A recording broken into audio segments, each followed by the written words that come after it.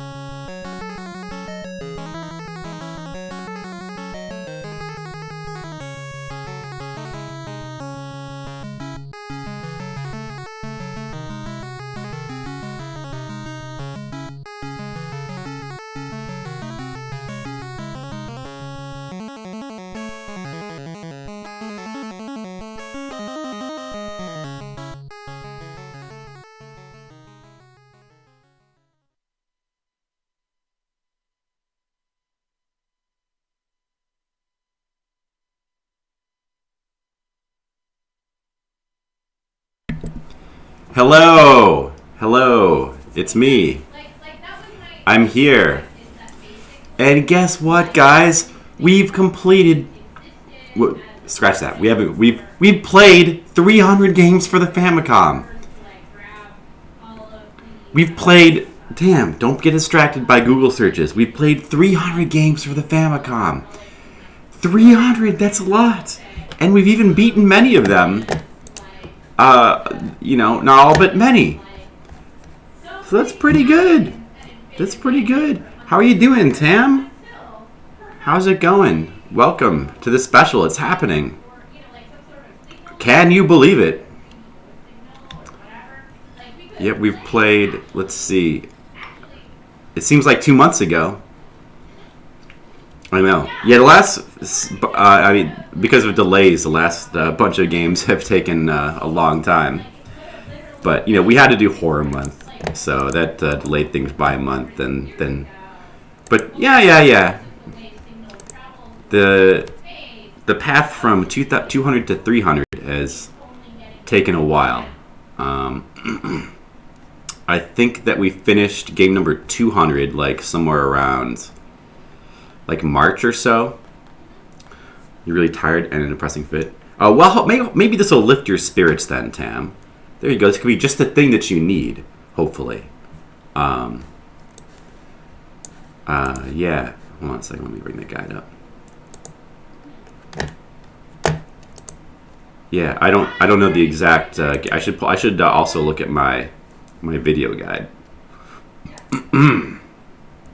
Hey, Mr. Leo. We were hoping you'd show up, subscriber 1B, the big number 1, or one of them. How are you doing? Yeah, so we've finally done it. We've reached game 300, and just probably 1,200 more to go. It won't be long now, maybe, until we've played every single Famicom game.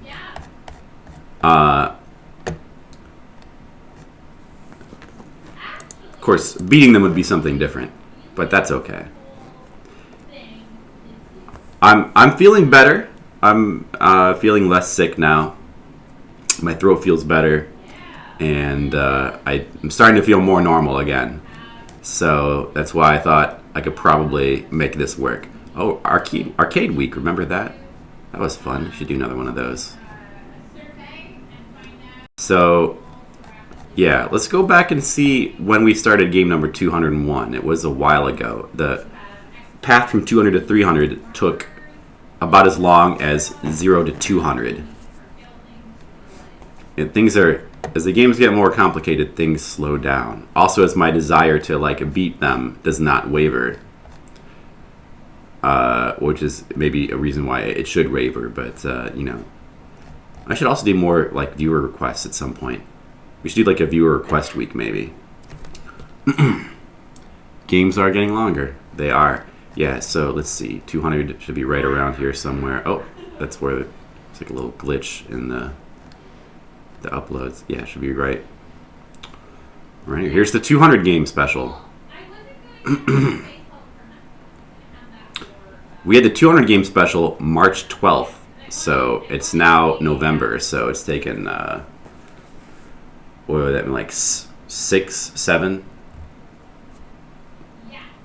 Including most of March.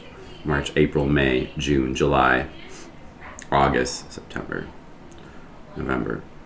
It's only halfway through November, so really 7 months it's taken to get through these. Past the simple, pure era of games like Frontline. That's right. And the early arcade games. So, let's take this opportunity to review these last 100 games and just talk about them. The 201st game was Trojan.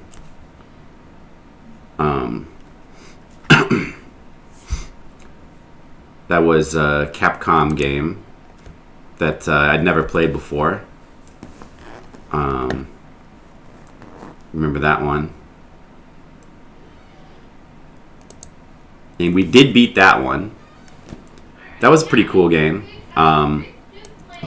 Need volume now. Um, you kind of like it's another game like Ghosts and Goblins that could have up shouldn't be jump Trojan. Yeah, it probably would have been better to. Let's see. I think the reason why is because they had one button for attack and then one for the shield. But maybe the shield could have been. I don't know. Hey, Ginyu, just dropping by to say hello? Alright, Ginyu. Hey, thanks for saying hello. Even so, I thought the game worked reasonably well. It's not a jump-heavy... Like, kind of... For games like Trojan and Russian Attack, it kind of works okay, having up as jump, because it's not really a platformer, it's more like a beat-em-up. And the same is kind of true of Russian Attack. Sometimes you use up in conjunction with, like, attacks, but... But I think for games that aren't like strict platformers, it can work sometimes. You know, or have less platforming. I thought it was a pretty cool game. Like I ended up giving Trojan like what did I give it? A 6. Cause I thought it was a good game. Not a great game. Not quite as good of a debut as Ghosts and Goblins, so you could see why maybe it didn't get its own series. Although I think that. It's too bad they didn't make a Trojan 2, because I think they could have maybe expanded on it. And I do like the early kind of Capcom arcade-ish feel of the game. I thought it was pretty cool. And the second game, the 202, was Sekima. That was a cheap license game, cheaply made. We gave that a 2 because it was bad. It's based on a Japanese rock group that's like an imitation of Kiss. You guys remember that one? It was not good. I actually beat it in like 1 hour. It only took me an hour to beat it. Yeah, it had... Listen to this music.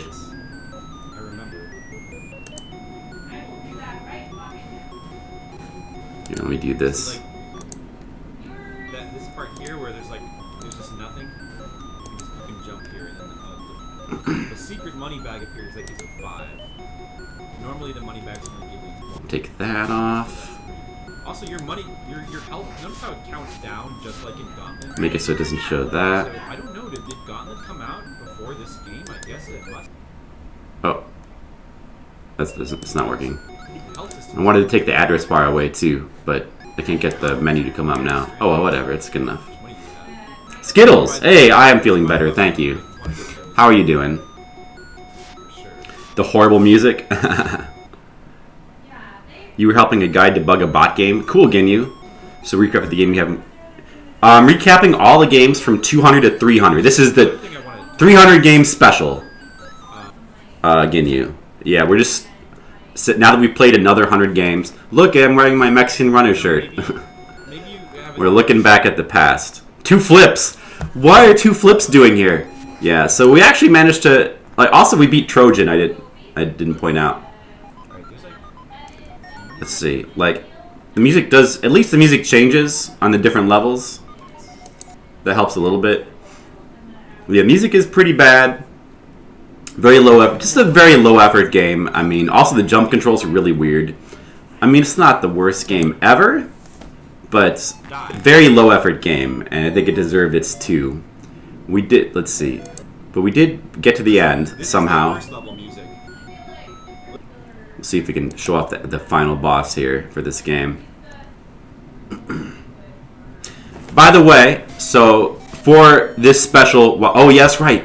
The end boss is Jesus, by the way, for this game. Of course, the Japanese equivalent of Kiss would fight Jesus because they're probably Satan worshippers. Of course. Ramune Gaining is like, the music has improved, at least. Take that, Jesus! I guess so. Take that! So by the way, Jesus. as we review all these games, I encourage you to give your opinions. Feel free, and if you disagree with my rating, I'm happy to argue about it. And also, we might consider if you guys want me to replay any of these games, that could be possible. We might consider doing that. Oh, getting a lot of lag there. All right. So, actually, I can just load the video from the guide. I'll just do that from now on, rather than use this, because it's just, Lags my computer more. So let's see. 203 was unfollows. Patreon canceled. Channel reported. Oh no, Sam. What? Just for having that game? For two flips? Is that too much? Oh yeah, you're right. Famicom game called Jesus Biomonster. Did I play that yet? No, we haven't. I haven't even seen that yet. That's probably a lot later because I haven't seen that on any Fliptendo episodes either. At least not that I remember. And I think I would have remembered that. Is that with the baby? No, that's a different game. Jesus Biomonster. Say the third game was a Mahjong game, Professional Mahjong Goku. It's pretty boring. We don't need to look at the video of that. Fourth game was Arkanoid, which you guys know Arkanoid. I gave it a 6. Didn't get very far in that game. Never really intended to beat that game though. It's like way more effort than it's worth. Can you vote for us not replaying any games? You can, and your vote is registered as subscriber 1A. I will take that into account. I can't promise it though, but come on, Skittles. I bet there's like 1 or 2 games you might want to see me replay though. Probably. Remember the 200 game special? Like I ended up replaying the puzzle game, the first one. What was it? The monitor puzzle, and I ended up beating it like during the special. That was pretty cool because I initially did not play through the whole thing. Looking ever forward. Wow. Bring on 301. Skills is like, let's speed things up. Let's move it along. Okay, I understand. Yeah, so Arkanoid is a pretty cool game. It's just extremely hard. But it is a cool game, though. I still like it, even though it's really hard. But so I give it a 6. I mean, maybe it should be a 5. I don't know. It barely has any music either. Look forward to the next 250 Mahjong games. Yeah, there will probably be more Mahjong games. You know, it's not going to be that bad. We can always just like speed through them. We don't have to play them that long. It's not like, and this is the good thing about doing a project where you don't have to beat every game. If we had to beat every game, the Mahjong games would be terrible. But for us, it's really not a big deal. And the same with the baseball games too. Game number 205 was Electrician. That was a pretty cool game. And that's another game I actually beat somehow. It only took an hour and a half, too. Yeah, that was... Next game. It was like a Chemco game, right? An NES. Electrician. Maybe this is a holdover from the PC version. But you get a Very early looking, like, platforming, but pretty cool premise. Like, you have to light up... Pretty nice, actually. You have to light up the different rooms as you just climb up the building. You have to connect the wires, light up the rooms. It's got a nice graphical effect when you light them up. Like it's nice visuals. The music is really nice too, especially inside the building theme. You miss this one? Just listen to the music. It's like very nice. Yeah, I don't see your name in there, Mr. Leo. So maybe you did miss it. Let's see if your name is in here in the chat somewhere, and maybe you just like completely forgot it. So it's a good thing we have records of that, huh? The slugs that dissolve wires. That's right. Yeah, Skittles actually like this game. Of course, hey, Sapphire Drew, what's up? I'm glad you made it to the special. We're having the special! Isn't this great? So this is 205. Yeah, we're not very far. I've only reviewed the last 5 games. Let's see. I ended up giving this game, what, a 5? It's decent. It's a very simple game, so, like, it probably would get old pretty quick. It doesn't really have an ending, I don't think. You just, once you play through a certain number of levels, it loops, I believe. Let me check. I think once you get past stage, or World 8, it loops back to World 1. And it even says World 1, too. So it explicitly lets you know that it loops. Maybe there was an ending. Is there a How are you doing today, Sapphire Drew? I'm glad you didn't miss it. You even got some subs to celebrate. Do it up? Was that the last one? That's it. Oh. Completed the building, and we have completed, well, we may have completed the game. This is the last building. At least that's where Strategy Wiki says. It says there's 8 buildings. We get to insert in, maybe we got... They don't see Mr. Leo's name in here, so maybe he wasn't present for this one. For this set of levels. Well, pretty cool game. Like, actually, I wouldn't call it a hidden gem, but it's kind of a nice game that, Oh, okay. you know, if you're looking for something to play. This sides twice. Why? Oh, look at this. Oh, there is an ending. You jump over the Statue of Liberty. What? I just jumped over her shoulder. Oh, that's right. What was that? Was that the ending? I forgot about that. What? That's was funny. That? That was the ending. That? And now we're back to World 1 building. Maybe there's like, if you play through them like multiple loops, you get like a better cutscene or something like that. But Hold on, let me just see. you know, who knows? Different in the second loop. What was that? And maybe the game gets like faster as you go along. It doesn't really matter though. That's good enough for our purposes. Good enough for me. You jumped over a soldier and towards her cleavage. Ah, see? It's like a hidden message. Well, we'll never know because like there's very little video evidence of this game on YouTube, or there's very little people talking about it anywhere. So that's why it's cool that we at least played through it. All right, number 206 was Crazy Climber. Yeah, and I think 5 is appropriate for that game. Like a decent game, a decent little game. Like its obscurity makes it worth checking out. But it's nothing super special or anything. Got a cool gimmick. You missed George C. Scott haircut flip. Is that who that is? Next game. I don't know. I don't like George C. Scott haircut flip. I need to have more hair in my head. I think I look 206. more natural this way. 206. The hair should go up like a lot. I need to have like Polnareff hair Crazy Climber from based JoJo's on Bizarre Adventure. That's what I need to go for. Looked at the Yeah, 260 was Crazy Climber. This game had like a weird control scheme where you had to use 2 controllers, the 2D pads. So, probably one of the earliest games to do that. Well, yeah, definitely it's the earliest game on the NES to do that.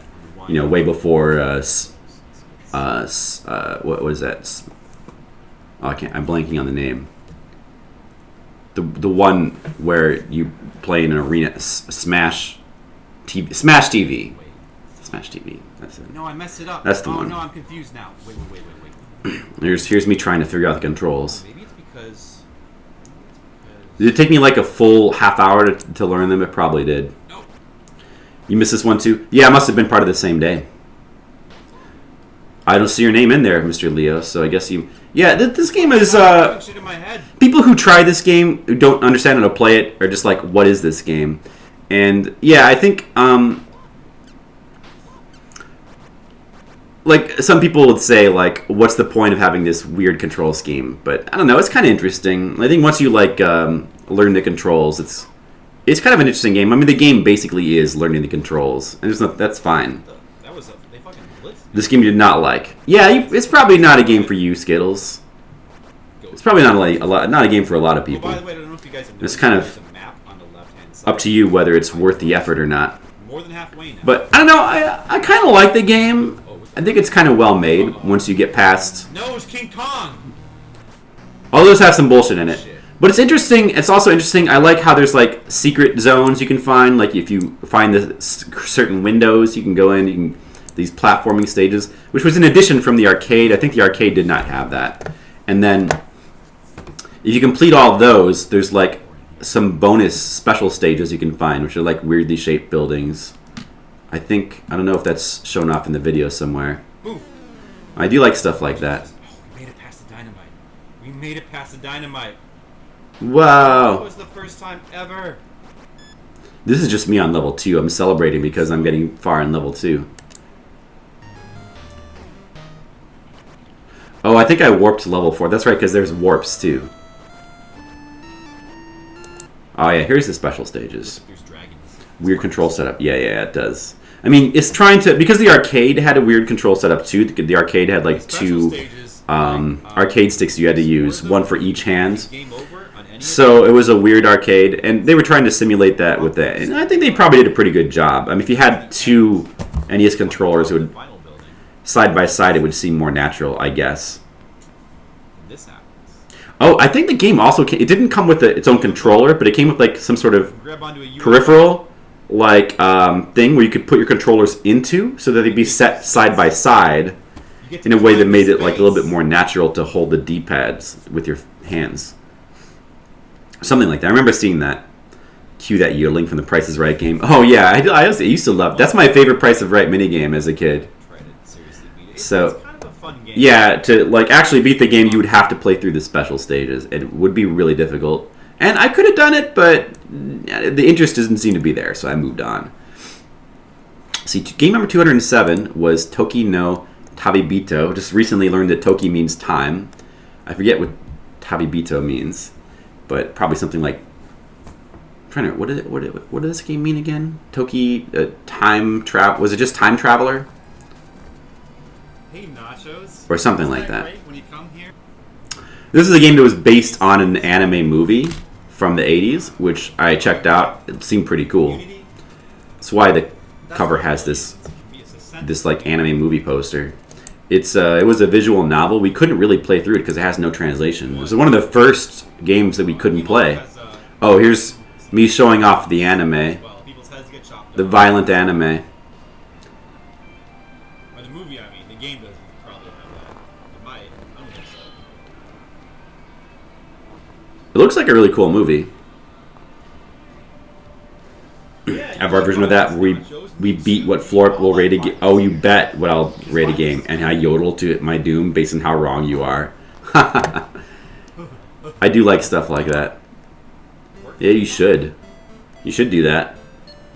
I missed that. The actual game itself, a very early visual novel, where you kind of travel through time, and it doesn't really have too much gameplay. You just kind of go from scene to scene. It's pretty linear from what I've read, except every once in a while you have to answer like yes and no questions, and also there's like a little mini game where you have to fly your ship down and beam up a prisoner, and if you don't do it right, you get this end screen like I saw here.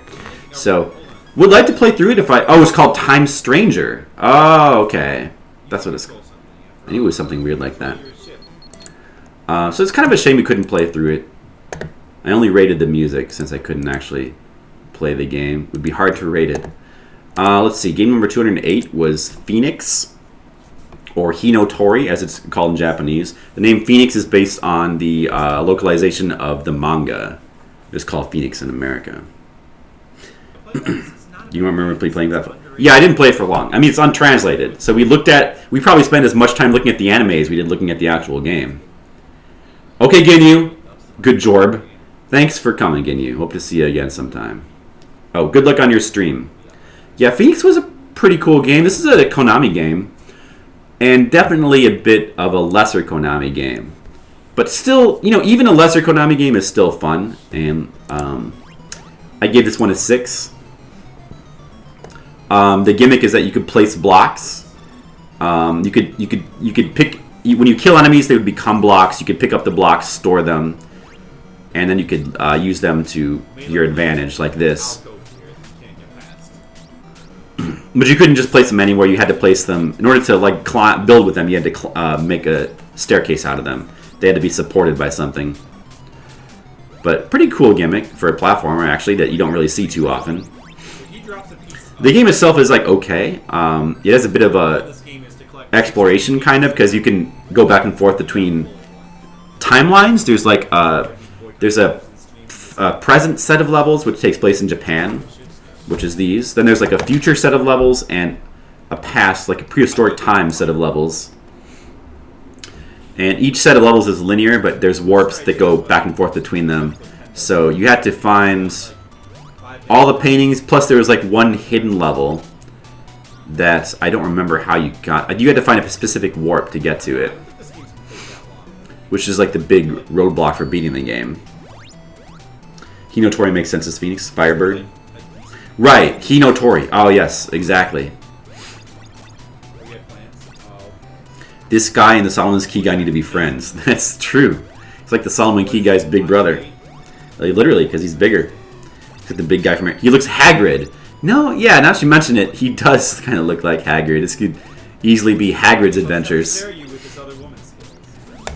And we did beat this game. It only took about an hour and a half.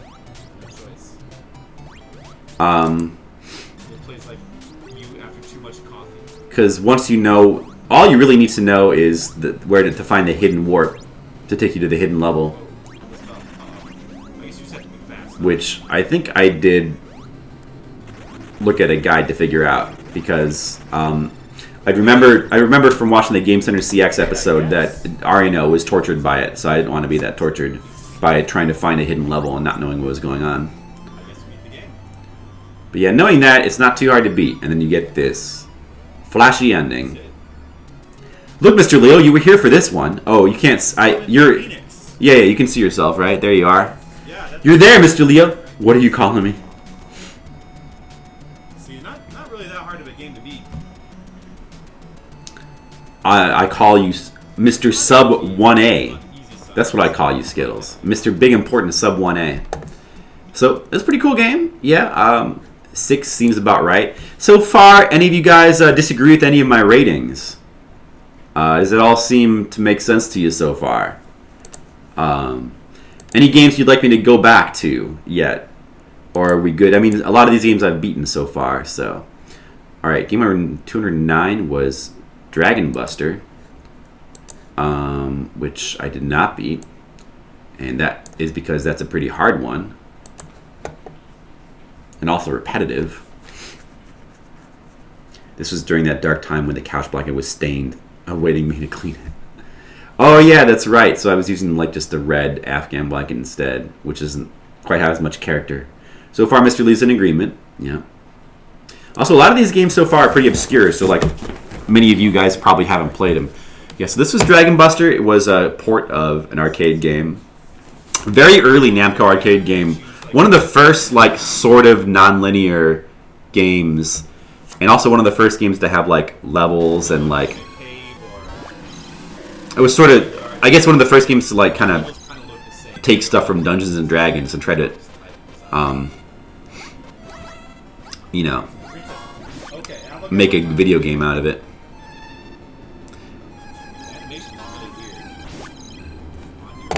So I kind of like the music of the game. It's got a cool atmosphere. The Famicom game is a pretty good port, or it seems like pretty good.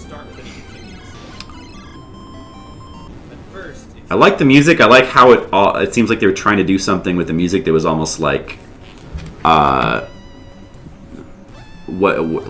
it would react to, like one song kind of flows into another almost kind of thing. And there's like there's kind of the same theme, but like it has variations. Which Deadly Towers also kind of the game kind of reminded me of Deadly Towers, which I like. For a lot of people that would probably be a bad thing, but for me it's kind of a good thing. More of like a Zelda 2 Deadly Towers. Let's see, you must have missed this one. I don't think you would have liked it, Skittles. I gave it a 5. I thought it was decent. I thought it's the problem with the game is it's like kind of repetitive. It's like you go through these maps and there's like different levels and you have some choice. Oh, let's see if we can. Oh, here's the boss. The boss is also like the same. I mean, it feels very arcade-like. It's like a set of levels that can be reorganized into longer levels, and you heard it inspired Zelda 2. The death theme is oddly similar to Sarcophagus. Could have. I mean, it's an early like side-scrolling platformer with RPG elements. Famicom port looks better than the arcade version. I don't know. You think so? Here's what the map looks like. As you get to like the later levels, the map gets bigger and bigger, and like more like the later levels, like the map is so big it the screen actually scrolls to fit it all in. Let's see if we can find that.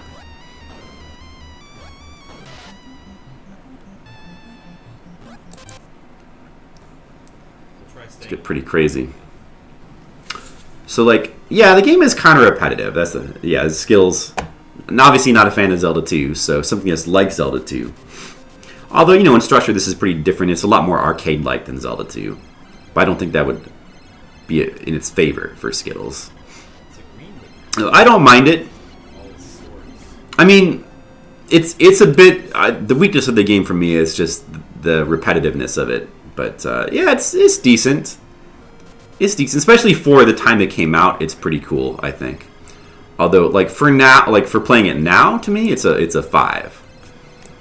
It's like it's a game I wouldn't mind playing more of, but at the same time I don't feel compelled to like go back to it either. So let's go ahead and so we did not beat that game. I looked at the guide for the strategy guide. It might be beatable with like some practice. I think it could probably be done in like 8 to 10 hours, maybe. But you know, the sprites are better in the port. The tile graphics are better than the original. Interesting. Yeah, maybe. Looks really primitive for Famicom. Well, that's probably because it's such an early game. I mean, it's what we're like, you know, like very early in the 200s, so pretty early Famicom game, and also it's a port of a very early arcade game. I think the arcade game came out before the Famicom existed, so it's not surprising. So number 210, the port of Labyrinth. This is a cool game. Let's see. Did I beat this in one video? Oh, no. Let me go to the video where I actually beat the game. Or maybe that was it. I don't know. But this is a game that I actually spent a little bit of extra time on to try to beat. Oh, I did. How long did this take? 3 hours. Not that long, though. I did use a guide for this game to speed things up. Oh, and I've got this cool Labyrinth box art, too. Or, well, I think this art is from the Japanese DVD or something. Like, I tried to find the coolest art I could. So I thought, you know, wanted people to really understand I was playing a game based off the movie Labyrinth. Labyrinth has, you know, Labyrinth is one of those movies that have like some, you know, hardcore fans. So I think not a lot of people know that there's an NES version of Labyrinth. Did my title revert? It says 6 stream again. Yeah, what the fuck? I think Twitch might be being weird because it did that before. I saw. Did it revert? Hold on a second. Did it revert? Oh, there he is. Hey, money. Yeah, Stupid. are just straight reverse right Let me go to my dashboard. Before they were all like weird random directions. It does say 6 stream again. Like, what the fuck, title? Now, That's really weird. I got like a lucky RNG pattern there, I guess. And there's the fucking key. Let's get Hold on a second. Did we get to the point? Will this work if I do this? Oh yeah, that is the beginning. Okay. So that area's done now. I wasn't see that. Are you allowed to our capital city because on Saturday Gorillaz is on concert? Yeah, menu. Well, yeah. You have to be careful not to press the wrong button and use it. Did it work? Leo's in charge of the title. Alright, Leo, you keep an eye on it, Mr. Title Expert. I love this 8-bit version of the Magic Dance song from Labyrinth. It's great. Yeah, so this is a pretty cool game. It would have taken a lot longer without a guide because, like, as you would expect from a game called Labyrinth, based on a movie called Labyrinth, it has many mazes, lots of, like, weird, like, you know, like puzzle elements, like, and confusing mazes and things that are, they're just designed to confuse you. But if you know what to do, it's not that bad. I just wanted to get through the end of the game.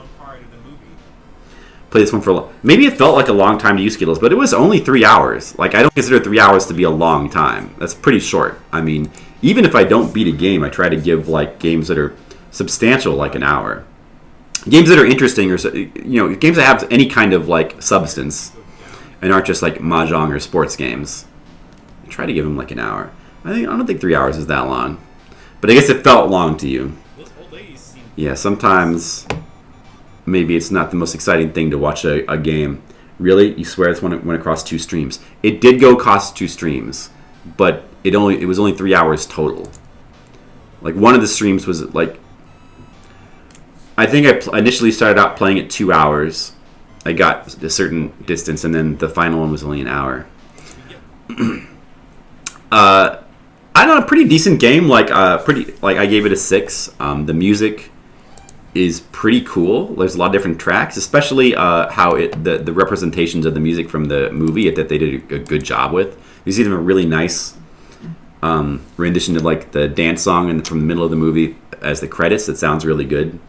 Sounds very David Bowie-ish. Must be thinking of something else. Yeah, you might be. I'm sure there was a lot of games that I played that you got tired of. Oh, speaking of which, game number 211 is one of your favorite games, Skittles.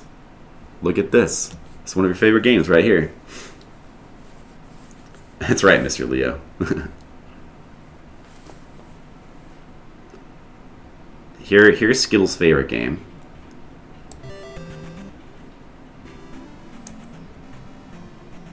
A game that he loves. Also, my audio is muted in the stream. I'm sure I'll unmute it soon. Sapphire Drew, of course, has good taste. Isn't that different from the other guy?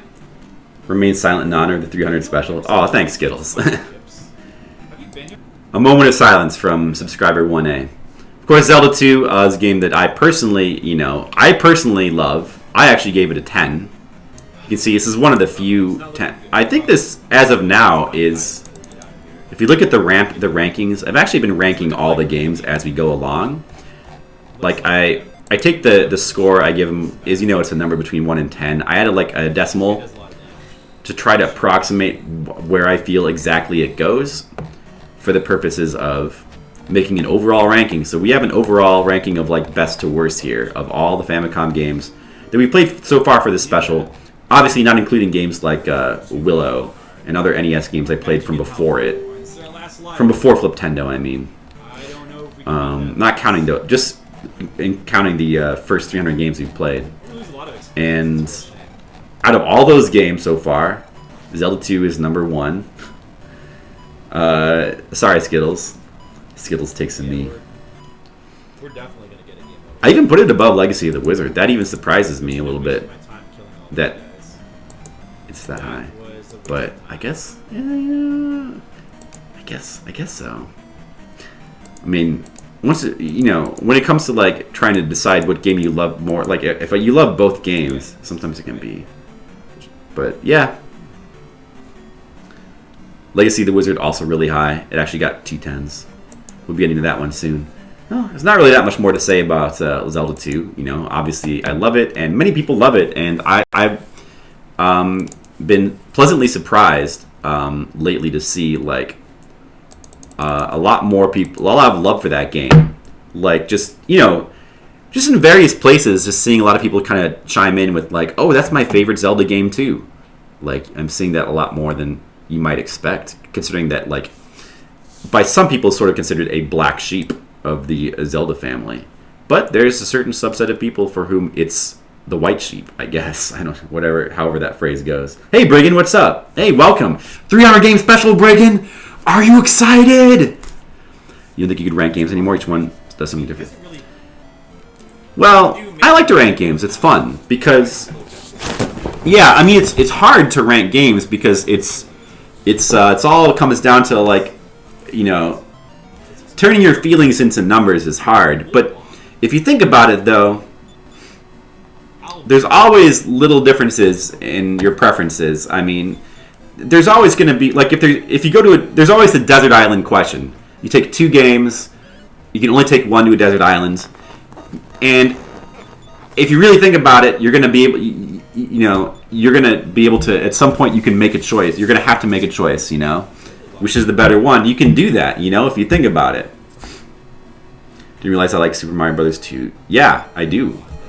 Oh, well, yeah, we're getting to that soon. I gave that a high ranking as well. But first...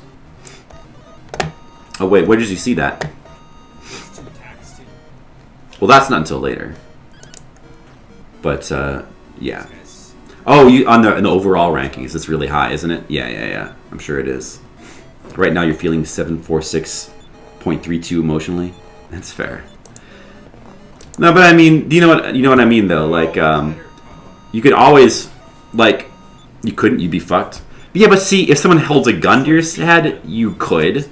You can always do that. You can always make a choice between 2 things, and if you can make a choice between 2 things, then in theory you could rank every game, right? And some people find that fun, some people don't. I find it fun to rank things because it's just fun to think about like what you prefer. Like you take any 2 options, what do you prefer and why, and then it helps you to understand what your preferences are. It's just interesting. So I find it interesting to rate things. But I noticed that there's like a lot of antipathy towards ratings in general, like nowadays, or it feels like there's more than there used to be, which I don't know if I like that. But anyway, Dragon Warrior 2, I guess I should say. We played the English version here. We did beat it, and this is the longest game for... I believe it's the longest game so far, 29 hours. That's the longest we spent in a single game. But it's an important game, so I felt like it was worth it, you know, and it had been a long time since I played through it. And when we get to 3 and 4, I probably will spend the time to play through those as well. Sorry for those of you that want Fliptendo to be over faster. But I will probably play through all the Dragon Quest games and as Final Fantasy as well. All 3 Final Fantasy games as well, too, when we get to those events. Although that's quite a bit down the line. But yeah, what did I give Dragon Warrior 2? I gave it a 9. I really like it a lot. It's probably... There's a lot of... Like, I haven't played a lot. I haven't really played that many of the Dragon Quest games, but I've got a feeling this is probably going to be one of the ones that I'm going to end up being my favorites. Because of the difficulty, I really like the challenge level in the game. It's really good, and the music is great. You love Zelda 2 for a side-scroller, but you love the original for the bird's eye view type.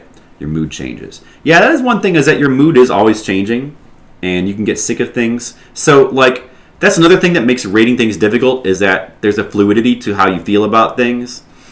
So it can be hard to pin down. But I try to like, even if you know how, like,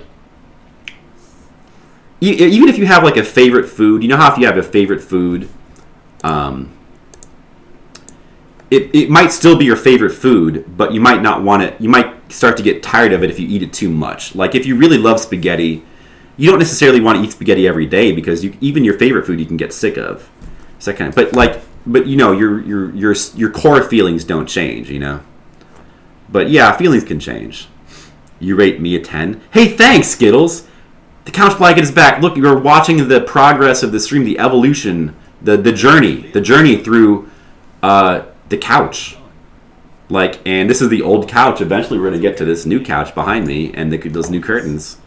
Anyway, game number 213, Ultraman. Let's see. I gave this game a 2. I did not like this game, and you can probably see why by looking at it.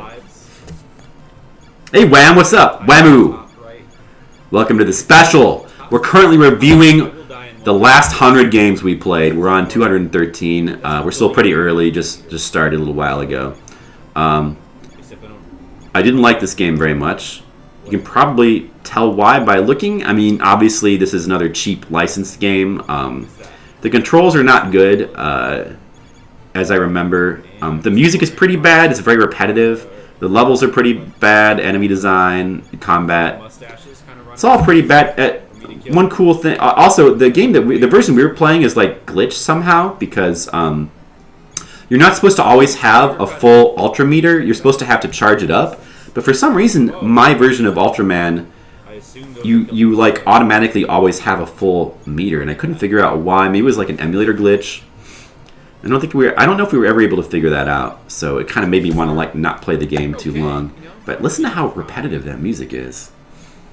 Just like, it's not, and the game is not overtly terrible. Like, you can play it and it's very playable. I mean, it's not like Transformers where you like it's like really, really difficult to like just to get past the first screen. But it's just such a low effort game that even though it is playable, I just don't find it to be very fun. It just doesn't make a good impression. The SD games, yeah. Well, I think this is made by, what does it say? It's a Tosei game. Tosei is like, they actually can sometimes make decent games, but their licensed games, especially the Bandai ones, tend to be pretty crappy. You can tell they didn't put a lot of effort into them. So yeah, I did not care for that game. We gave that one a 2 as well. It's a pretty low score. 200. Let's see, what's this next number? 214 is Eggerland. This was actually kind of a cool game that I was kind of wasn't quite sure. Like, I sort of wanted to play it more and maybe beat it, but I decided not to. The little voice inside of me saying, hey, keep the project moving because there's like 1,500 games. That one won out in the end, but You can finally hear. Oh, because you're not here before? Hey, well then, let me welcome you to the stream again, Whammoo. Whammoo, welcome! 300 game special. Get excited! We're reviewing all the games. I like this cover art too. Yeah, Eggerland is an interesting game if you like the Lolo games, because this is a game we did not get in America. It's actually the first of the Lolo games. For the Famicom, Lolo started out as like a PC game. A PC puzzle game. This is the first Famicom version. I don't know. I think this is a port of a PC version. I think there may have been a... I'm not sure how many. There's an article somewhere that like reviews it. Reviews the series. I think on Hardcore Gaming 101 there's a pretty good article. But there's actually a whole bunch of these games. The Eggerland games.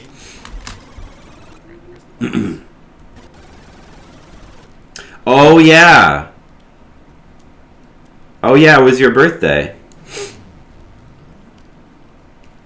Yeah, how was your birthday? You have to set. So, yeah, this game comes before Adventures of Lolo 1. I think that the game that we got as Adventures of Lolo 1 is actually like kind of a remix game. It remixes puzzles from the first couple of Eggerland games. There's also an Eggerland 2. And what's interesting about this game is that it uses the music from Adventures of Lolo 2. So that means Lolo 2, which I think is... Lolo 2 is kind of a weird game as well. I think that Lolo 2 might be like... I don't remember. That might be like US only and like just like a compilation of like extra puzzles or something. What happens when I get a game over? But they reused the music from Eggerland for Lolo 2, which I had never known before. But that means that this music came first, which is kind of interesting. But yeah, this game is also very interesting because it's not the maps are not linear. Like there's actually like a giant grid of maps. You can see that there's doors on the sides, and you have to do them in a certain order, and it's actually pretty obvious a lot of times. Like sometimes you'll walk into a room and you can walk into it from multiple directions, but it'll be pretty obvious that you can only solve it from coming through one door.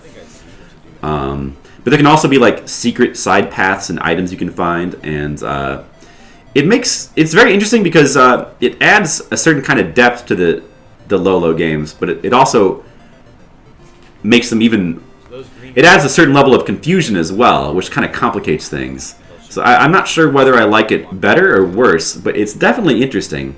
However, obviously this is earlier, so it's a bit rougher. Like it's not quite as polished. It has a black background. The graphics aren't as nice. It doesn't have the kind of more 3D-ish, not 3D, but like kind of the isometric look to the blocks that the later ones do. But still, it's a cool game.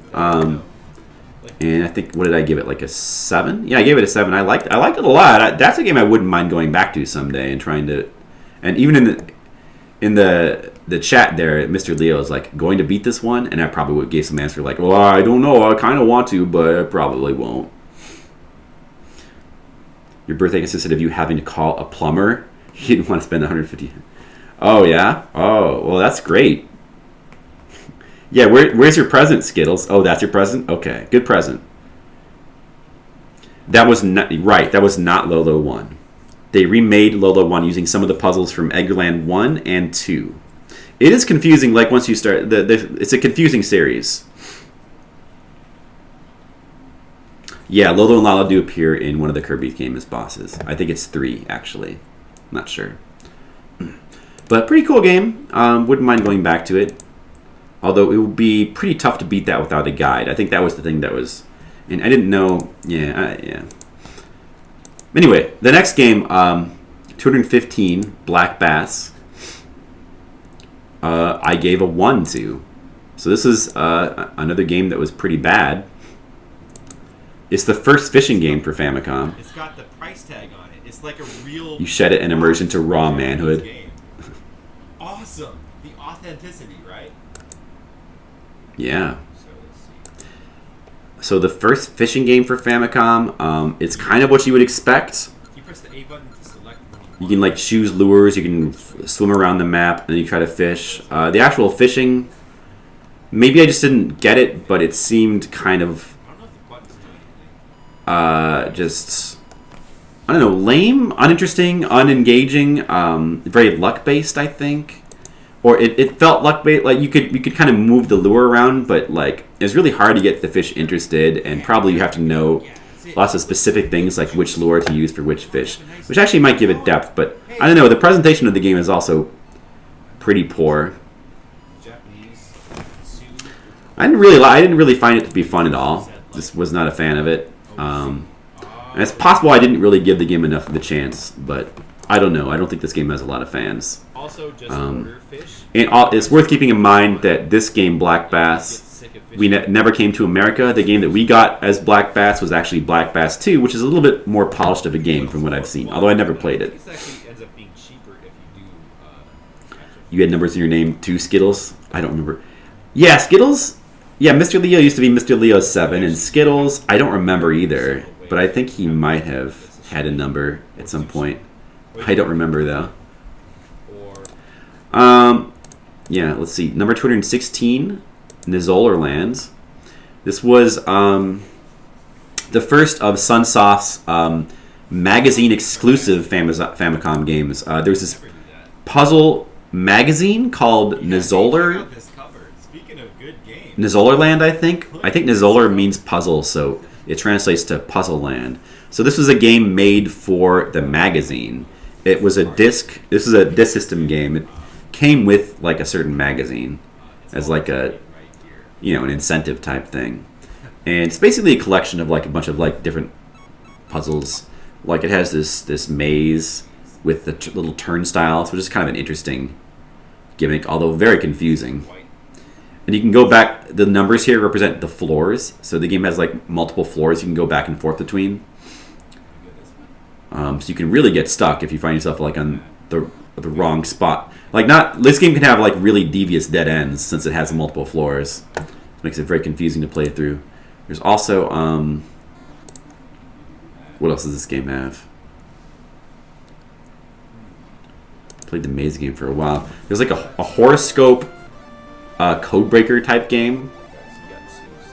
I kind of enjoy the Codebreaker style games. I like logic games like that. Just Nizolarland just rolls off the tongue, exactly. Yeah, there was some other like kind of. I guess there's also a fortune teller in here too to go with the horoscope theme. There's also like a 3D maze game, which is actually like it's not just a it's like an adventure. Oh, this is like a kind of a minor Shadowgate type of thing, which we couldn't really play, but you can like find event things, and there's like items, and it has like a little text scroll at the bottom. I think there's another maze game too that's more of just like see, it says 3D maze right there. There's also a more straightforward 3D maze. It's just basically a simple maze and that's it. So not really that exciting. And there's this. What the fuck? I don't remember what the fuck this is at all. Like a slide puzzle, I guess? Oh, it looks like you can make an apple, I think. Because they didn't really bother to solve this. The controls were weird. You can really hear how much I enjoyed it. Oh yeah, there's like one of those like wild gun style timing games where you have to like. Oh no, it's not. It's new. You have to. It's a button mashing game. You have to mash the button faster. Double KO. That's fine. Pretty lame. It still counts as a win. And that's about it. So I can't mash basically a collection of mini games which are overall pretty mediocre. See, I gave the game a 3. It might have been like a little harsh, but I don't know. Like I guess most of the mini games were just not really that fun because they're all pretty half baked. Some are less fun than others. It also didn't really have very good music. So, and then the next game, 217, was a big one. Adventures of Dino Riki. I bet you guys will remember this. I spent 12 hours playing it, trying to get the ending. I don't know why. Like in hindsight, this is one I probably should not have tried so hard. It really wasn't worth it. The game doesn't even have an ending. It just loops at the end. And the final levels and boss are pretty disappointing overall. I guess the final boss is not bad. I mean, it's a boss that takes some effort, but I don't know. Yeah, I ended up giving. I was kind of conflicted on what score to give Dino Riki because I like a lot of things about the game, but then there's some things about it that are pretty bullshit. Platforming actually. So I ended up like sort of giving it a 5. Like this platforming. This game is hard. This one, yeah, it is hard. It is hard. You remember these 12 hours you'll never get back. Mainly because you have this extra. The first level, yeah, the first level song is so good. It's ridiculously good. Unfortunately, the rest of the songs in the game aren't nearly to this level. Jumping is pretty wonky. Like you don't get very much hang time. You probably should get more hang time to make it makes a big difference. More approachable. But you jump really fast and you land really fast. So you need to be very careful and accurate with your jumps. But it can be a little bit difficult to predict where you go. Only a little bit. Actually, I think the real problem... Yeah, it does loop. The most uneventful 12 hours. I didn't know that when I was a kid. Now I know. Not only does it loop, but like the final world, World 4, is just a compilation of the areas, Worlds 1 and 3, but harder. Like a hard mode version of Worlds 1, 2, and 3. Hey, Brigand. So, like, it doesn't feel like it has much of a climax either. It's not allowed. You're not allowed to be tired of the music here. You also slip when you land. That's alright. Yeah, I don't know about that. Stay in touch with the music. I don't think you slip when you land. I think if you're holding the D-pad, since you land really fast, you have to be careful not to be holding the D-pad down. If that's what you mean, maybe. I had that. I think the problem with the platforming in this game is, like, honestly, it's fine. With the lily pads, it's fine. Like, the way the game is designed. And it even gives you, like, a power-up to, like, make it easier. It kind of lets you skip the platforming if you just can find the wings. Which are not too hard to find. They're hidden, but there's a lot of them. If you just... And you just start spamming your shots. You eventually start to uncover some of them. And I do remember there was a couple of really hard parts that... Yeah, see, the problem, like...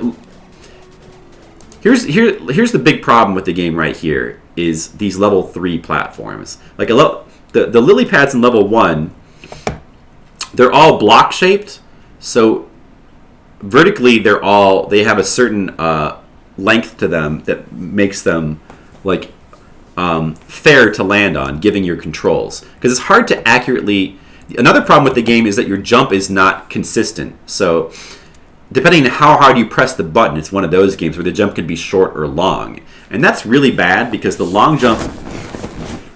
Well, it makes your jump harder to predict. So you have to really...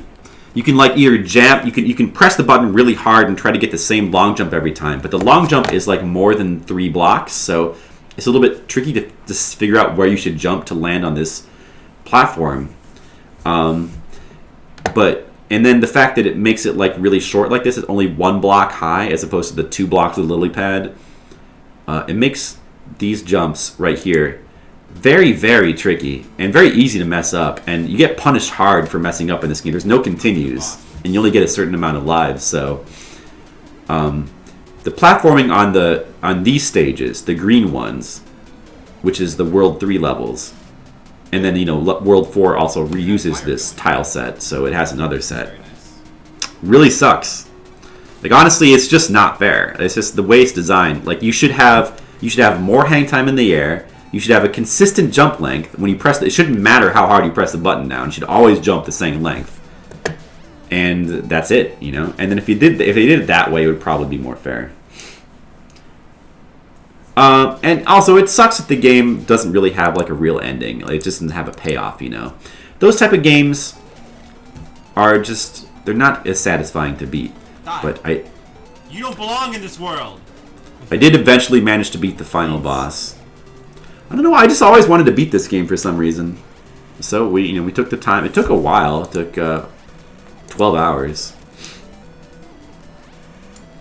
It had gear checks, making without adequate firepower you were screwed. Yeah, kind of. That's kind of true as well, Brigand.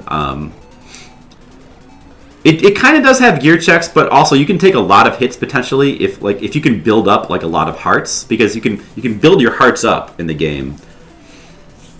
And there's also like a lot of places to like get health back. So really the real problem was just the platforming. Like, it's a lot more common to die from the platforming than the enemies. So the game does kind of have gear checks, but they're not as big a deal as you might think. Although some of the World 4 stages, you really did need to have a good weapon to like have a chance.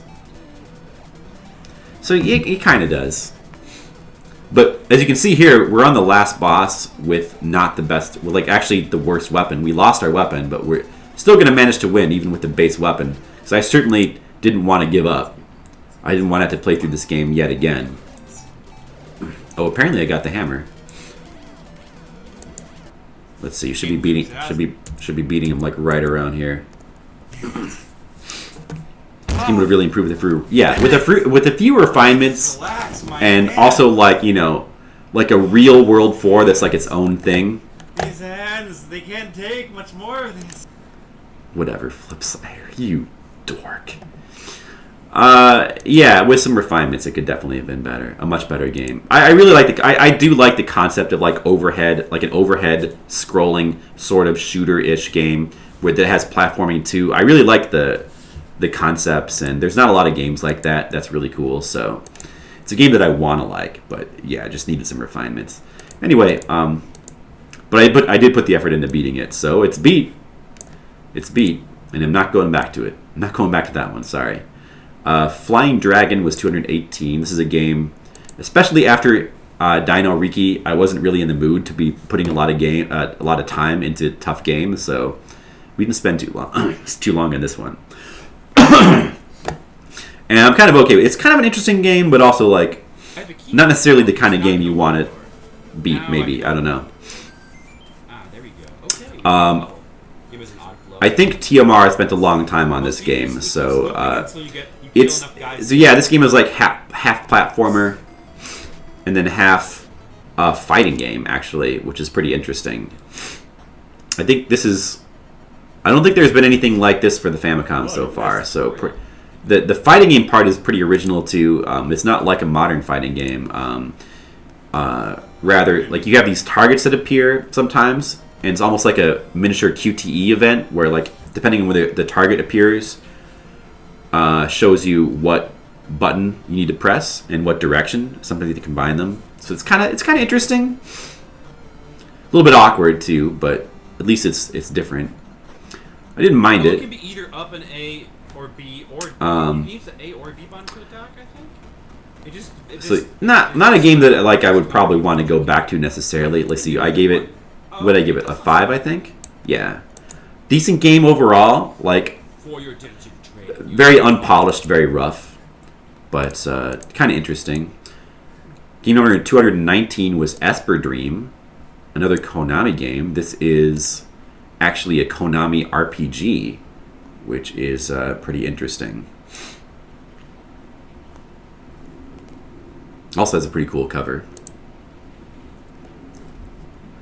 Any kind of Konami game is always like, anytime there's a Konami game that never came to America, it's always a point of big interest.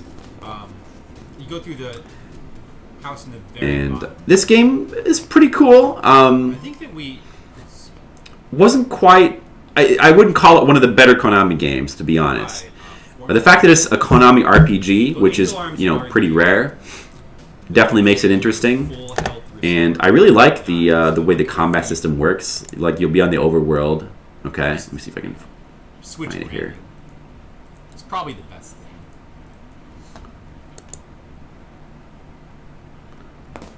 thing. And there'll be these footprints that represent the monsters on the ground. And if you go into a random battle, it goes to a separate action screen, a la Zelda 2. Zelda 2 is not the first game to do that. Although this game came out after Zelda 2, so. But and then you have to fight the enemies on this action screen, and you can escape by there's like a secret block. There's a hidden block on these screens always. It's in one of like 4 spaces around the edge, like usually the middle. So you can either if you need to escape, you can find that block. Most of the time, you just want to kill the enemies. Try to go a little farther, but we should try to play it safe. One of the tricks to the game is you have a melee weapon, but you really you also have, like, your magic is basically psychic power. Oh, I leveled up. And you really want it, especially later in the game when you start to find power-ups for your magic, which are very important to find. You want to be spamming magic power. This game is all about like spamming magic power. Because later in the game, your melee weapon is pretty weak, but your psychic abilities are very strong. So this is like we're playing through like the final world here. I have like this game took a pretty long time too. I think moderately long. 10 hours to beat this game, so almost as long as Dino Riki. But of course, this game had more of a sense of progression, so it didn't feel as long. The music was a little bit of a disappointment for a Konami game. Like, the music was okay, especially the main town music was pretty good, but it reuses a lot of the same music. I think even though there's like lots of different sections, lots of different like worlds and stuff that you go to, I think they all have the same overworld music and the same battle music, and it's not necessarily that great. So from a Konami game, oh look, what does Skittles say in this text? I find it frustrating when a sprite doesn't shoot from the center but from one side. It makes things harder to line up. Remember when you say that, Skittles? Remember that? Anyway, still definitely an interesting game to like go back and take a look at, though. I didn't love it, but I ended up giving it a 6. I thought it was pretty good. Let's see. Now we get to 220 Famicom Golf Japan course, which I gave a 5. I believe this is a Nintendo-made game. Their Famicom golf games were okay. They were pretty good early golf games. But it's golf, so really, how exciting can it be? Oh, one interesting thing about this video, the worst layout for a game, because the title is completely mangled. I thought it was the guide that I was going off of listed it as Famicom Gold. Even though I should have probably realized this was meant to be golf, but so I included that as the title. I called it Famicom Gold, and then Japan is spelled with an E. It's kind of embarrassing. But anyway, you should look at the game. Is just a typical golf game. Not really much to say. For the set of games we're reviewing, this was the period of time when I bitched the most. Oh, have you dialed back on your bitching, Skittles? I didn't realize that. Oh, really? Bad at golfing. Feel free to check the guide if you want to follow along. So that's the first 20 games. Let's see if we can speed this up a little bit. 221 is Dance Aerobics. You've come a long way, Skittles, to the agreeable, kind man you are today. Absolutely. When I think of Skittles now, I just think kind, agreeable, never complains, just full of cheerfulness. That's what I think of when I think of Skittles. When I think of Mr. Subscriber 1A. It's actually that's the version of Prince of Persia that exists. Oh, do you think so, Flipsider? Dance Aerobics. The unfortunate thing about games like this is without a power pad, you really can only get so much enjoyment. You really can't get the real experience. But like for a power pad game, I actually think this is probably the best one of the first 300 games we played so far. It might even just be that like it's the aerobics instructor graphics are like really well done and cute, and I don't know, it's easy to follow along. Like it's simple. There's been a lot of family trainer games. Family trainer is what the power pad is called in Japan, and there was a lot more family trainer games than we got power pad games. I think we only got like 2 or 3 in America. This was one of them though. So maybe a lot of the ones we didn't get were kind of not missing a lot, although some of them are kind of interesting. But the power pad was a pretty gimmicky thing, and a lot of the games feel gimmicky. What about that one with the really amazing music? I don't know. Which one was that, though? Amazing music? Follow your guys. I don't know. When we get to it, let me know, because I don't remember which one you're talking about. Yeah, it kind of is proto Wii Fit Trainer. It kind of is. When she's saying, I went through a period of like 10 straight good playable games. Let me know when we get to that, Skittles. I'm curious which set that is. Anyway, yeah, I ended up giving that game like a 6, and I do think that game seems pretty cool, and of all the power pad games so far, that's probably the one I would most like to try on a real power pad.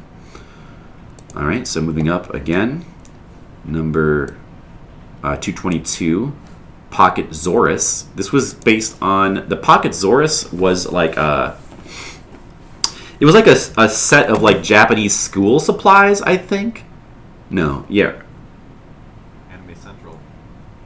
I think the Zorus like stands for thesaurus, I think, or something like that. I don't remember exactly. Something to do with school supplies. But so basically, that line of products got their own game. This is another kind of weird licensed game that, of course, is made by Tosei, because Tosei, like, all the weird licensed games were farmed out to Tosei. This game I actually like. It's not a great game. What did I give it? Give it a 5. Really like the music though for it. It's funny, like a lot of these Famicom games, this is why I love the Famicom as a system. There's just a lot of games that have like really catchy, cool music and like and are kind of fun, even when they're like not very good. But like it's just a reasonable platform and like probably better than it deserves to be. You know, from this set, but someone with a dark pyramid and the logos with the frogs. Dark pyramid and logos with the frogs. I can kill him though. Whoa, what's happening? No! Oh, the meteor fell to Earth and killed him. Oh, right. I remember. He died though, apparently. Yeah, I don't know if that is from this set. What game was that? Was that like Jogging Race or something like that? Pocket Zorus. Yeah, it sounds like a. I think you are. I think that's the gimmick with that stuff. This Pocket Zorus stuff is that since it sounds like a dinosaur, I think it had a dinosaur. Like you can see right there. I think that's the dinosaur inside the suit of armor. Or is he a duck? Actually, I'm not sure. It looks like a Gundam duck. But that's some kind of like lizard mascot or something. So you know, it's an okay platformer. With pretty surprisingly good music. We'll move on. Martian Vale was 223. This was not a very good game, but it was interesting. This was an interesting game. I like the title. Martian Vale is a cool title. That's an interesting question. Hey, Zevius versus Black Mana. What's up? Welcome to the special. Welcome to the big 300 game special. We've played 300 games. 300 Famicom games, that's a lot. That's a lot of games. Even just playing 300 games is a lot, you know? This is another Sunsoft game. It was really weird. Here, let's see if you can jog your memories. An interesting thing about it, it has very elaborate and long cutscenes. Let's see if you can... Yeah. This sort of presented in this like kind of storybook kind of way. Like the text scrolling on the right, and like in this mode, it uses the in-game graphics, but it kind of plays out like an animated storybook kind of thing.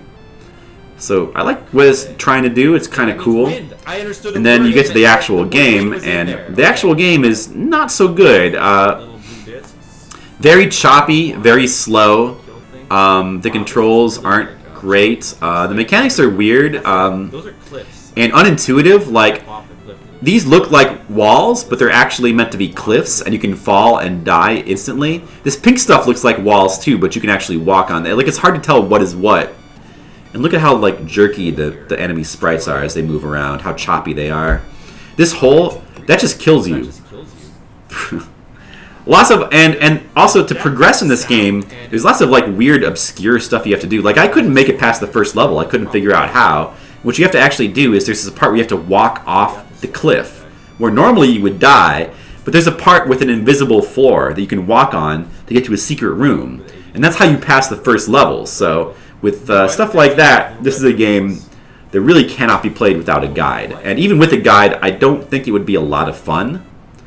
I mean, it might be interesting just to see what kind of crap the game has in store. Also, there's no translation for it. So you can't really get much out of the storybook parts. So I don't think there's like a lot of point in playing it. The music is not great either. So one of those Sunsoft games, like Sunsoft was a developer that they eventually became awesome, but their early games are very rough, very experimental. Sometimes they kind of like make a really good game, but a lot of times they can make very bad games. But they were kind of all over the map, Sunsoft, in the early days. You remember when you miss a lot of the game? Yeah, it's a weird game. a Sunsoft game with a mere 3 for the music. Your Life is a Lie. Bring in case you haven't noticed, early Sunsoft games don't have good, like, they don't necessarily have good music. I mean, I love the music in Wing of Medulla, but even Wing of Medulla, which I think has very good music, does not sound at all like Blaster Master type Sunsoft or Batman. Like, who's the name of the composer Sunsoft used? Naoki Kodaka, I think it is. That's the composer who did like all those awesome Sunsoft soundtracks. I don't think that they had that composer in the early life of Sunsoft, so their early soundtracks all sounded way different, and some of them were actually kind of bad. Yeah, old system, exactly, Xavius. Old systems do have. I mean, to be fair, it's not really old systems. Like new systems sometimes have even bigger libraries. I mean, look at the libraries for like the Wii and the portable systems, and there's like, it kind of depends on how much shovelware they have. A Centaur RPG, you probably wouldn't have liked that one, Skittles. The Japanese, it does. I mean, that's they filtered out some cool and interesting games too, but definitely a lot of shitty games were filtered out. All right, so the next game was Ikinari Musician. This was not really a game; it was just a piece of software. By the way, this is game 224. Fliptendo is. It's got a weird rabbit mascot. The rabbit kind of reminds me of like a cereal box mascot or something. Oh, hey, Asian Waste.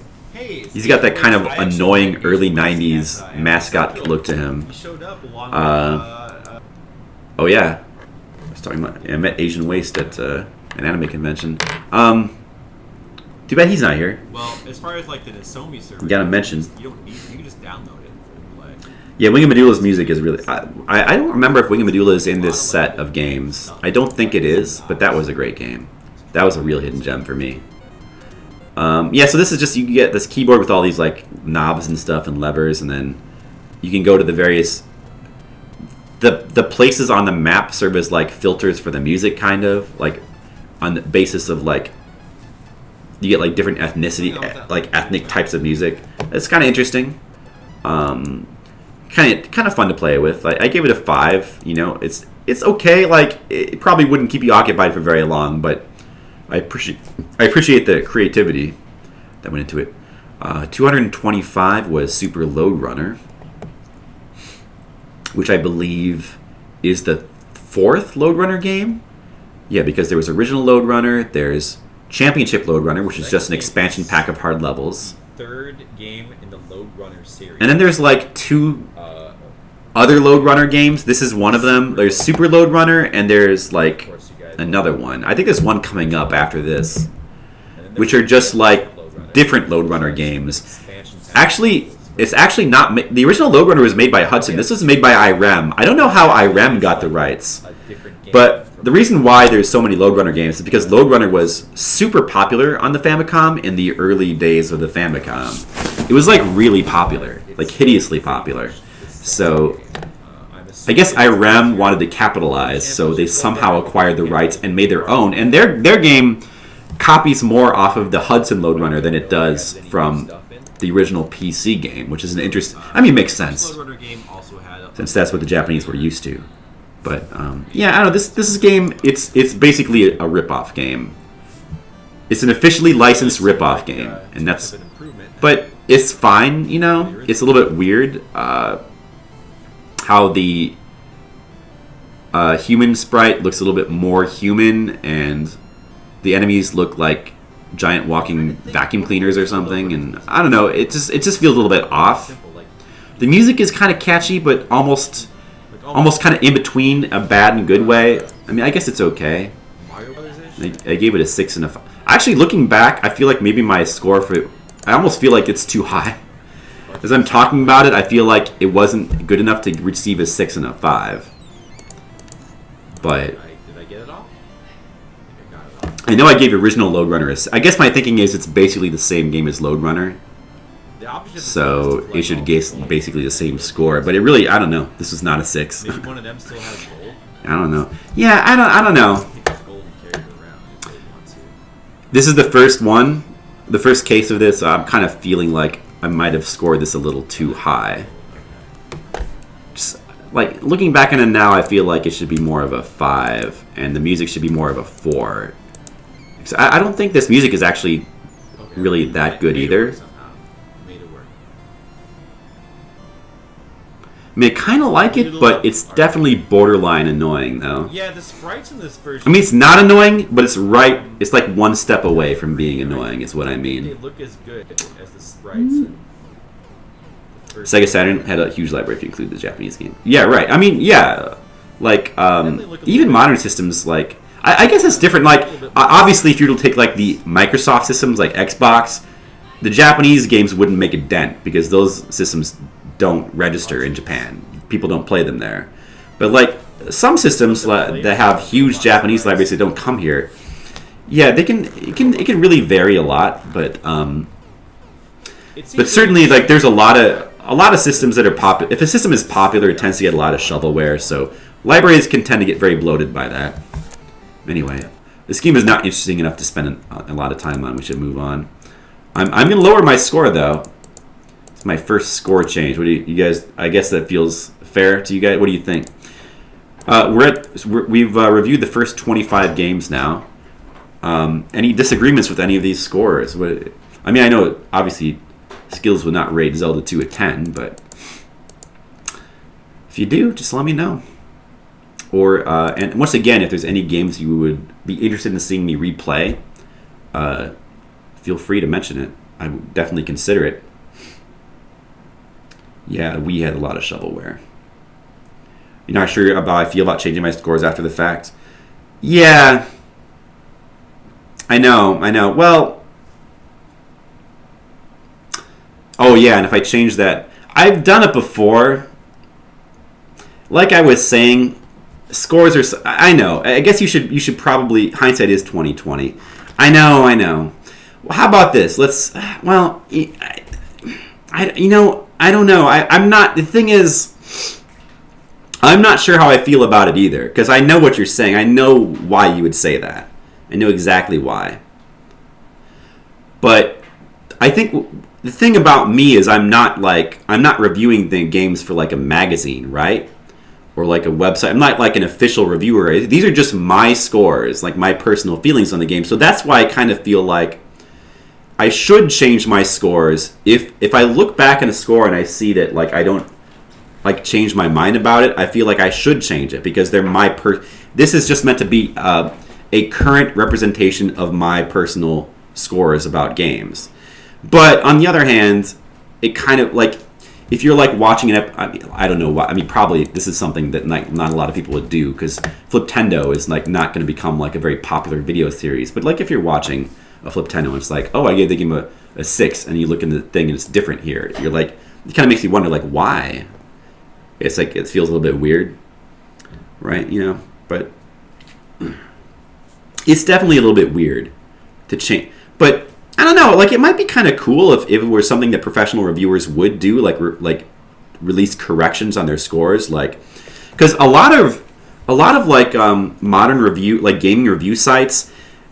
Have you ever noticed that like the scores that games get tend to be very reactionary? Like look at this. Sorry to use Dark Souls as an example because it's very cliche, but like Demon Souls and Dark Souls 1 didn't get as high scores as Dark Souls 2 did because, especially Demon Souls, like reviewers didn't know that they were supposed to rate it high. They just like and it was a game that like a lot of people at first weren't sure if they liked it, but then when they heard that this is an amazing game, you should actually go back and play it. They went back and gave it another chance, and they realized, I really do like this game a lot.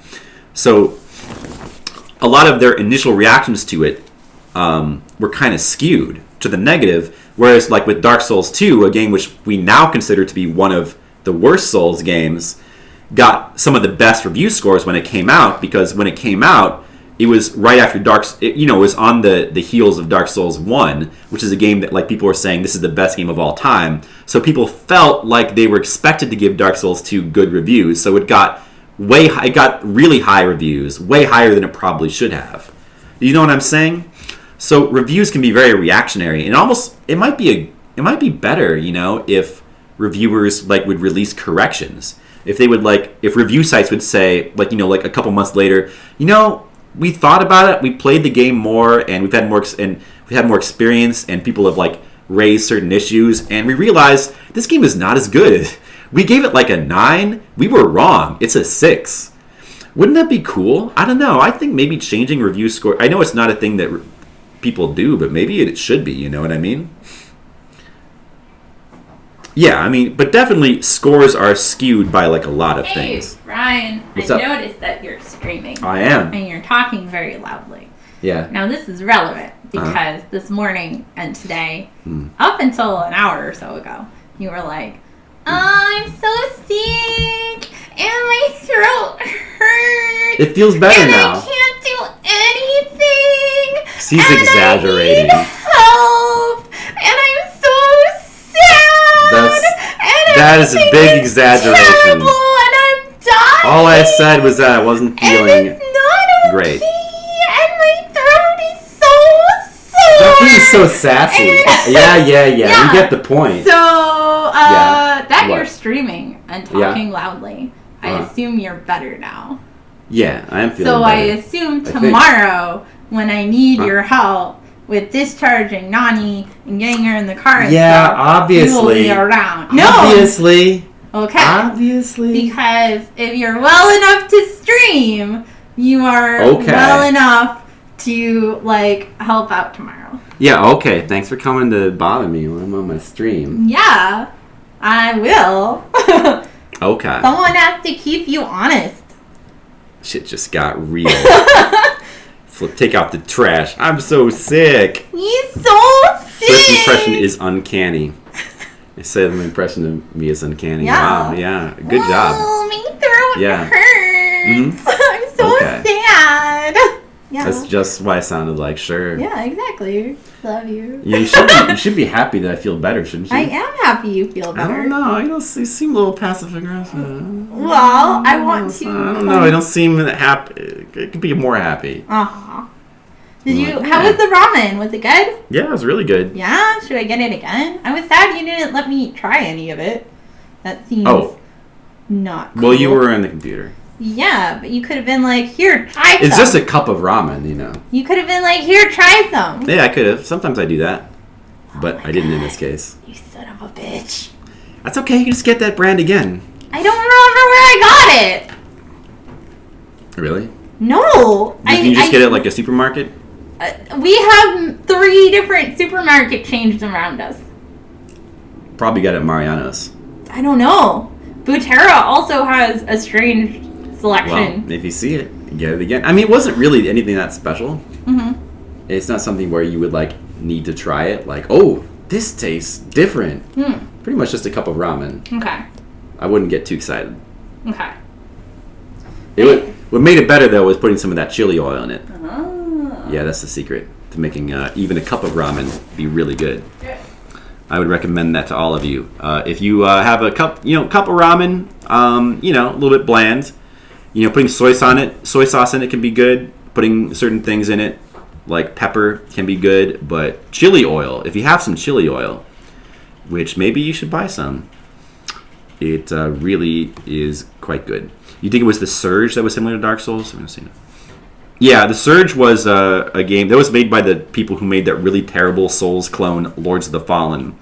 Apparently, the Surge was better. It was a futuristic Souls game. And actually, from what I heard, it got pretty mixed reviews.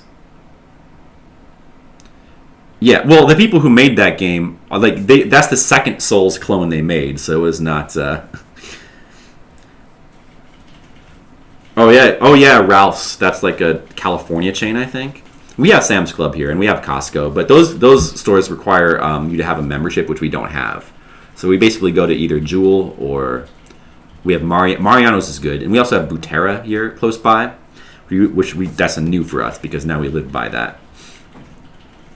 Sometimes you put mayo in ramen. I'm not disgusted. I'm more intrigued. Now I want to try that. Salt in the Sanctuary. Never tried Salt in the Sanctuary. I was kind of put off by the graphics of it, but I wouldn't be uninterested to try that, a 2D Souls game. more disgusted that you put mayo in anything. I like mayo too. I prefer, if it's between mustard and mayo, I prefer mustard as a condiment, but mayo sometimes, it has its place. In ramen, I mean, it sounds weird. Like, how much mayo? You just, like, put, like, a dab in and, like, mix it in? Huh. I mean, that's not that far-fetched because, I mean, spicy mayo, which a Japanese condiment, which is different, not exactly the same as our mayo, is, like, really good on, like, a lot of things. Although, I mean, I could sort of see putting that in ramen. But, like, American mayo is a little bit, it's not quite as good as, like, Japanese spicy mayo. I assume you mean American mayo, though, right? Japanese mayo, I could see that more. But I mean, American mayo is not that different. Oh, get some black garlic. That does... Oh, put on the hamburger? Yeah. Or just regular garlic, too. Like, garlic, it makes everything better. Almost. Not ice cream, but, you know, anything like that is meat-based, it tends to make better. I should try Salt and Sanctuary. Yeah, I'd be open to trying it, but hey, listen, if you want to, like, donate me, like... I don't know, like if you want to buy the game for me because I don't think I have it on Steam, and then like donate me some like incentive bits, I'll definitely play it. But short of that, probably not going to play it anytime soon. I wouldn't be opposed, but I just have so many games to play. I have too many. Anyway, oh thanks Nightbot for chiming in. That's rare. I set Nightbot up to like once in a while, like put little stuff like that in, little ads, and it like almost never does it. I don't know why. Supposed to do it like every hour, I think. Anyway, I'll go ahead and move on to game number 226 here. Mickey Mousecapade. Taiyaki and ice cream. Ooh, I love taiyaki. That's the fish pastries. Those are great. Those are. I had the opportunity to have some fresh taiyaki when we were in Japan recently. There was a fresh taiyaki like store where they were making like they were selling like, you know, freshly baked, hot, custard-filled taiyaki. Really, really good. Really, really good. Especially in the morning with, like, some coffee. So, yeah, Mickey Mousecapade. The Japanese version is just called Mickey Mouse. Mickey Mousecapade is probably a better title. My key is not working. It must be broken. I've discovered that I really like a lot of the early Hudson games. I feel like Hudson's one of the more solid developers in the early Famicom days. I like a lot of their games. They also made the Doraemon game, I thought, was surprisingly good for a licensed game. And, of course, Adventure Island and like a bunch of other games so far. Oh, Starship Hector, I thought was pretty good. So not Konami level, not quite. They're probably like Capcom is also a little bit spotty, their early stuff, so probably kind of tied with maybe even above Capcom at this point. Yeah, I think at this point in the Famicom, Hudson is probably like maybe like a solid number 3 developer, like behind Nintendo and Konami in terms of quality. They're probably ahead of Capcom. That would change later, but I like a lot of and this game's pretty good too. I gave it a 6, right? Yeah, I've always thought this game was pretty good. I enjoy the music. I think is really nice. I like the simplicity of it. I like that each level's different, but yet it's still pretty simple, challenging, playable game. It does have that kind of like bullshit-y maze in the 3rd level.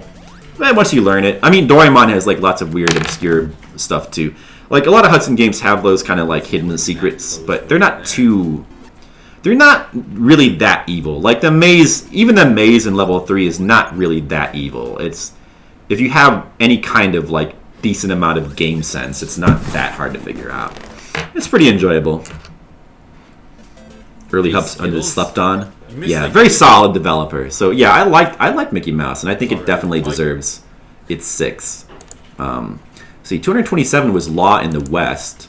This game is a Pony Canyon game. This was actually a port of a Western game. There's been a surprising... Why can I not open this? Fucking open. Open. Where's the... Oh, there it is. There's been a surprising amount of ports of Western PC games for the Famicom so far. Like a surprising amount. Like that game Doughboy was a PC game, American PC game port. There was Spy vs. Spy. There was Some others I can't think of right now. This is game number. The look in the face of Past Flip was. Actually, you know what? Sometimes Past Flip has some pretty funny face. The new Mega Man is unplayable. Can't do the jumps. Oh, yeah, exactly. I've heard that joke. Doraemon game better be good. It's a super beloved franchise. Yeah, well, that's no guarantee. Oh, I'll go ask Jennifer a question apparently.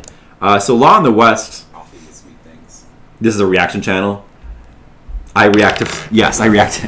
It is. Every 100 games it becomes a reaction channel. Oh look, my hand is on my hip. So you see all kinds of things here in this channel. You react to that. This is another.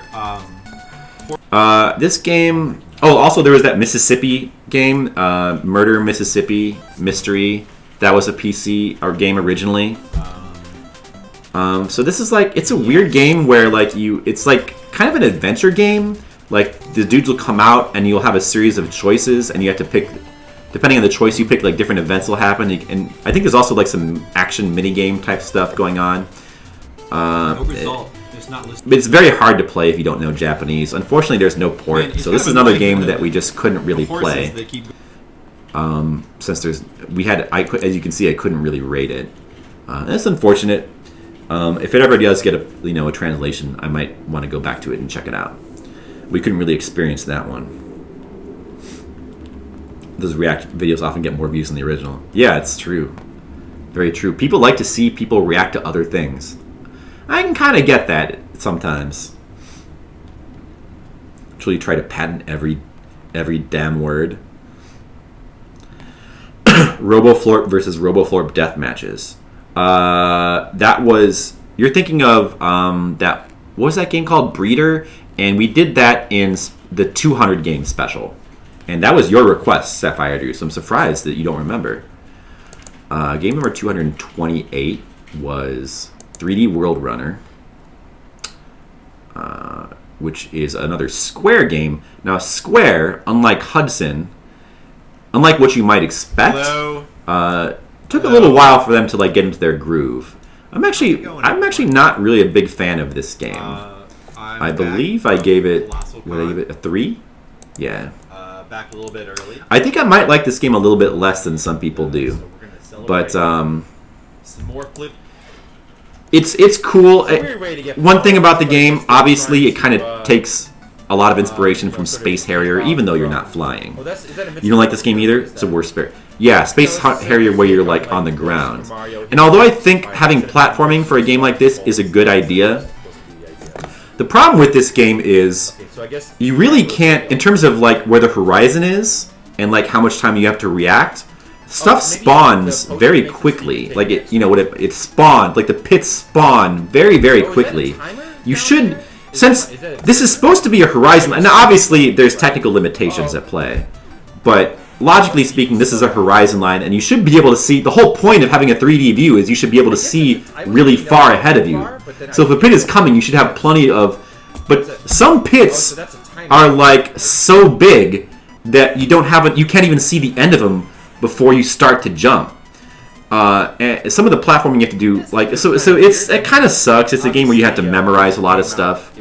I guess with some memorization, the game might start to get a little bit fun. Sort of banking on the. Which created FF again? Square. Square created Final Fantasy. Enix created Dragon Quest. Yeah. Square and Enix made better games separately. I mean, I think there might be some truth to that. I think, personally, I think that Square Enix still makes good games overall. I mean, there's some ways in which I prefer the old versions of those companies, but then again, you might be right, and I think having them as separate companies might have been better because we got more interesting games that way. So but it's one of those things, we might have like lost out on that deal. Although, like the combination of Square and Enix did lead to some really cool like dream projects like Chrono Trigger. You have to keep in mind that Chrono Trigger probably only exists because Square Enix happened. So there are some good things that happen from it too, you know. They're supposed to be the last game. Well, the whole thing about Final Fantasy is supposed to be their last game. That's like a rumor that is not. It's one of those like unverified rumors that might not be true, from what I've heard. I don't know if that's actually necessarily true. I think Dr. Sparkle was talking about that in the Chronological video series, and he said he couldn't actually find any real evidence that that was ever the case, that Final Fantasy 1 was actually going to be there. And also, a thing to keep in mind is that Square, according to that myth, Square was supposedly doing really bad up until the release of Final Fantasy 1, which is why that was their last hurrah. But actually, that's not the case. It seems like their games were selling pretty well. You might think that's the case since a lot of their games before Final Fantasy were pretty rough, but it doesn't seem like that's actually the case. But anyway, talking right now. 229 is City Adventure, this and responding which is based on. This is another licensed game. It's based on a manga called Touch, which is like a hybrid romantic comedy and also sports manga. Like it's like baseball and then romantic comedy kind of thing. I think that kind of thing was popular in the 80s in Japan. This is like a weird kind of adventure game where you play as you have 3 characters. I think you can play at 2 players. I'm not sure, but if you try to play at 1 player, your other 2 characters are AI controlled, which doesn't really seem like it makes too much of a difference. But you have to run around and like you have to find NPCs and like get clues, which is a little bit annoying because like a lot of the doors in these houses don't work, but I think certain random ones do. And it's not really that obvious where you have to go or what you have to do. So it's one of those games, being in Japanese, it's really difficult to figure out. We could have just used a guide to get through it, but I didn't really think it was worth it. Pretty mediocre game. Like it seems okay. The music is all right, but nothing really that special. Unless you're like a fan of the manga series Touch, which you're probably not. Let's be honest. Still funny that they called it Final. I think it just throwing Final like it was one of those like the Japanese will just do that. I think when they come up with titles, they're more concerned with like the feeling of how it sounds than any kind of literal meaning.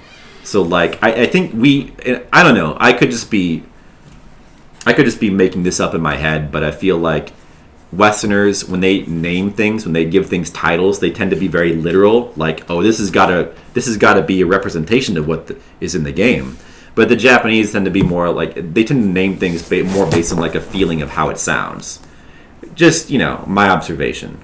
There's no crying in baseball. Exactly, Brigands. There's no crying in baseball? Hey, prof! Am I supposed to put the hey, prof in the end? I should start doing that. The next game, 230, Hanano Star Kaido, is one of those legendary bad games. One of those legendary terrible games. Anyone else totally hyped for FF Crystal Chronicles Remake? No, I'm not hyped for it because I've never played the... I'm not unhyped for it, but I've never played the original, so I don't have the... But that's a game I would like to try one of these days, so I think it's cool it's getting a remake. Oh yeah, the FF12 remake. That's another game I wouldn't mind replaying, but I don't know. Maybe at some point. I'm not going to play. I don't have time to play through like remakes of Final Fantasy games right now, but maybe someday. I think it's cool though that they're getting remakes and like new generations of people can play them. That's great. But anyway, yeah, this game. I had thought that this was based on like a comedy duo because there's actually a surprisingly large amount of Japanese games based on like comedy duos. But this is not one of them. Actually, these two are not based on real people. This is, I believe it's a game for a music company. The developer is Victor Musical Industries. I think it's like, I don't know if it's their company. Probably is. But like, it's basically, these are 2 characters. They're created for this game. They're singers. What's interesting is this is one of those games where you play as 2 characters. And you attack with music. You attack with your songs. And then you have to do the platform with 2 characters. So it's like Mickey Mouse Capades in that your characters can get separated. And if one of them falls into a pit, they both die. That makes for some pretty awkward platforming. Although it's also kind of interesting. Definitely a lot more awkward here and less thought out than it is in Mickey Mouse. Like platforming with but 2 characters is kind of interesting. Oh, I guess I should have FF12 is your least favorite Final Fantasy game, which goes against popular opinion. You hated almost everything about it. Well, it's very different. I can see why you might think that. I personally liked it, although there's some things about it I didn't like. It's not my favorite, FF12. I think overall it's probably on the lower end for me. But I like all the Final Fantasy games. Like, for me, my least favorite Final Fantasy game is definitely 14, the second MMO. But I like FF12. I think it's... I don't know. I really like the gameplay. The gameplay is just really interesting. I like the... Go inside. I don't know. Like, automating things is not always a good idea for a game. But for an RPG like that, I think it kind of is very interesting. It can be very cool. Especially with the programming system. I just thought that was just really interesting. And fun to, like, figure out. It was like a really different take on RPGs. I mean, like at the time that they came out, like automated, like having like these complicated like AI systems was not like a normal thing, and they took it and really streamlined it and made it very, very fun. And it's probably the best like AI take on an RPG that I've seen. Yeah, I don't like 14. It's like the one Final Fantasy that I kind of don't like. But I like the battle system. The characters are your least favorite. Well, I don't like the main characters, but I like some of the characters in your party. Like Balthier is pretty cool. Fran is pretty cool. Bosch is pretty cool. It's just really like the main character Vaughn that's kind of bad, and that's because they changed his character because they wanted to make the game more appealing to Japanese youth, I guess. Originally, the main character was going to be Bosch. See, and it feels like Vaughn is a character that was kind of like shoehorned in by marketing, and I think that's the big problem with. That's one of the big problems with that game. But anyway. Anyway, this game is bad, but I don't think like these. When I first started playing this, I didn't think it was that bad. Actually, like these platforming parts are kind of interesting because of the two character stuff. Like a little bit. Like the game is not well designed though, so it's not. Yeah, I'd like to see him go back and do some damage. But I was thinking this game is not that bad. But then I got to once you have to get inside the buildings before you see how bad the game really actually is. I don't remember what this is. I don't know why that's in there. It's probably somebody who's like, you got to look at this, Flip. I love the Joy-Con. Yeah, see. Once you get inside these indoor areas where the game becomes like this big maze, this big weird, glitchy, messy, garbage maze that makes no sense, and if you go in the wrong door, you get like transported like maybe back to the beginning of the game or some shit. Just total nonsense. These mazes are just total nonsense. So, and they don't even look good. They look like they almost look like the hidden worlds from Metroid 2, or like some games where you go outside, you go out of bounds, and it becomes like a mess of like garbage tiles. It almost looks like that. Like it looks so bad. So, no. But I gave the game a 2. I think I could have even maybe gone a little bit lower, but I didn't hate playing the game, so I gave it a 2. But it's a pretty bad game. I don't think it's. Some people have called that one of the worst games on Famicom. I don't think it's like quite that bad, but it's pretty bad. But I thought that the main song was a little bit catchy, so I gave the music a 4. Let's see. Then there was Goonies 2. Number 231, Goonies 2, which I gave a 7, which that's a little low. That could almost be an 8, but oh, you sent me that video? Hey, thanks, Brilliant. The guy gets angry at the troll game. He screams "No mames." Oh, that's right. I remember. That's hilarious. Yeah, that has a personal meaning to all of us here. Vaughn is totally not the main character. He's just a representation of the audience. Yeah, but having him there to like kind of represent the main character, it fucks with the feel of the game in a way. Like it feels like he shouldn't be there. I don't know. No beans. What? I don't know why this video is not loading. Anyway, yeah, you guys all know Goonies 2. Obviously, a very high quality Konami game that we're all familiar with. Some people don't like the how. I mean, the game is meant to be like a big maze, but I think it's pretty playable and pretty well presented. It does have a couple parts that are like a little bullshit with some of the things you're expected to do, and as far as like these rooms, you don't really have a way to know this. It's kind of like Roger Rabbit in that if you Skittles. know like one or two things about the mechanics, it makes the game a lot more fun. But What'd you do? once you know that you only ever really have to knock the front wall, there's never a point in knocking any of these other walls. I don't think that ever makes anything appear. Just the front wall. And with the hammer, you only have to I think the hammer only Give us the details. ever does anything on... I can't remember. I think it's only these 3 walls. I don't think it's the top or bottom. I could be wrong about that, though. Maybe there's some holes you can make appear. But anyway, yeah, I don't know. It's not so bad. It like really it's just a game where you kind of need to like make some maps and keep track of like where you've tested walls, so that you really don't want to forget which walls you've tested with the hammer. But aside from that, like it's got great music. It got good level design, good platforming, and I like the whole front and back map concept is really original, We could make that happen. and it works really well. And it's fun to explore. It's a really cool game. I think we might be able to. I give it a 7. You know, it could almost be an 8. I think on the overall rankings, it kind of ended up getting like a 7.5-ish kind of score. Oh, by the way, I forgot. I changed something. Super Load Runner. I need to fix that in my rankings because I lowered it to a 5 from a 6. Let's just find that real quick. Where did I put Super Load Runner? Probably below a 6. Because I would have wanted to put it below regular Load Runner.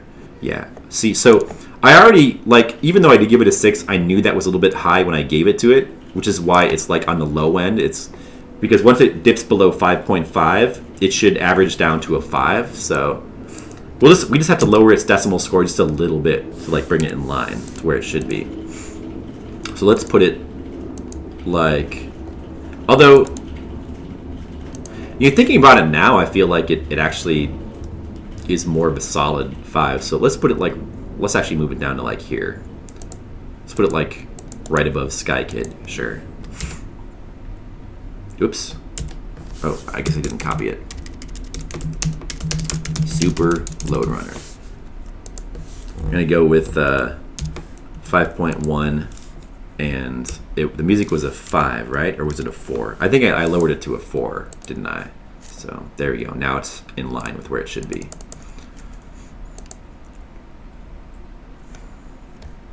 Anyway, all fixed.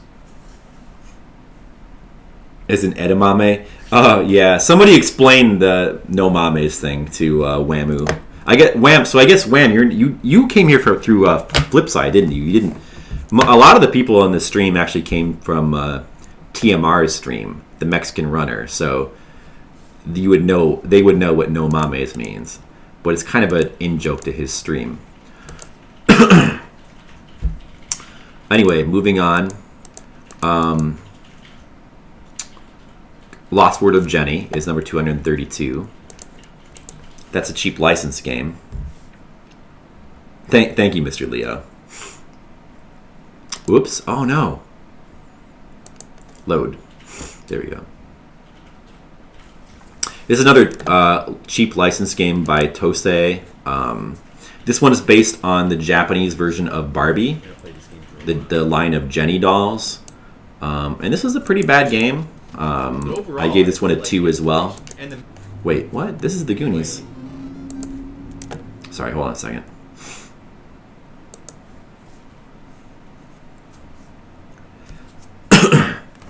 Oh, the original, what is that?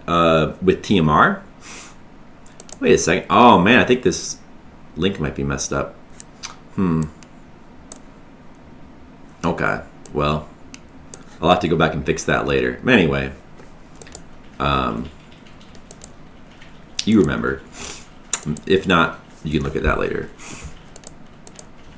It was a pretty unremarkable platformer. 233 is Winter Games, that's another port of a PC, like a Western PC game. And there's kind of a trend where a lot of the worst games for the Famicom are ports of like American PC games. It kind of works out that way. Ghostbusters is another one.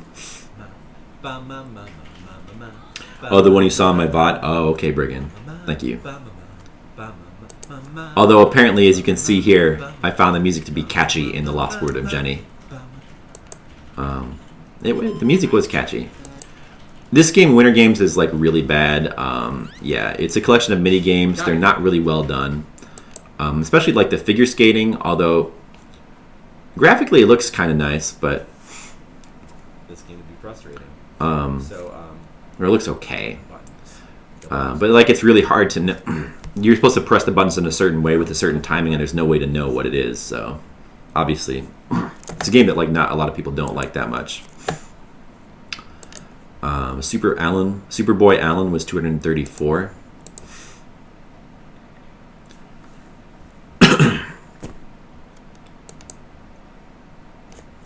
Here, I'll let you guys just watch this for a second. I need to go get a glass of water real quick. I'll be right back.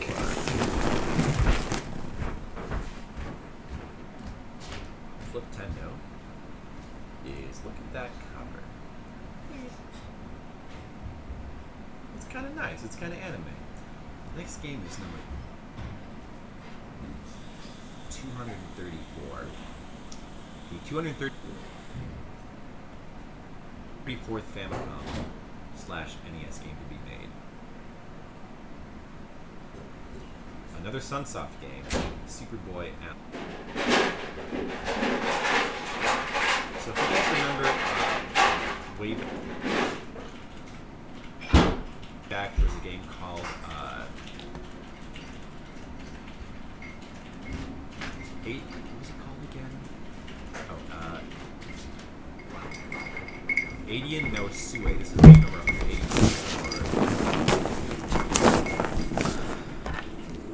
Yeah, it's another Sunsoft game.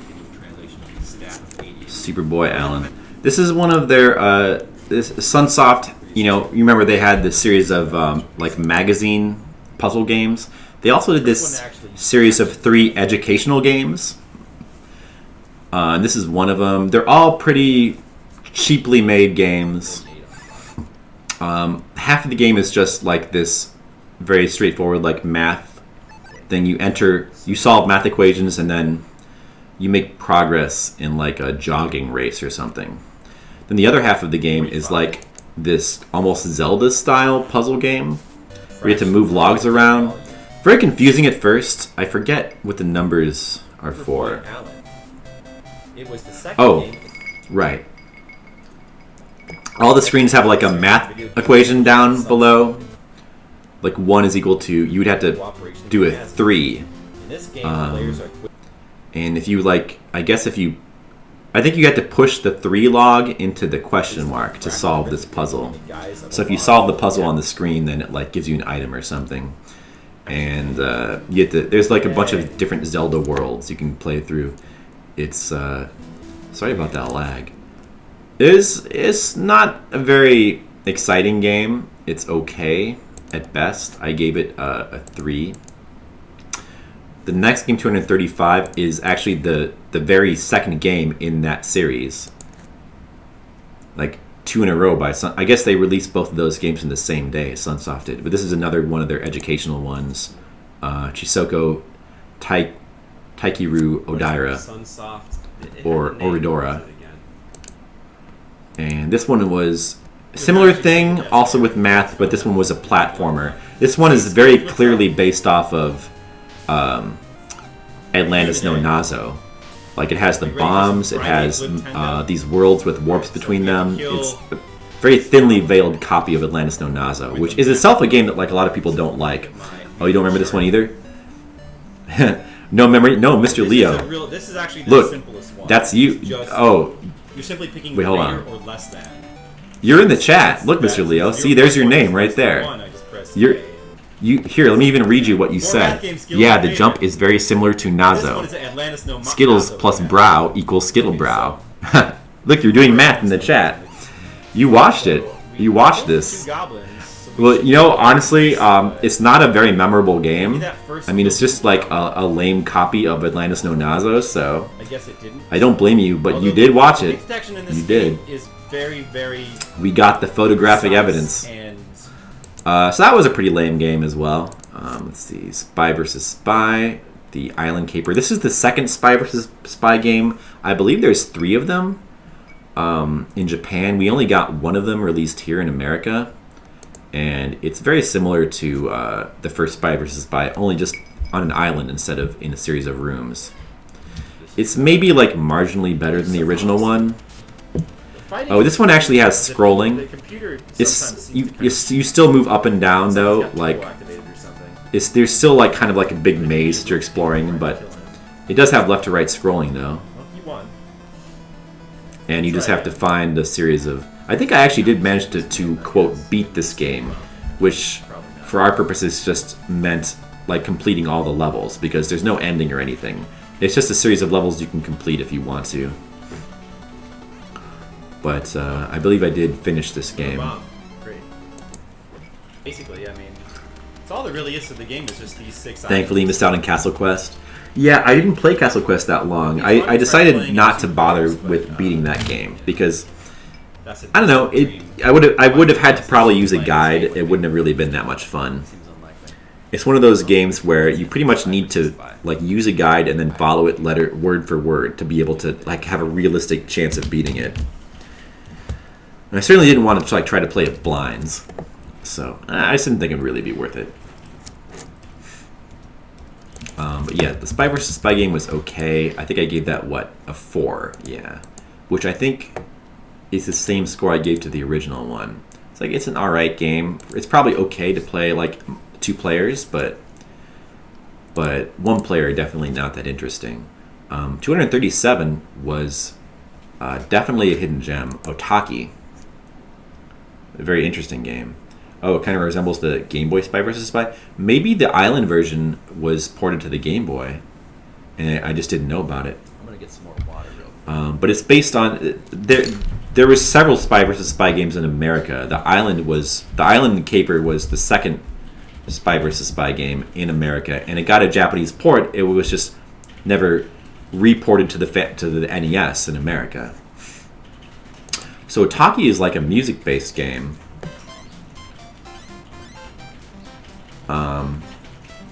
Where you actually like based on the direction of your shots and the type of power up you have, it changes it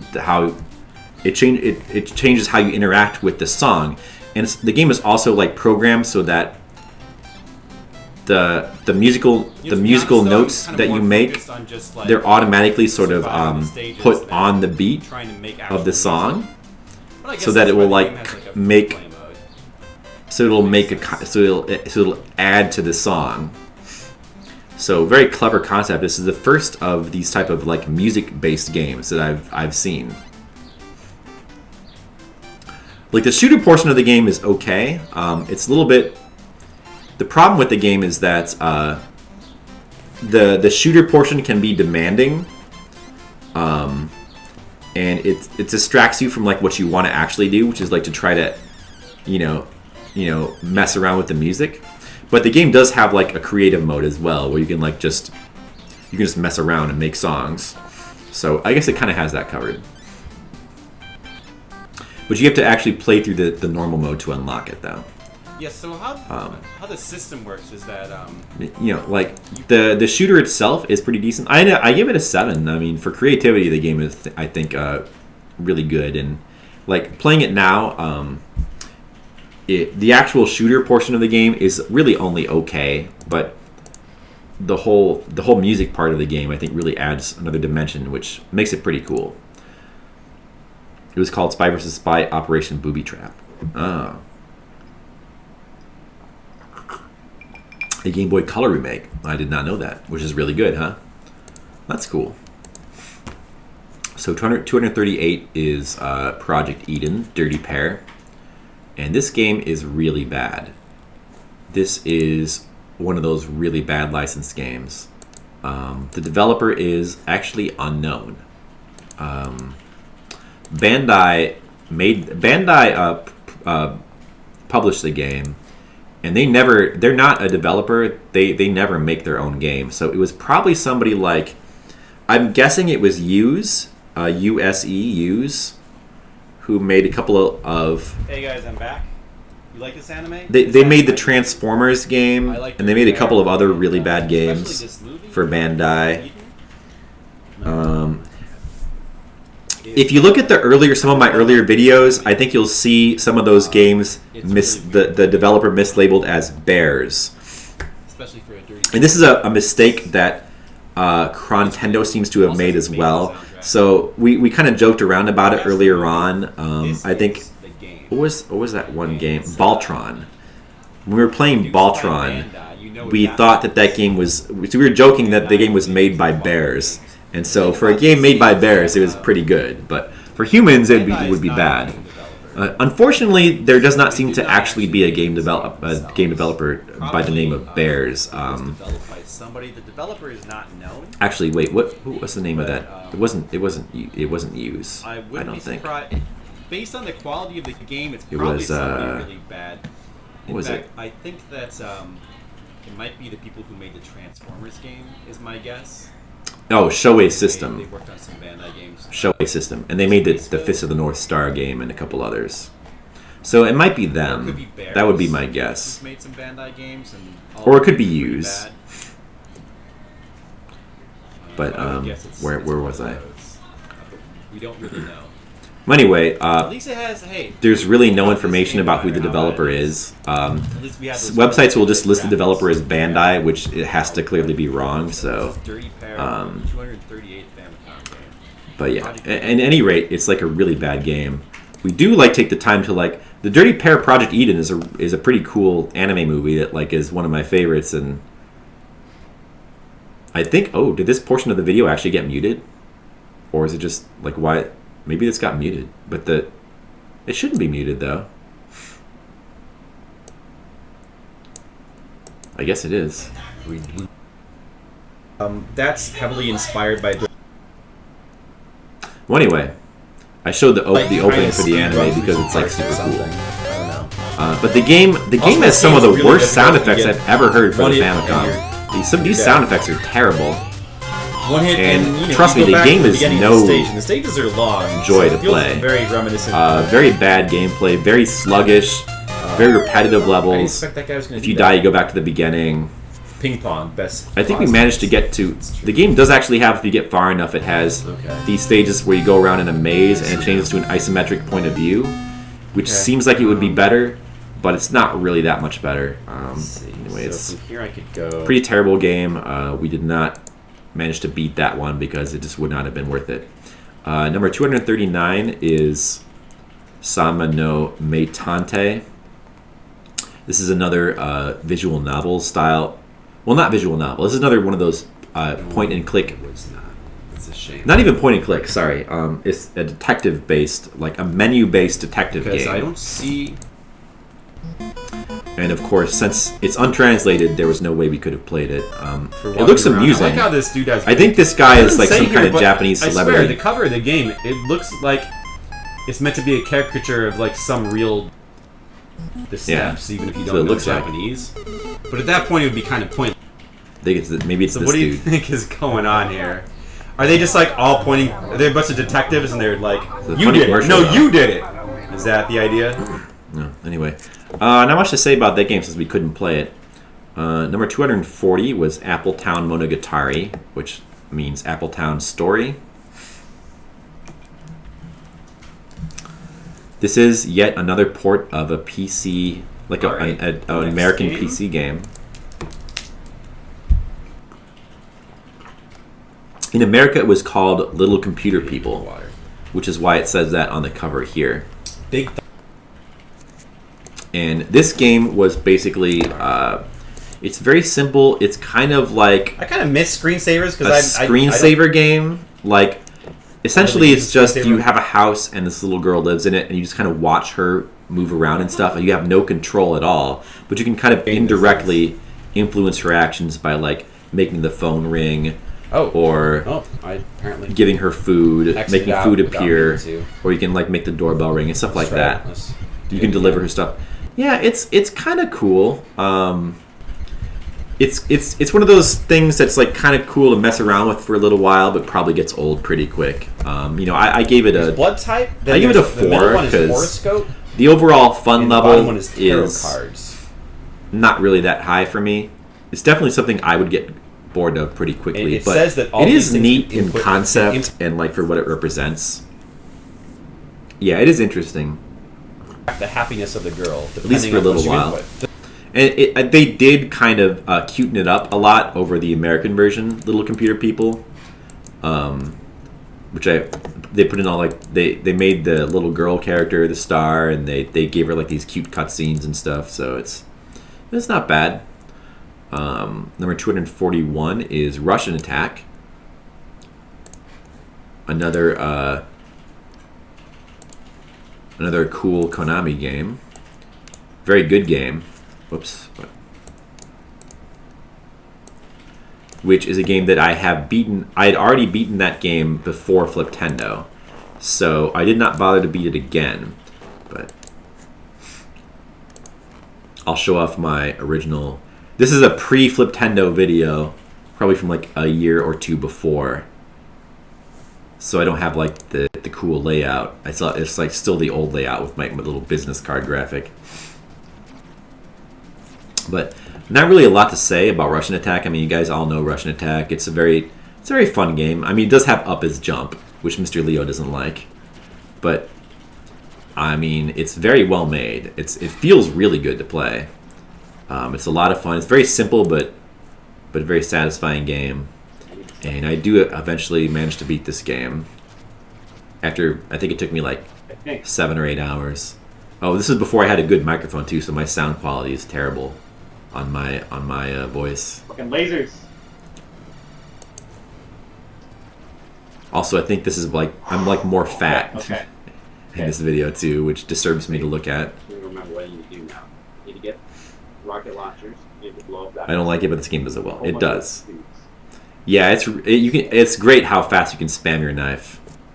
Alright. Anyway, let's Alright, just got get it. to the ending here. See? Proof that I prevailed.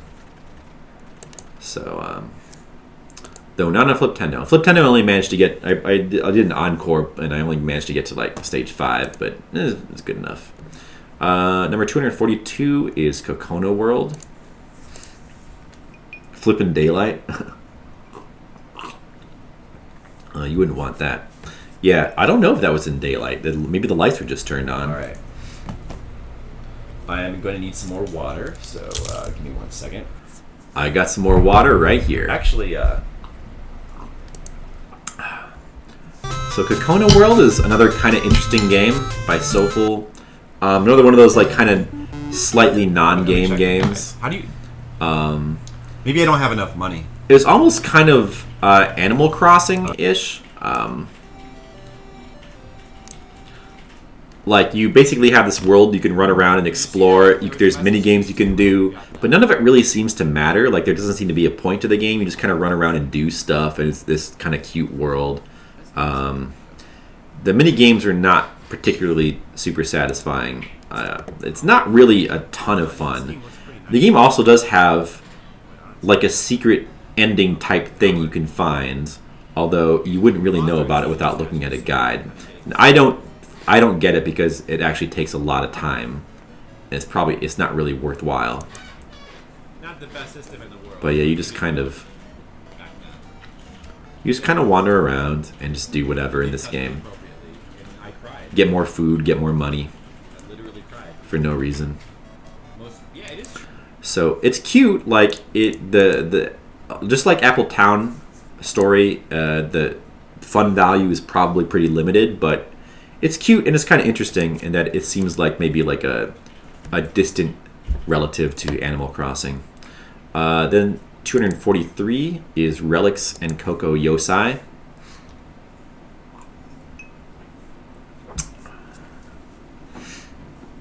Enjoy reading the chat on these? Yeah.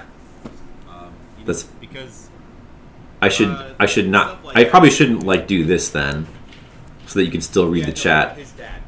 You're right. Should leave the video like this. It's still better than Action 52. What do you think, Nachos? What do you think is better? Anyway, Quizzing Nachos. Nachos isn't here today. I'm gonna kill you, fucker. Hope, he might be in bed already. I think his sleep schedule tends to work out that way. Kill him. This game was very awkward to play. It has very awkward controls, very slow. There's also like a ton of loading. Like even just like walking, like it would load anytime. Just doing like it could just randomly load for no reason, or it could seem to, or falling down between like floors. And it's the exploration. Like imagine playing Metroid if like there would be loading like every time you'd go to like a new screen. Your old comments are still gold. You stand by them. This looks. You mean like this looks interesting? Oh, I'm sure there was another good. There was before I fast forwarded. I'm sure there was probably a good one. Yes, I stand by your comments too, Mr. Leo. Leo and Tam discussing Frontline. Yeah. So there's some good stuff in here. I agree. So I don't know. It's kind of an interesting game. Games like this, where there's like exploration and like different stuff to find, always interest me, and I want to play through as much as I can to like show off as much as I can. But this game is it's very tough to play. Like even once you know where to go, like getting to like the first area and then actually surviving long enough to reach the boss is really difficult. And if you die, you go all the way back to the beginning. So. And it's really slow to play through with all the loading. So that was going to be... I would have liked to see more of that game, but it was just going to be too tough. I gave that one a 3.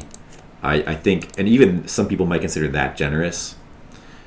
But it is it does have some interesting things going for it. Apparently, that game, later on, you can, like... If you get far enough, you can actually, like, switch bodies with certain enemies. And do some interesting stuff.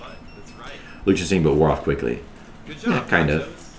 244 is another Go game. Well, not another, really. There haven't been a lot of Go games. I think this is the second one, or maybe third.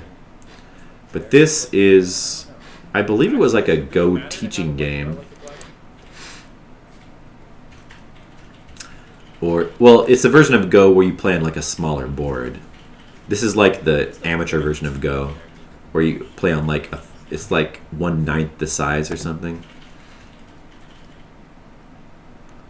But I tried to play on the easiest beginner level, and I still could not manage to beat the computer for the life of me. Just could not figure out how to beat him. Maybe he's trying to give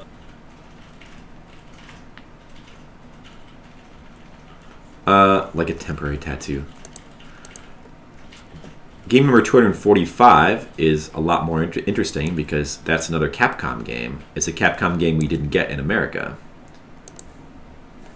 And that would be Higemaru Makaishima, which is Higemaru Demon Island. Shima is island and Makai is demon. Higemaru is the name of the pirate guy, I guess. So it's based on... There's an arcade version of this game. This is based off of. The arcade version is just like it's like a one-screen puzzle kind of game where you throw barrels around like this. Sort of almost like Pac-Man-ish, kind of, in a way. This game expands on that a lot and like adds this overworld, this huge overworld you wander around in. Let's see if I can find some of the sailing here. Yeah, here we go. You have to sail around and find different islands. Yeah, you remember this one? Yeah, so this one would stand out in your memory, I would think. This game is pretty cool. It was rough in certain ways.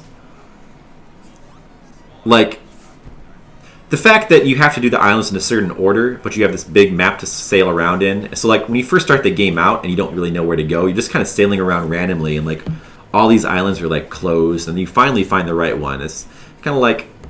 feels like a bit of a chore, the way that's designed.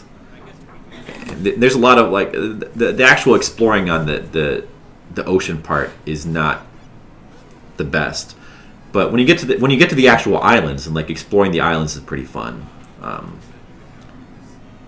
And there's various things you can find, and there's also like hidden weapons, and the boulder throwing gameplay works pretty well. And the way the life bar works is very interesting because this looks like a score up here in the top left, but that's actually your life bar. You can keep stockpiling life by finding health in various places and farming it, you can just keep stacking up more and more health. So it almost feels like a sort of like level grinding system in a way. You grind up health, and then later on you get to a part where like your health gets knocked down really fast, so all the health you grinded up means less. But then you can grind up a lot more because later enemies like give even more health. So it's a really interesting system. The music was like pretty good. It's like typical early Capcom music. I thought that was a pretty cool game. I ended up giving it, what did I give it? A 6? Yeah. Because it is a bit rough around the edges in some regards, but definitely worth checking out. Kind of a minor hidden gem by Capcom. Let's see, 200, and I did beat that one as well. If you want to take a look at the victory screen, I guess we should check it out. Oh, there was one island called Cuck Island, which unfortunately has more significance today. But it means something different in this game. It's weird that it has that.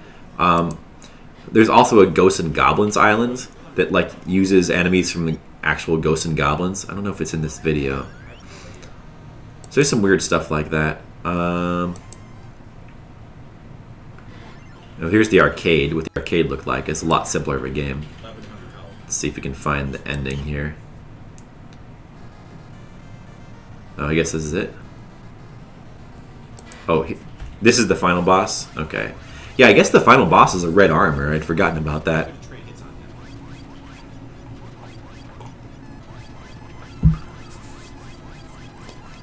Well, this might have been... I don't know if this is their follow-up to Ghosts and Goblins. They wouldn't have come out like too long after Ghosts and Goblins. So, obviously Ghosts and Goblins was a big hit, so I guess they felt... And they probably, you know, had affection for it as well. So they were like, let's just throw Ghosts and Goblins characters into this game. It is kind of... I mean, I don't know. It's not exactly like in the Ghosts and Goblins family, but it is called Makai Island. And Ghosts and Goblins is called Makaimura in Japanese. So Makaimura, Makaishima. Maybe it is even meant to be kind of related in a way. We should explain why Red Armor is the final boss. The treasure is yours. Okay, great. The treasure's mine, guys. It's mine. Yeah, I wonder if it is meant to be connected. Maybe this guy's a relative of Arthur. I found the One Piece. In his pirate days. His dad. No, it's a treasure. So, it's pretty cool. Pretty cool game. See, number 246 was Morita Shogi. This is, I believe this was the first Shogi game to appear for the Famicom. We didn't really play this one for too long.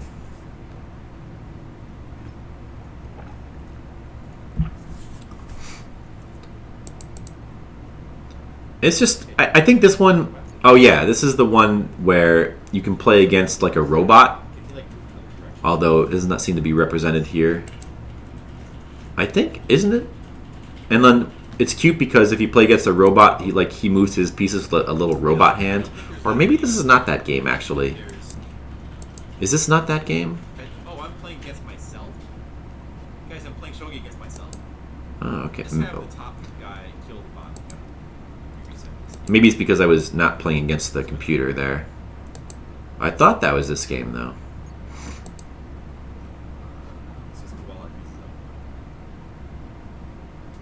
But anyway, I didn't even rate it because how do you rate a shogi game? I don't know. I rated the Mahjong game, so maybe I probably should. Like honestly, I guess because I kind of know how to play Mahjong more than I don't know how to play shogi at all. So I guess that's why it's hard to rate. Let's see, number 247 is another classic game, Rygar.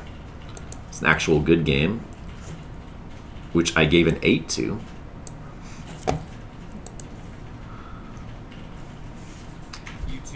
Eight's even a little high, I think, though. I don't know if Rygar is actually that good, but... for fun, though, since I've already played through Rygar, I decided to play the Japanese version. Mainly because the Japanese version is interesting because it has You want to get some big differences from the American version. Some of the songs are different, Are you doing Stack Master? and although I love the American version, I think the American version overall has the better soundtrack. Across. Be Like I think it was they improved upon it when they brought it out to America, but the Japanese, it is very interesting to just hear the different songs that are in the Japanese version. Let me see if I can. Although this one's the same. Let me see if I can find some examples. It just sent me back to the beginning. Like this song is different. This is not in I the do American remember that, version. like on some of the bosses, it was kind It makes it pretty exciting. Continue in the same room where the boss is, so you can kind of just like, keep spamming them with lives until, which is good because some of them can be very troublesome. And Yeah, I like Rygar a lot. It's a game that I remember think when is was very playing fun. This game when I was a kid, there were certain bosses I would keep dying. Like I like the exploration, I like the level design, I like the music, I like the gameplay. It's a little bit janky, but it doesn't really hurt my enjoyment of the game at all. Right. That's right. You say that. It's a very enjoyable game. So we played through and beat the Japanese version. It didn't really take that long either. It took like save state, just 2 hours, I never think. use that. That was only for. Let's see. Number 248 is Renegade.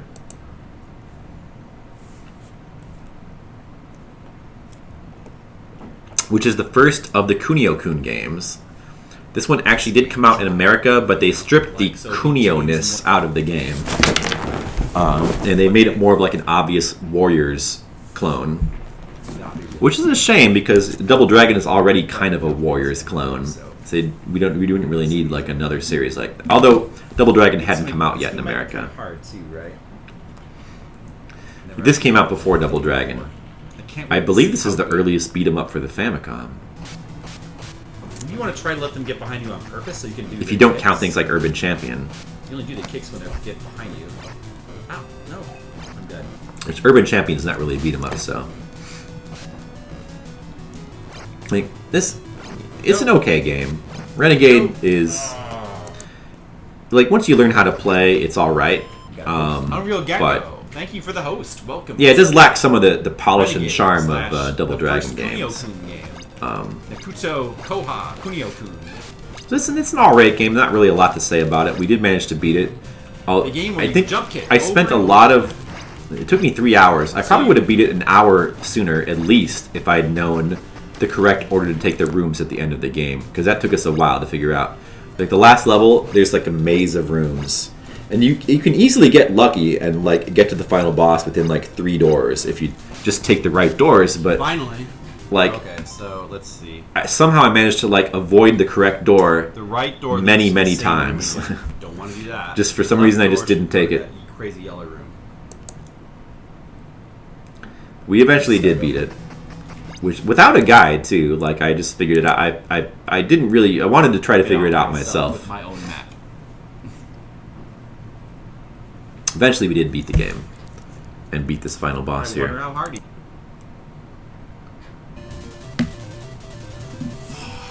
And save our bro. Maybe that was my last life too. Yeah, those guys make you think of Kuwabara. I know. Yeah. Well, that's like one of the best known examples of that style We did it, of guys. like We beat Japanese Renegade. 80s gangster, high school gangster. Like, Yusuke and Kuwabara were Not like wanted to classic die there. examples.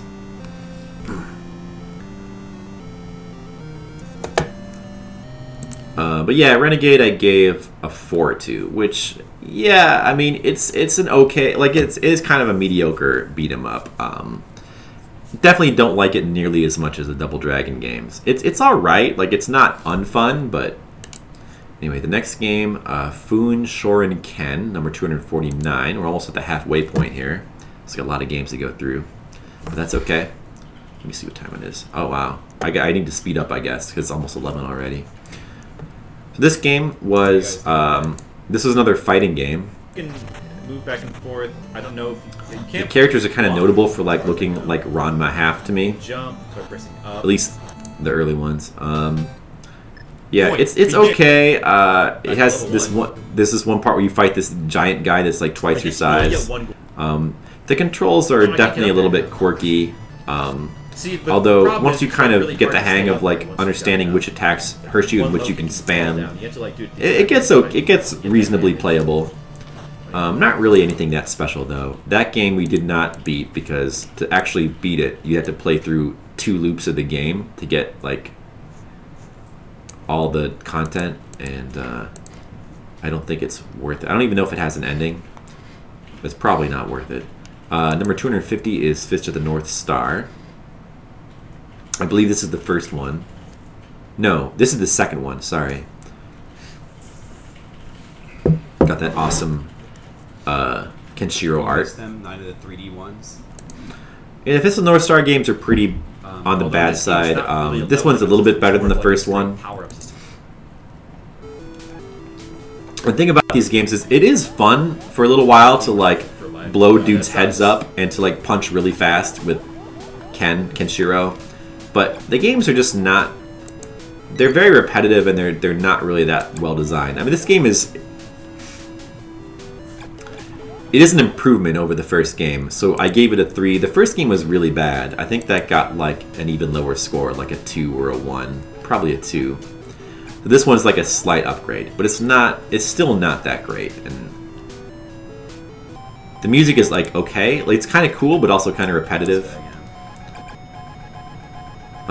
This one is like that game is really hard to beat because you have to like play through the game.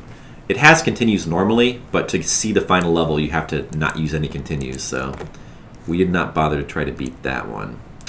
Number 251 is another Konami unreleased in America game. I Senshi Nicole. This game I did not play for. I had already beaten this game before Fliptendo, so I did not bother to play through it again. Let's go ahead and take a look. I already showed this off, me beating it. We'll just show it off again real quick in my pre-Fliptendo day. This is actually one of my earliest streams too.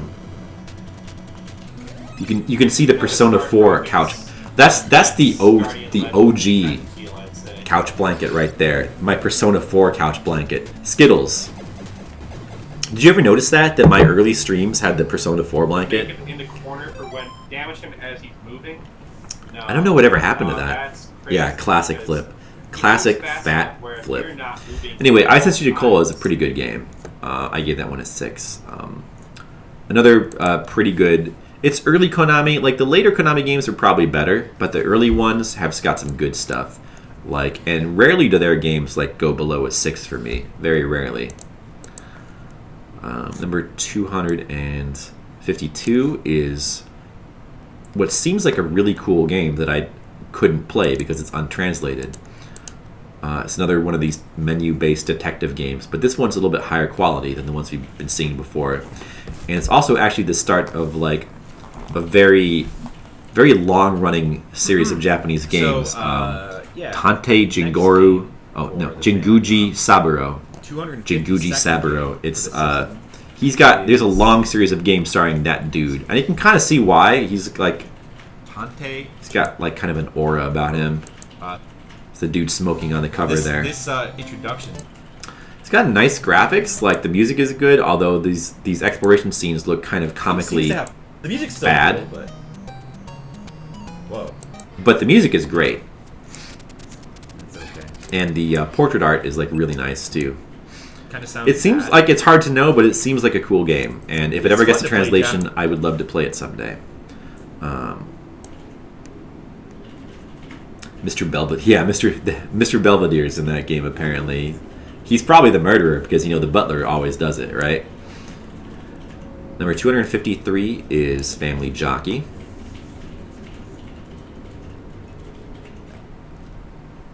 You know what, Skittles? If Skittles is still paying attention, he might get his wish. I might not actually replay. I think this particular stream, like the first 2 specials, we did do we replayed a bunch of games. But this is taking because we're reviewing all the videos and stuff, and each game we're spending a little bit longer. So I might not actually replay. I feel like I don't really have time to replay any games. Although I don't know, it might be fun to do like a little bit of replay. I mean, nobody's indicated that there's something they'd like to see me replay, but let me just look here to see. I mean, it might be nice if I could give my voice a rest too and play something for a little bit. Is there anything that I want to replay? I wouldn't really mind playing more Dragon Buster, actually. But it's not like I would get far in it. You could see how far I get in Adventures of Dino Riki again, just for fun.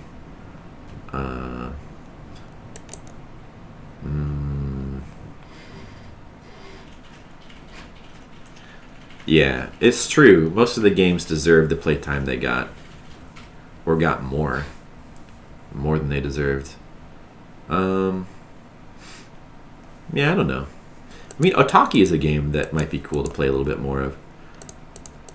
Actually, you know, I think let's take a quick break from, see, where were we? We were at 253. Let's play a little bit of Otaki. Let's go back to that and just play a little bit more, because that game was pretty neat. And I feel like we should play at least one thing.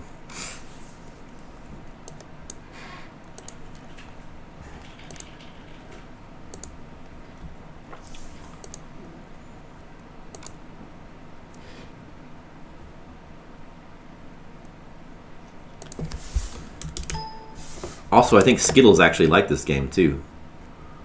It was nice.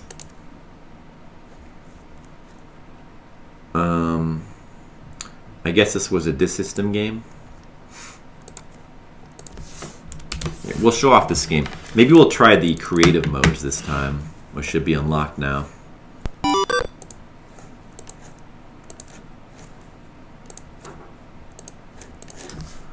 And I may as well change the layout as well.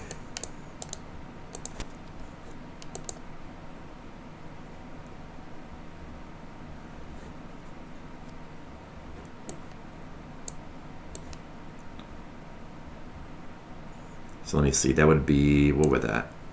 240, no, 237.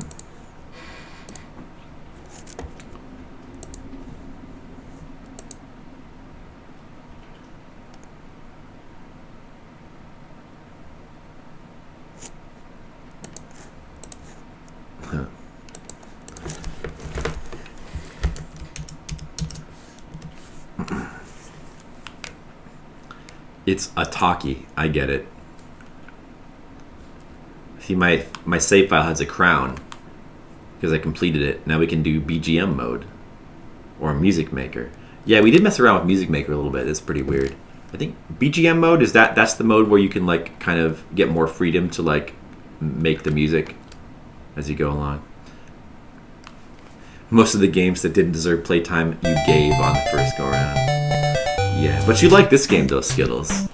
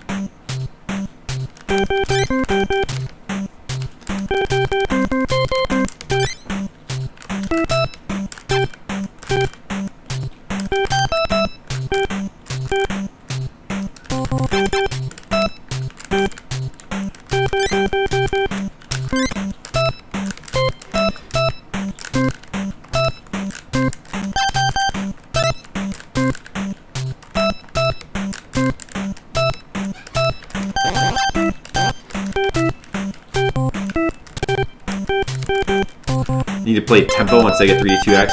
Tempo, huh? Where you play your inputs and music. Yeah, I think that's pretty cool. This is like an early bit trip game. Alright, let's see. How do we exit? Oh, there we go. Go back to the menu. Try some of the other tracks. Oop.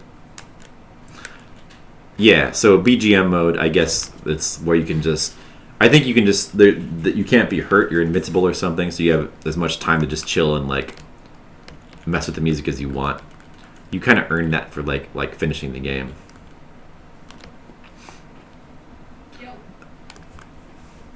Hey, a host. Thank you, Unreal Gecko. We're currently doing the 300 game special. And we're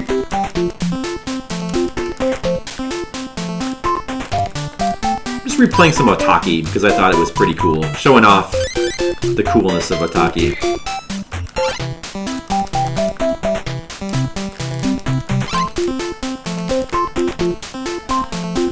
Happy Cake Day. Why, thank you, Gecko.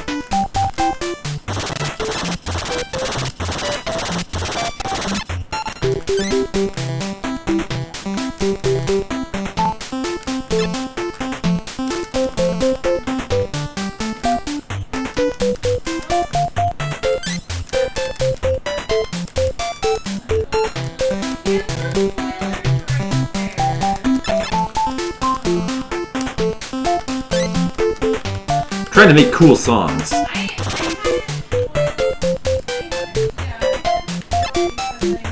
It's a little bit weird because you're the tone of the note changes as the song changes.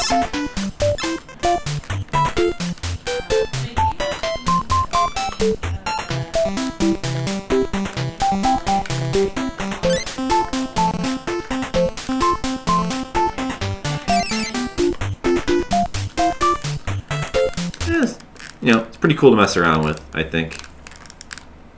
Wait, AM. Try one of the later stages. I'll just play a little bit more. Yeah, you're right. Let's do stage 11. Yeah, look at that. Man, I should have some cake. You're right about Cake Day. Why don't I have cake?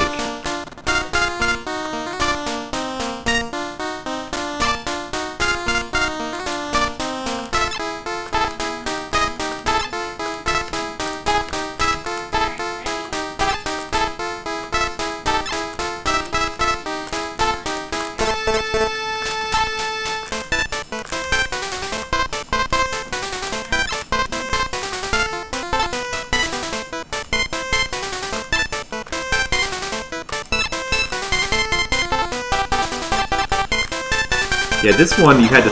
The hidden notes are like. This was a really hard level. I remember this one in the normal base game.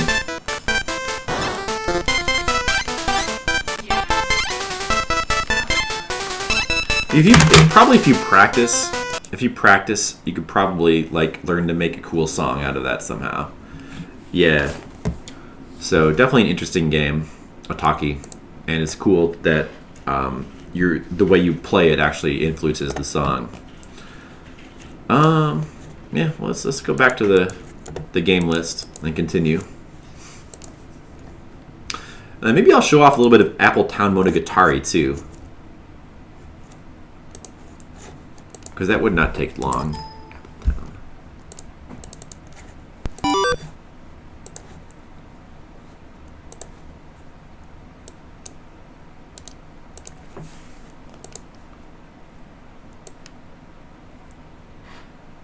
It's 240.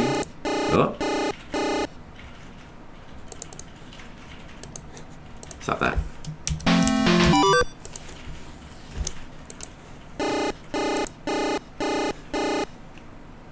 Uh-oh. Oh, that's right. I think we had difficulty getting this game to work in that emulator. Ah, that's right. I forgot. I think it will work in Nestopia, though. So this was the game where basically you just watch. You don't control the little girl directly. You just kind of watch the little girl live in her house, and you can indirectly influence the game. I don't know if that's saying to switch discs. Hopefully we can get it to load. Oh, there it goes. I mean, it's not much of a game, but it is very cute. It's very cute software.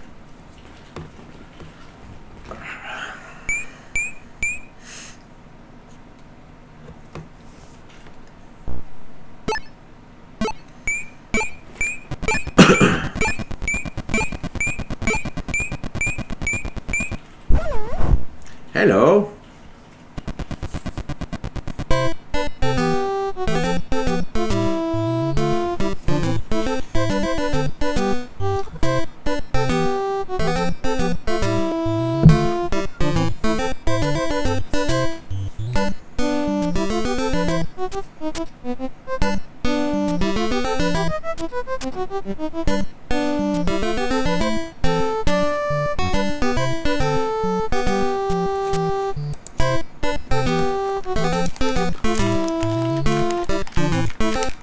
start this thing.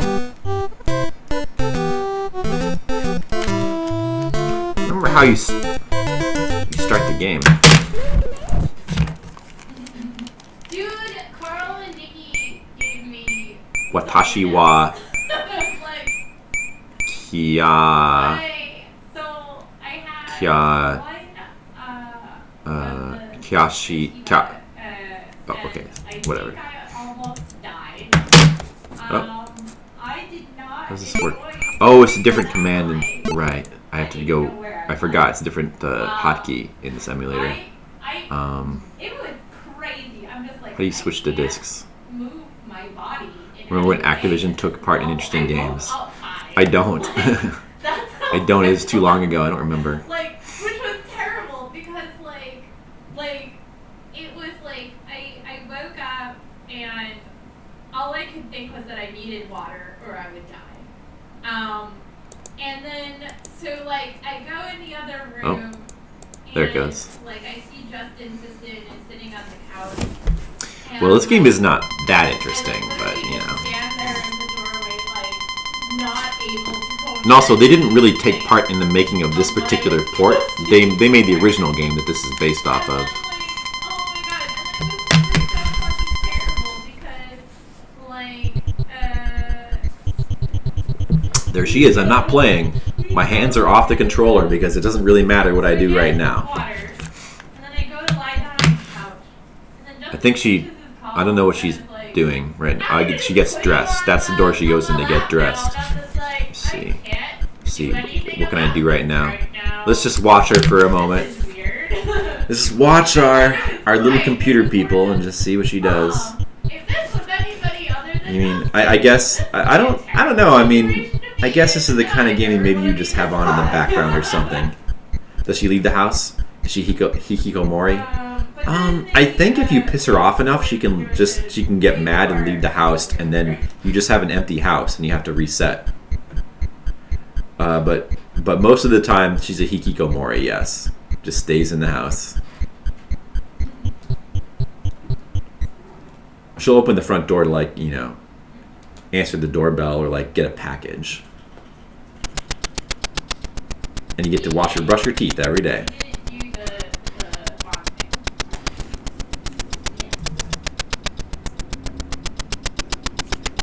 It's very cute brushing teeth animation. Uh-oh, I broke it. I tried to press a button to skip. Oh, there we go. So, yeah, there's a lot of just like sitting and watching in this game. Oh, she's getting some cat food. She will do things if you just leave her to her own devices, but you can try to, let's see if we can interact with her. Let's make the phone ring. If you try to like do too many things that annoys her, like if you make the phone ring too much, she'll get mad and she won't listen to your commands anymore. Hello.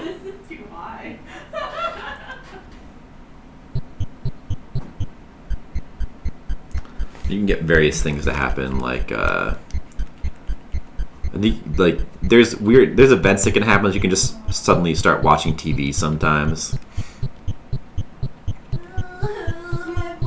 Like, looks like she's gonna do something right now. Maybe play the piano. Oh, she's gonna go do some art. So just let her do the art, I guess. Don't want to interrupt her. Now, she can draw various things too. You never know what she might do. So basically, this is a game for people who want to get that feeling of spying on someone, I guess. That feeling of voyeurism. That's what this game offers.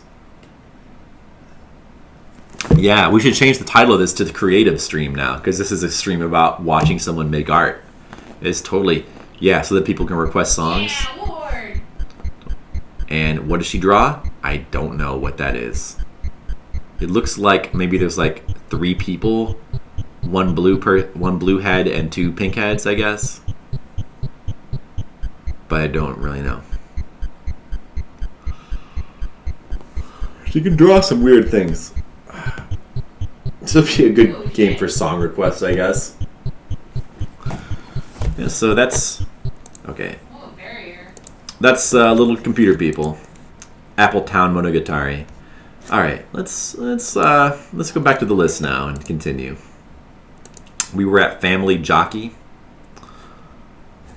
which is another game that apparently you can beat, but seems pretty difficult to do so.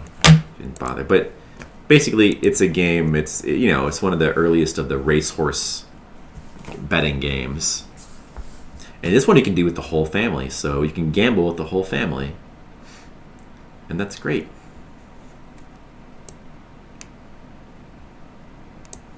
Come on, at least in third place to make money.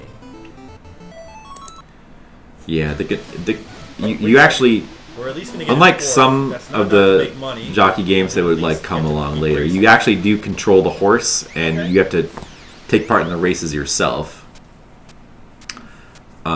And you've got to get certain items to power up your horse, its stats, but also you have to be careful to make the jumps and avoid certain things, and you got to use your stamina to run the best race you can, so you can still do well even if you don't have a great horse. I guess. Faster! Why are they all ahead? I eventually, as I try to play this game, I sort of learn how to play.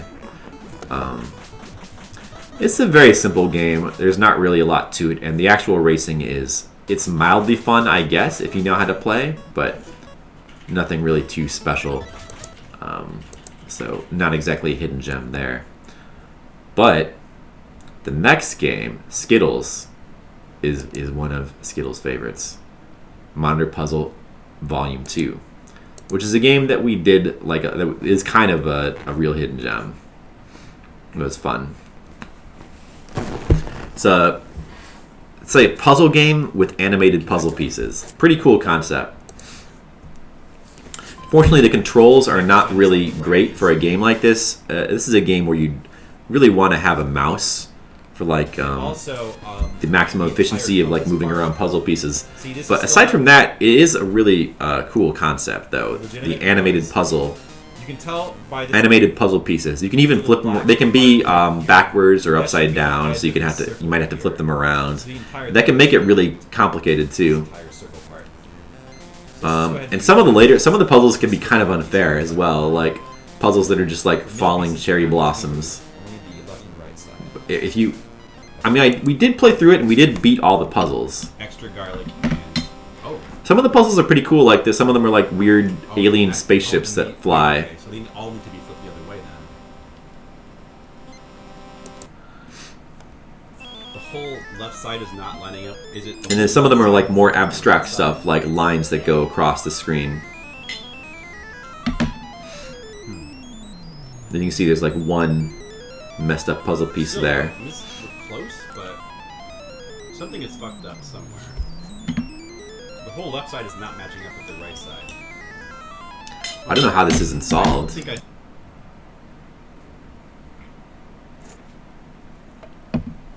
Oh. Wait, I want to show what happens when you solve a puzzle.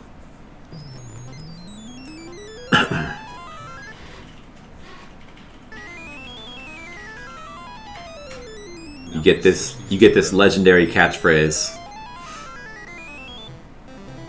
Good. Good. There you go. It wasn't so bad, was it, guys? That's my favorite part of the game. So that's a very cool concept. That particular one right there, I think we were joking. We were saying Tam should make a modded version of that game. If there's one game that needs to be remade, it's that one, I think, because I've never seen a modern version of that game, and that's one of the few games I think would be really improved by having mouse controls. Moving on, number 255 is another crappy licensed game by Human. Actually did this for Bandai. A lot of the worst games are by Bandai. This one is Kinnikuman Man. It's the second Kinnikuman Man game. The first one was brought to America as Muscle, but this one was not brought over for pretty obvious reasons. It's a really crappy platformer. And it's not necessarily that hard to play or anything. It's just it's playable enough. It's just really, really lame and boring. The enemies everything about the game is really low range effort. the kick, so The backgrounds are really random. The level design is barely any thought into it. Enemies just kind of spawn in. Oh, The controls so don't you can feel press good. start, pause, And then there's the select, boss fights where you have to switch do. characters. Well, I mean, look at how long the life bars are. They're kind of tedious, and you have to do wrestling moves to like finish Oh, them, but which once are you- awkward it to seems do. Like once you've traded out all. If you could actually make it through a level, there are like these weird one-on-one wrestling matches you can do, but I don't think we got to those. It looks. I don't think we made it to those because it's just too much effort to like make it through the normal stages. Okay. I didn't like that one too much. I gave that a 1. Number 256 was Mystery Quest. The Japanese version is called How Kun no Fushigina Tabi.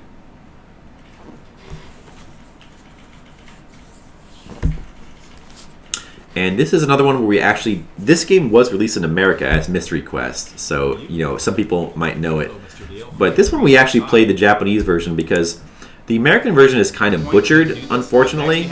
A large portions of the game have been removed, so In the form of like. I really wanted to do the Japanese version so we could experience like the game in its true I form. think those were changed to something else. But the balloons say dog on them. It's a pretty okay like platformer, like exploration platformer. I mean, I'm not going to play it 4 times in a row. That's for sure. Like you basically you walk along the overworld until you find a castle. You go in the castle, and then you have to explore the castle until you find the hidden object you need to find. There's also like various power-ups you can find. It's a little bit Mario-like, but there's lots of hidden blocks. Actually, reminds me a lot of Hudson's Milan Secret Castle, which I think we'll be getting to pretty soon. We haven't played that yet, have we? I don't think so. Did we play that? No, wait, we did play. Did we play Milan Secret Castle already? I think we did, didn't we? Can't quite remember. But yeah, this kind of reminds me of that. It's got very similar. This might have come out after, which would explain a few things because it does seem pretty similar. But there's a lot of hidden blocks which can only be like opened up like certain ways. Like some of them have to be shot, some have to be jumped on. Milan was 164. Okay, so this game definitely drew a lot of influence from that game. But it's a reasonably fun game. This game is, and I think playing the Japanese version of this game is the best bet. Oh, I guess if you double jump, you get. Yeah, I gave that one. The American version I give a 4, and the Japanese version a 5. Psych and Psycho Caliber is number 257. This was definitely a game that I spent a lot more time on than Skittles would have liked. That's for sure. This is like a Zelda clone. It's made by the people who made what is that? What was that game called? The one where it's like kind of Guardian Legend-ish. It's like half shooter and half Zelda. I forget what that was called, but I like that game. I like this game too. Like the music is pretty cool. Who? C-Lab, I guess, developed this. Like the porn teacher. That's. But there's like a specific publisher that released these games. All their games are kind of similar. In fact, they all come with like these audio cassettes and like comics that like have additional story. They put like a lot of effort into like the multimedia of their games. Pretty interesting. The game itself, it's a clone of Zelda. It's not nearly as well designed as Zelda. It has a lot of like really weird, obtuse puzzle elements that are hard to. It makes it hard to make progress without a guide. There's a couple parts where you're just not gonna get past if you don't have a guide. But I don't know. I found the game interesting enough that I wanted to like try to play through it. Let me see. I think we have to look at the other video if we want to see the ending again. If we want to be reminded. Oh yeah, I forgot to mention that I did beat Mystery Quest as well. And we beat this game. It took like 9 hours. Definitely longer than Skittles would have preferred. What was that music? Oh, Golden Axe Warrior. Yeah, that was Hungry Gorilla, wasn't it, Brigand? I saw a little bit of her playing that too. The game looked interesting. A shameless clone, but it has its own charm. Yeah, it does. Wouldn't mind trying that. Oh, we got it. He died. Is it the final boss? So that was the final boss, I guess. I was hoping Or that the no, it's weapon not. spam Oh. would be enough to keep up with this health. Okay. We just killed the first guy. Okay, here's the final boss. Oh, that's right. I remember this guy. I remember this guy. Him during the middle of the fight. He does take a lot of hits. Wait, where is it? Where is it? It should be right around here. That's the There it only is. There he way. is. He can do anything. Yeah, very Nothing. It's impossible. sloppily designed fight. I really don't see how you can avoid damage. I only managed to beat him by like No way. No way. just There's no way. tanking him until I finally beat him. I mean, it doesn't seem like there could possibly be a way. The overall music is fantastic. Yeah. And then I've got to like I mean, Zelda clones can be starting good. from full health, lure him into the right spot, and then get into him and like do as much damage as possible before he kills him. Let's see if we can find the video evidence that I did in fact kill him.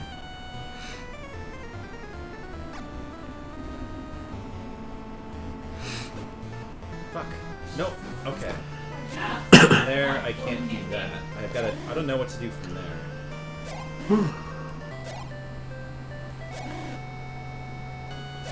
Well, that's good. It looks like I'm actually like playing pretty well, so maybe this is the one where I beat him. Okay, this is going pretty well though so far. This is going pretty well. Yeah. It seems like there's really nothing you can do except just like get inside him and just tank him and just almost hope as that good he as I could dies do. before you do. Wow. That's huge. I'm missing like a couple hits here, but this is pretty good. Maybe this will So- be good enough. Yeah, I mean, you know, overall this game I have to say is not really that great. Oh, we did it! It definitely feels like a Zelda clone made by like a less competent company, but it has just a little something that kind of makes it interesting to me, a little spark.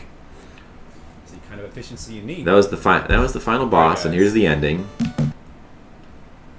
So I can say, which we earned after spending 9 hours. We did it! We beat an obscure, mediocre.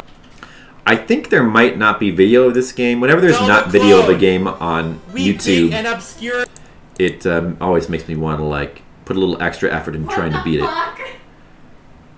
The next one, let's see, number 258 is Yokai Club. This is a Castlevania clone, another clone. Past Flip seemed impressed. He was very impressed. Very impressed with himself for some reason. So we go from a Zelda clone to a Castlevania clone. This is a pretty blatant Castlevania clone. Is that happening for you too, Mr. Leo? Is that a POW block? That is, the POW is... that's- Although the gameplay is kind of different because you don't have a whip, you shoot ranged attacks, and you don't have like no POW blocks. you don't have like a static jump. You have like a fluid jump where you can control yourself in midair.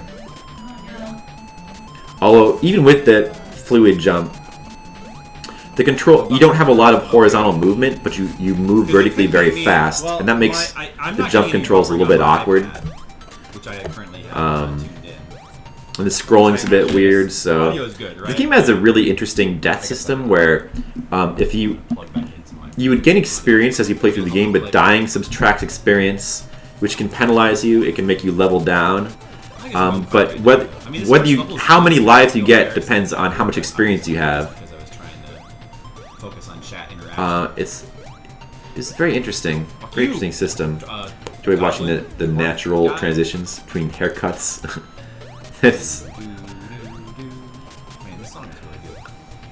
yeah, the hair is growing. I mean, it looks pretty similar to how it is now. It doesn't Do it for fun. look that different. So yeah. Also, this game had pretty good music too. So let's see. We did beat this game, I think. We managed to beat it. Yeah, It's a Akira. Pretty low effort ending. Pretty lackluster. What does that mean? But we got it. No, Akira. Number 259 was Dynamite Bowl. This was the first Famicom bowling game, and it's nothing special. Despite this cover art, there is no monkey and there's no bombs in the game. It's just a straightforward bowling game. Very disappointing. How is that? Let's see, I gave it a 4. By the way, Psych and Psycho Caliber and Yokai Club, I gave 5s to. Alright, They're both like okay games with some problems, but This is overall exactly decent. The kind of game This game, like I don't very mediocre. play. I mean, it works. This I is guess why it's the functional, project is but not necessary. you know, and I don't really like bowling games, so I guess to get a 4 is pretty good. Let's see. Game number 260 was Section Z. Section Z, I did put in the effort to try to beat because it's a pretty cool older Capcom game, which I'd never beaten before, so I wanted to beat it. George C. Scott is your favorite Flip. Is that with the short hair, the George C. Scott? Did you like me better with short hair? That seems weird, Skittles. I don't know. You don't like my long mane of hair? Like a lion? Can we do a recap stream where we review all the other recap videos? Yes, we can do that. We'll do that. We'll recap the recap videos. Absolutely. So yeah, Section Z took about 8 hours to beat. This game I actually played through blinds, which is why it took longer than it might have needed to. But I had fun like mapping out. This game is actually pretty fun to map out. It has a pretty logical system of like how the doors are laid out, so that it can be mapped out in a pretty logical way. I played this game way too fucking long. I liked it. It was fun. I don't know what to tell you, Skittles. You know, honestly, I probably could have beat it a lot quicker if I just looked at a guide or looked at maps. It would have helped a lot. But I didn't want to. I was having fun mapping it. Sorry, you know. This is the final boss. Okay, actually, kind of Not the best final boss in the world. A little bit. You can actually pretty easily. Actually, I guess he's kind of interesting to fight because you have to kind of balance your. You have to kill those things behind him to keep yourself in, you know, to keep yourself safe.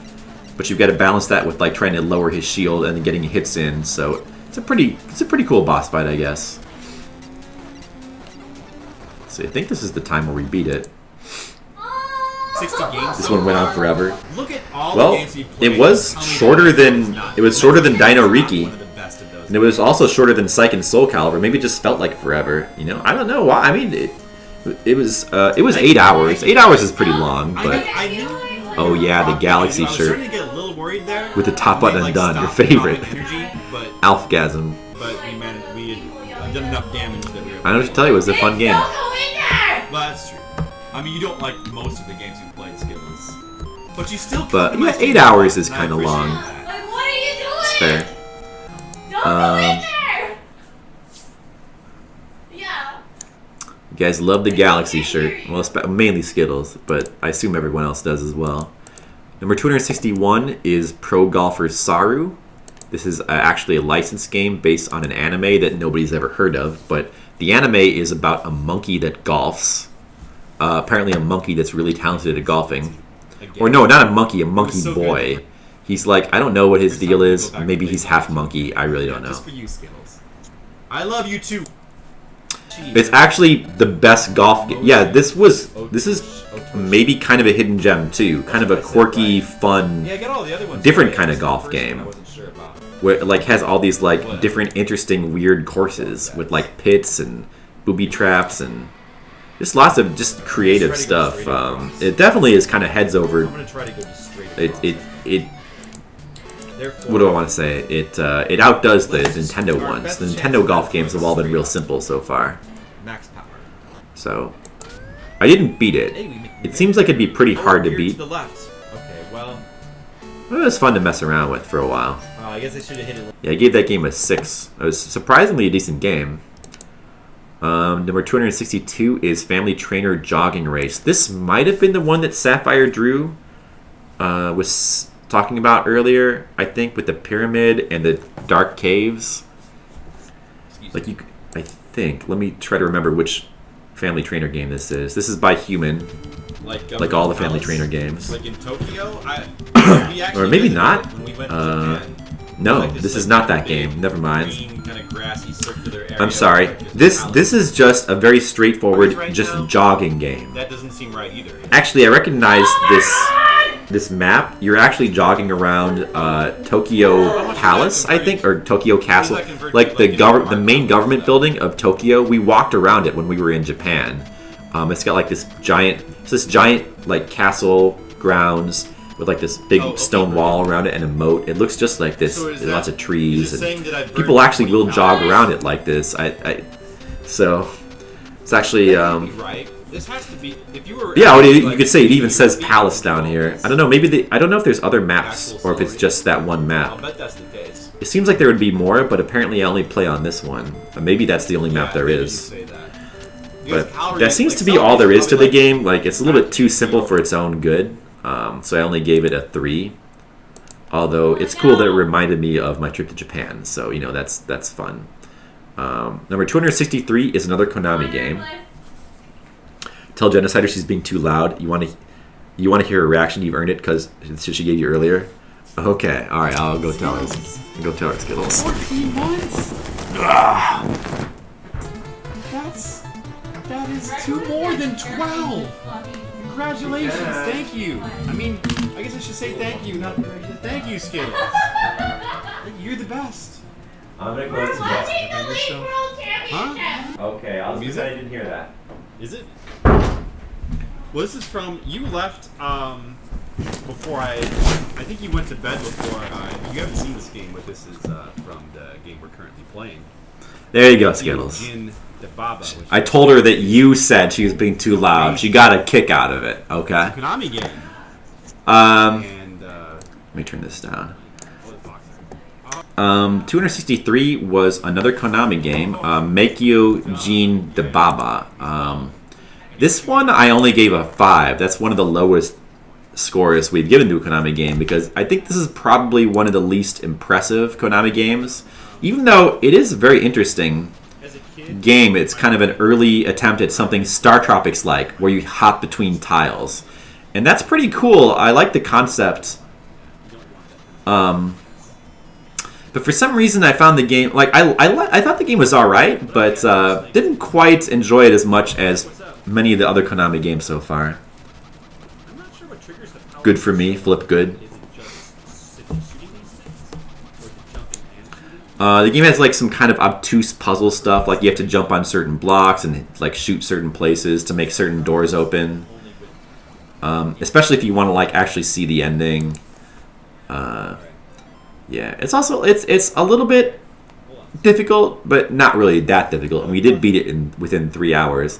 I believe we had to use a guide though, which is fine. The boss battles are a little bit awkward with the jump mechanics. This is one of those games that's like interesting, but like the concept, it just doesn't. It lacks refinement. I think this Star Tropics would like take this concept and like do a lot more with it later on. But this is an alright game. I think this is one of the weaker Konami games so far. It'd be pretty low on my list of Konami games, but even still a 5, still decent. Even a bad Konami game is still a decent game. 264 is Smash Ping Pong, another Konami game, which I actually gave a lower score to, a 4. Well, this is a port of their arcade. This is just like a straightforward ping pong game. It has really weird controls. I forget how it worked, but like you had to. I think you actually came with a special controller too, which maybe would have made the game more fun. But it's very, very basic. It's just ping pong and that's it. It might be fun in 2 players, I don't know. But the weird controls kind of make it not the best thing to play.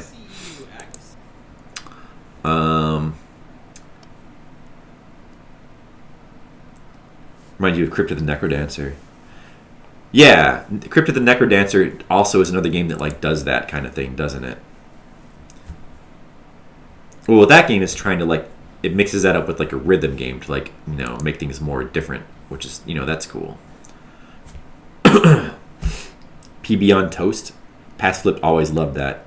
On toast, I just ate some toast today. I still eat a lot of toast. I had some peanut butter toast today earlier as a meal. Or rather like an after meal. Let's see, 265 is Deep Dungeon. Am I coming? Hello? Hello? Stopped me in the past from playing those is the fact that they haven't had translations. Yeah, They do- nobody seems to really like these games except for me, but I've been enjoying playing through them. We did spend 7 hours in this game, so I'm sure it probably felt long. But, I don't know, I find these games pretty enjoyable to play through. They're a whole series of, like, yes, we streamed through it. Yeah. it's like very straightforward wizardry style maze. Couldn't save stuff. Oh, was I eating tum in it? Yeah, that sounds like something I would do. Just a pointless mechanic. So it's really The second one did seem like an improvement over the original. That had some pretty cool music. Well, you know, these games are weird because the soundtracks, if the game had a warp spell. like some tracks will sound actually almost kind of bad. Like this music here is like all over the place. Like there'll be some music tracks that are borderline bad, and then other music tracks will be awesome. Like let me see if I can find the bottom floor music of this dungeon is great. Let's see if I can find it. Just look really good. Should be around here. This did I reload and I was inside of his room, but I. Oh, you know. Yeah, I what? love this music. It must have like. So I mean, you know, there's not a lot to say. They're basically straightforward, you know, wizardry clone, But I had the amount of. maze RPG games that you know. There's a million of games like this. There's so many. There's wizardry. There's might and magic. There's you know all the other ones. Maybe that's. And in Famicom, that style of game is represented right now by Deep Dungeon. Ouch! What do you do? That's a Goonies reference. Got less hidden stuff now. Yeah, pretty cool game there. Let's look at the ending now.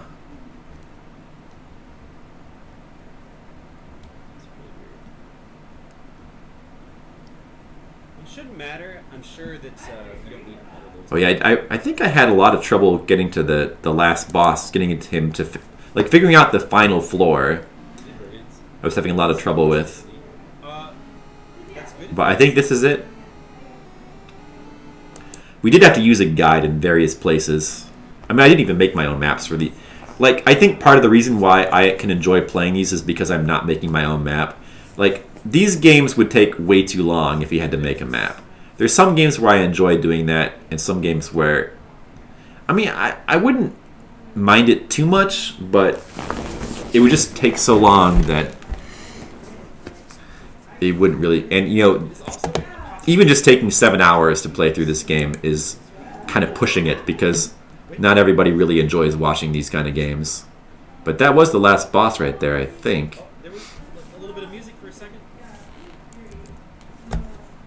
Oh, that's... You know what? I think... that's right. The ending glitches out, too. So we had to, like, go to YouTube to see the ending. That's pretty lame.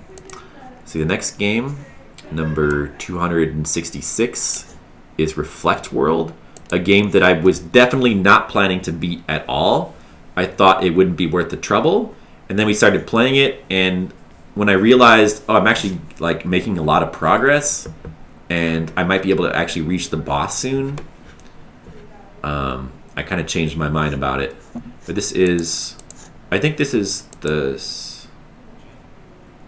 Oh, just looking at my Franker Phase Z emotes. I played through most of the game on the other video, and this one is just pretty much just the ending. Just fighting the final boss. So we should be able to beat this guy. No problem. This game has one of the most... Here, we have to look at this again. This game has one of the most bizarre endings. In fact, this is the #1 candidate for most bizarre Famicom ending I've seen. Like, it's super weird. Okay, here it comes. This is super, super weird. Here, I'm gonna Blocked it. enlarge it as well. Hope you enjoyed that. This is the ending of this game. By the way, Reflect World, a game where you drive around in a tank and you can level up your tank. And it's like a very slow-paced action RPG. Very slow-paced. There's the ships, the land mode, water mode. I think the reason I did end up beating it is because I found a guide There's some random that I was able to kind of follow and because some of the mazes in the game make no sense, and without a guide, you'd never make it through. But we were able to. So what we have here is a So like, parade. instead of credits, you just get this parade of like the weird enemy graphics.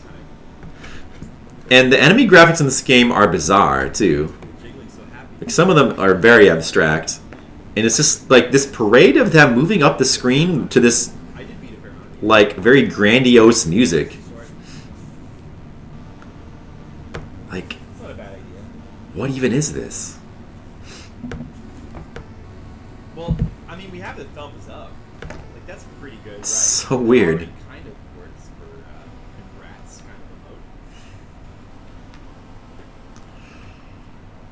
emote. Oh! Some of these look like enemies from like an Atari game. Like this reminds me of Said, good. You Mega don't like Mania from, enemies. Like what? Like what is that? Like look at this crap. It's like, good. It's I just might need so to have, weird. Like, two that you get to put side by side. What if we had, like, two next to each other? Like a GO on one and then an OD with the exclamation point. It's like, good! Because It's like a flip stream with a bunch of brigand quotes. one space. That relates to the stream. That's, you know. it's There's related Skittles and Mr. Leo as usual, While the enemy parade is happening, I'm gonna go. making random comments. I'll be right back, guys. It's also like a really long credits too. Well, it's almost over though. East Cube. I think this might be the only game for the Famicom East Cube ever made. It'd figure for such a weird game. It's a really weird game. It's not as bad as I thought it was gonna be. It's actually like, although the game is very slow paced, like once you get like more firepower for your tank and level it up, it actually starts to get pretty fun, like mowing down enemies. I gave the game a 3, but I mean honestly, like most people who play it would probably hate it, and it is very slow. But I don't know. I sort of, kind of had a little bit of fun with it. Alright, speaking of games that I had fun with that other people don't like, the next game is Athena, a real special game for the stream, number 267, a game that I'm sure Skittles would have rathered. I didn't play through, but look at this cute cover, how could I not play through it? You know?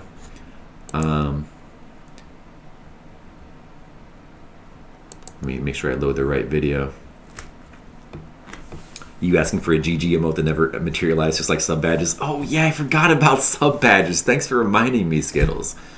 That's right, sub badges. I should have those.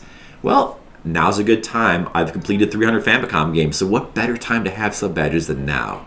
I'm gonna make some sub badges. You'll see, Skittles. Real soon, maybe next stream. Maybe. It could happen. No, I think you're thinking. So we played through Athena. I felt like I owed it to myself and to you guys to play through Athena. Like, there's just certain legendary games that, you should have to suffer through, and this is one of them. And I don't know. To be honest, it was kind of fun. I mean, the game is not exactly fun, but then again, I mean, it's obviously a very badly made game. But once you learn certain things about it, like how to get the power-ups, what they do, which power-ups you should have, especially what weapon you should have. Once you learn that, the game does start to become kind of fun. And it's like, I don't know, uncovering all the secrets and all that. I impressed Eleanor for life with this one. Yeah, maybe that's like the main reason I did it, was just to impress Eleanor.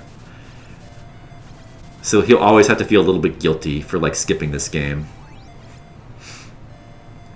But yeah, and the thing about this game is, even if you know what to do in this game, even if you know where to go and what to do, it's still a really hard game. This could be the time. I mean, it's really, really difficult. Even, like, this final boss is crazy. It's not a well-designed fight at all. Like, it's so glitchy, and, well, it's not really glitchy, it's just the hit detection, the way the fight works, what you have to do, like,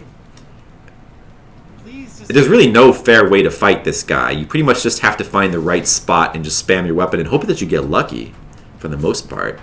I mean, you can kind of dodge his attacks a little bit if you know. What's? Oh, I guess we're playing music from No, the. I only have 2 health left. No. Oh, my wings are gone. I think this was like. Was this? Did we win this guy? Did we beat this guy with like 1 health left? That would have been pretty cool. I think we did. I have no more wings. I can't fly. Oh, it's like I a. lost the power of flight. It's like an alternate version of the Psychon. What was that called again? No. Psycho Oh, Caliber? no. Oh, I have one Psycho more Soldier. point left. The Psycho Soldier theme song. No. It's okay. It's okay. I'll beat it shortly after that, though. Just one more playthrough through the game. Must have been ending. Or I guess you don't have to play through the whole game again.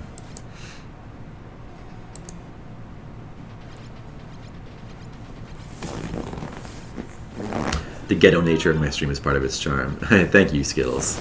It's a long goddamn battle. Yeah, this.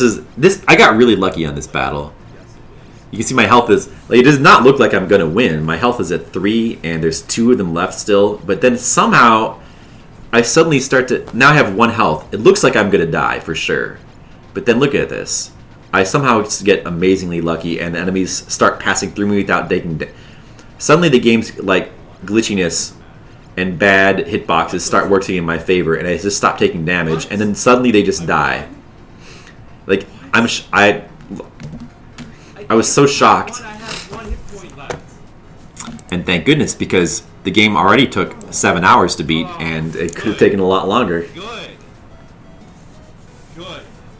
As they say on the monitor puzzle, Had another good. try, but And then, of course, we get this glitchy ending here. had another try. But Do do do do do do do do do do do do do. it's not bad. Never again. You know, I honestly, like I said, playing through the game and learning how to play it, I found that I was able to have a little bit of fun with it. I would definitely not call it good, but I would rate it higher than some people. I would give it as high as a 3. I don't think it's one of the worst games. I don't think it's really even close. It's like on my overall rankings, it's not really that close to the bottom. I mean, it's in the lower half, but let me see. Athena. Yeah, I gave it 3.42, so it's like it's in the bottom 100, but it's not really that low. And like honestly, all these games that are beneath it are all I pretty much are games that I enjoyed playing less. So I mean, I didn't really enjoy Pac-Land that much. Superboy Allen, no. Jack and Pop, no. Didn't really. Metrocross, surprisingly, liked it less than Athena. Yeah, I mean, I did. Chubby Cherub, yeah. Money on the Run, that game was not good. Oh, Money on the Run ended up being like right next to Super Pitfall, just like a slightly above it, which is that's fun. Anyway, I don't know. I mean, I would after playing through Athena, I'd kind of really like to see other people play through it. But nobody really wants to stream Athena. And I was really hoping that LNR would play it, and I'd love to watch him struggle through it, but I don't know. he keeps putting it off. It's really Oh well, maybe someday. being that bad. Number 268, Takahashi Meiji no Baguette Honey. You can And try to make a bad game. Adventure Island spin-off. This is a pretty weird game too. It's like half this platformer, kind of pseudo-platformer. Like the platforming parts are really short, and there isn't really platforming so much. You just more have to just find the hidden areas where you can go to the Arkanoid clone stuff. I stream the games everyone else has the sense not to. Exactly. Someone's got to do it though, right, Skittles? Sometimes you fight these bosses, then you go to these Arkanoid clones, and if you get to the next level, you actually get to play as Takahashi Meiji, Master Higgins, but it's still like the same format.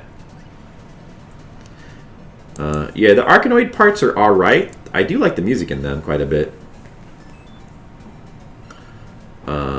They can be annoying or they can be alright. But it kind of, the format of the thing where you have to like find all the hidden letters kind of sucks because it's really easy to like miss one and then like and you can't really it's hard to remember which ones you've done, so then you have to like run around and do them all over again, and that kind of sucks, to be honest. So it wasn't like super crazy about this game overall. I gave it a 4. I mean, it's all right. See, number 269 is Nizzolerland 2. This game, I rated the first Nizzolerland, but I didn't even bother to rate Nizzolerland 2 because, unfortunately, a lot of the games on Nizzolerland 2 require knowledge of Japanese to like be able to play. So we really couldn't do a lot with this one. There's stuff like this, which I still don't really understand what the strategy is for like completing this puzzle. It makes no sense to me. And I'm usually good at puzzles, but I don't get that one at all. There's like a bunch of games where you have to. There's like a lot of like adventure game stuff in this, like weird. There's like quiz games. Really hard to say how good this is without being able to speak Japanese. There is this one like kind of cute game where you play as a girl who has to like use bombs to fall down a shaft and avoid touching mice. Kind of cute graphics, but not really a very good game, I don't think.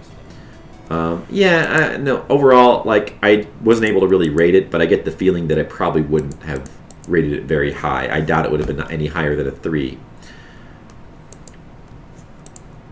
Number 270 was Hercules no Eiko. I believe that's Legend of Hercules or Odyssey of Hercules, something like that. This game is a Dragon Quest clone. We actually surprisingly haven't seen that many Dragon Quest clones so far, but this is one of them. I could really try hard to do so, but Unfortunately, wasn't really able to play it because, well, I mean, I maybe could, but it's in Japanese. Since it's a Dragon Quest clone, with the menus and all the items and stuff, that would make it pretty challenging to play through. I mean, it's doable, but I don't think it is quite worth the effort. The game itself seems alright. I bet it would probably be fun. The music actually is like really good in the game. Listen to this game's battle music. Although, it seems like I have the music turned down on this stream, so that kind of sucks. Just trust me, it was good music. This is Fliptendo. Play all the games. We don't- You know what? Fuck it. I'm gonna let's play a little bit of that game right now since I wasn't able to like really capture the music on stream at that point because I fucked up my audio. Let's just play some of it now. Even though we won't be able to get far in English. You gotta go to bed early tonight? Alright, Skittles. Well, it won't be the same without you. But thanks for stopping by. And we'll see you again for the next 100 games. Which will probably be starting very shortly. Repeat. See? Okay, you can hear the music now, right? Let me make sure that you can. Hope I don't have it turned down or anything, do I? Okay. Now you should be able to hear it. You just listen to this like town theme. This is awesome. This is really awesome music. Do. It really makes me wish I could play through this game. Here, I'll change the overlay. It's a shame. For starters, though, it's gonna be hard to play. The first thing you need to do in this game is like talk to a king or something to get like some starter gold. And then you have to like go buy some weapons and armor and equip them, and without being able to like know the menus or read Japanese, it's gonna be really difficult to do that.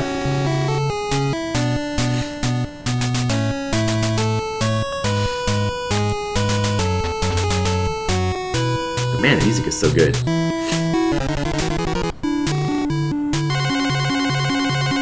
The battle music is not quite as good.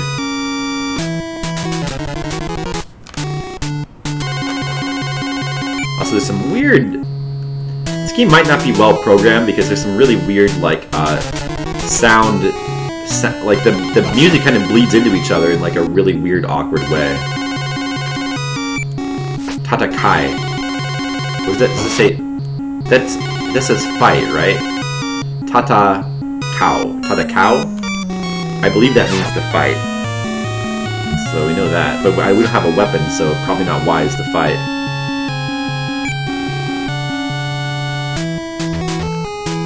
Oh, I just noticed that the encounter rate is like really high too.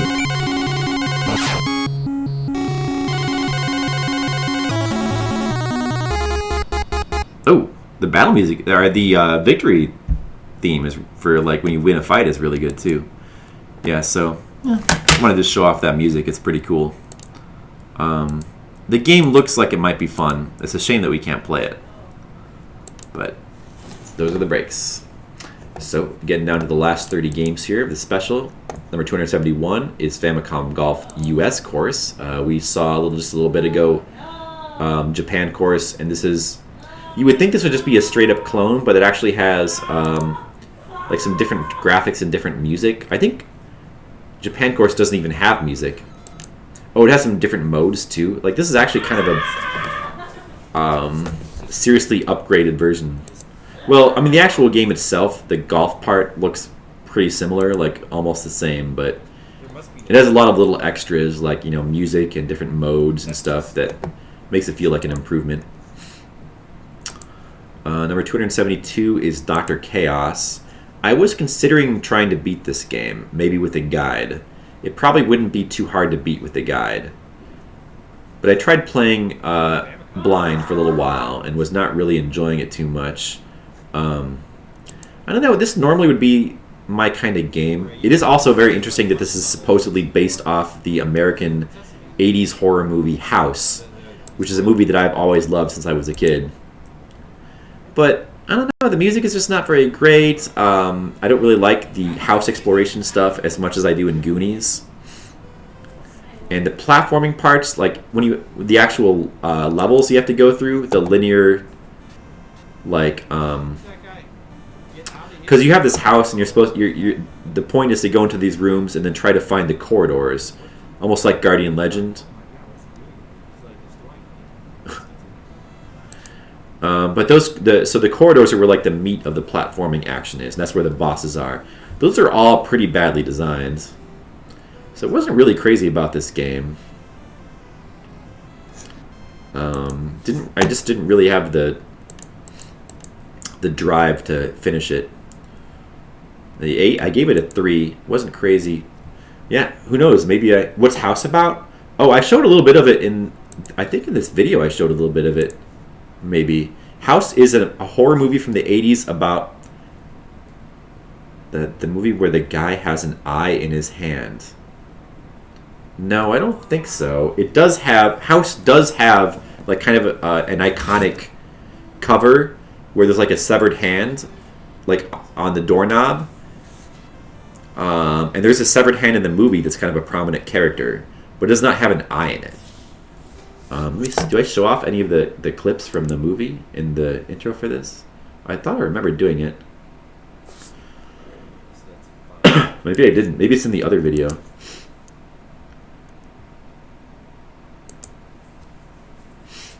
All I can say is it's a very fun. It's almost verging on kid friendly. It's a PG. It doesn't have a lot of gore, but it does have lots of gross monsters and like weird stuff that happens in a house, and it's a very fun 80s horror movie is all I can really say. And you should definitely check it out. That's kind of a hidden gem of a movie now, because like not a lot of people remember that movie anymore, but I do. I loved that movie ever since I was a kid. That's how you're supposed to know that. Anyway, number 273 is Ring King. That's definitely a bad game. Everybody pretty much agrees that's a bad game. This is the game that's infamous for having the inter-fight like cutscenes, like in between the bells ringing. They have your trainer is supposed to be fixing your cup, but it looks like he's doing something else to you. Let me see if we can. You know what I'm talking about, though. Looks like he's doing something naughty to you. God. Has ended.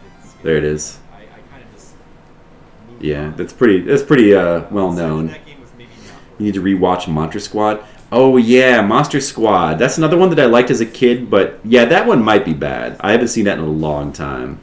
It's a Fred Savage movie. I'm gonna go back and rewatch that too. I remember liking it. You know, I remember liking it as a kid, but I didn't love it. Like I thought it was, it was pretty good. My reaction as a kid was like, that's pretty good. But I did not like it as much as House. I will say that. I didn't love it. So it'd be interesting to see how I reacted to that now. Number 274 is Michael English Dyboken, another English teaching game starring the What's Michael cat character from the cat manga.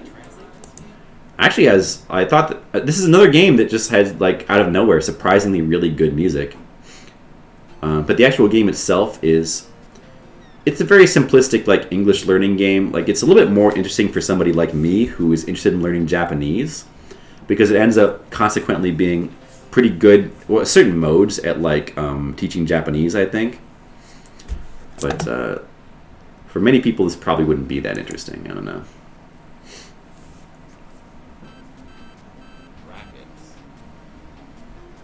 See if we can show off some of that really good music that I liked.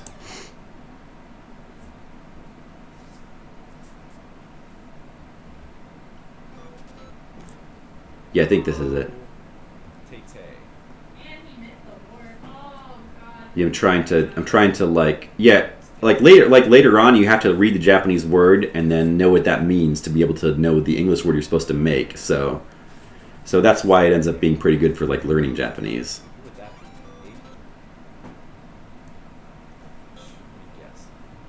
It's not, yeah, you can't really hear the music if I keep pausing it though.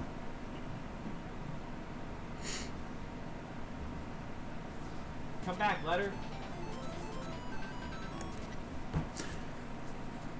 Come on, video. Well, it sucks that my video is, like, stuttering. Spelling, though. What is the point? Well, anyway, I really like the music in the game. 275 was Woody Poco. That was another weird adventure game type thing. It has isometric graphics. You play as this kind of cutesy character, and you're in this world which has, like, multiple levels. Like, you can fall in holes down to an underworld, and then from there you can fall in more holes to go to another underworld. And there's ladders to get back up. There's, like, shops. There's money. You can buy things. Probably should equip our balls. It has interesting Equip our balls, guys. mechanics and interactions. Like, you can actually steal items. This is a very early game where you can steal items from the shop, and if you do so, you get, like, a big penalty. Like, if you steal an item from the shop, then you get banned from all future shops. And it also, a cute thing it does is it, from now on, if you enter a shop, it puts that little Japanese, the Japanese, like, iconography for thief is, like, you wear a handkerchief around your head, and it does that to you to make you look like a thief. And then the shops will, like, chase you away, which is pretty cool. You also have, like, a food meter. You need to buy food to eat it. Pretty interesting. The game, like, it seemed like it was going to be too much work to try to play through it, so I did not bother. But it's kind of an interesting game. I don't know. That might be one I wouldn't mind going back to. But the game it's also, like, I didn't find it that much fun for some reason. I don't know. Like, something about the way the exploration worked was just a little bit too awkward. I don't know. Number 276 was Exciting Billiard. This is part of Konami's Exciting Sports series, which wasn't really... Some of these games were brought over to America, some weren't. They didn't use the Exciting Sports names in America, because one of them is Double Dribble. This actually seems like a pretty good pool game. I don't think this was brought to America. Konami just probably had too many games. They couldn't, you know... Even though Nintendo gave them, like, the Konami bonus, like, they were allowed to bring over 10 games instead of 5 a year by, you know, having Ultra be, like, their, like, Phantom company. They could also release games. This still was not able to be brought over. Number 277 is Bases Loaded. It's a game you guys should all be familiar with. In Darius 2 for the Genesis, there's an Easter egg. If you put it in sex for your high score initials, it changes to H. He never knew it. Oh, that's hilarious. It changes to H. Nice. Child protection.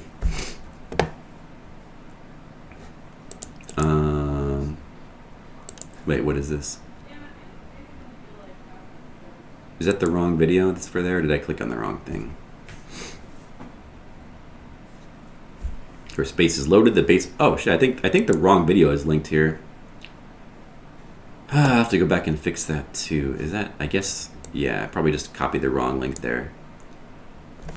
I'll have to make a note to fix this crap. So, base is loaded, and what was the other one that was messed up? What was it? The one that we couldn't look at because it was Lost World of Jenny. Okay. I should make a note to fix those later.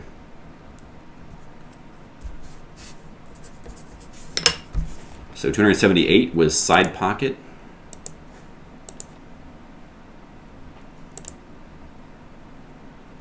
Another pool game. A little bit weird to have a pool game like 2 games later. Actually, I was looking at some chronology guides, and it's a little bit questionable if this game actually belongs right here in the chronology. The release date for this game is a lot of disagreement about it. It could have possibly been released like way later for the Famicom. Not that it really matters, and in the end, it's just another pool game, and you know, whatever. Don't really care about pool games that much. And I ended up giving that one a 5 and Exciting Billiard a 6. Bases Loaded, I think, is a quality baseball game, so I gave that a 7. 279 was another really bad game. Tokoro-san no Mamoru mo Semoro mo. This is another game based on... It's kind of in the family of licensed games. It's Japanese games based on famous Japanese people or comedians. And these are almost always bad. Like Takeshi's Challenge is one of these as well. But this game, like, I kind of like the music. I kind of at first I liked it, but because it has this kind of just offbeat charm to it. So like, you know, at first glance it looked like it might have been fun, but once you start playing this game, you realize that it's not going to be fun at all. Like the choice of mechanics, like having a gun with limited ammunition and the refills are invisible. Like it's okay. It can be okay to have invisible items in a game if you have a weapon you can spam, so you can just keep shooting all over the place to uncover them. Then that can be all right. But if you have limited ammo, you really can't have the items be invisible. Like that's just stupid. And then to make matters worse, like the bosses are complete bullshit. They just damage you. They just like periodically damage you over time for simply being on screen with them. You just have to kind of blitz them down. And then there's the doors where they take you as random, so you can't really. Although the game does have multiple branching paths, you can't choose your path. You have to just. Yeah, see, there you go. How about that? And the gameplay is bad. Like the controls are not good. The enemy design is bad. It's definitely a very bad game, and we actually gave that one a 1. It's a pretty low score for that one, but it honestly deserved it. If you tried it, I think you would probably agree.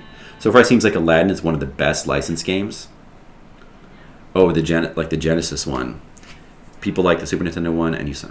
Yeah, the Super Nintendo. I have more experience with the Super Nintendo one, and that one's a very good game, but.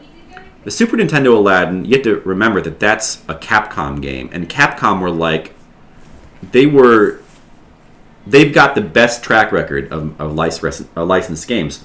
They've got a lot of licensed games for the NES, DuckTales, all their Disney games like DuckTales, Little Mermaid, and then they also have like some games like Teenage Mutant Ninja Turtles. Oh, that's Konami, I guess. Some Batman games. Let's see, what else does Capcom have? Well, I mean, they have Aladdin. I guess they're just the kings of Disney. And then, Konami did some good licensed games as well, like Batman. Sunsoft did a Batman game that was good, and they did some other licensed games that were good. There's actually a lot of good licensed games for the NES. There's like a lot of bad ones too, and Super Nintendo. Like in the retro years, there were actually a lot of good licensed games. It's not like now. Like now, good licensed games are very rare, but back then they used to be a little bit more common. 280 is another visual novel style, like menu-based detective game, which we could not play. It looked good. It also had really cool music and a good This presentation, game, unfortunately, does not have. but we couldn't play it because it's completely. And I don't know enough Japanese yet. Maybe one of these days I'll know enough Japanese that I can actually play these games. That would be cool. That's probably a long way to go. Aladdin. Oh, Aladdin is a property that might not have any bad games. Huh. Yeah, no, that's not true, Brigand. There's definitely bad Aladdin games. There was an NES Aladdin that's really bad. There's like a really bad NES Aladdin game I remember from NES Mania.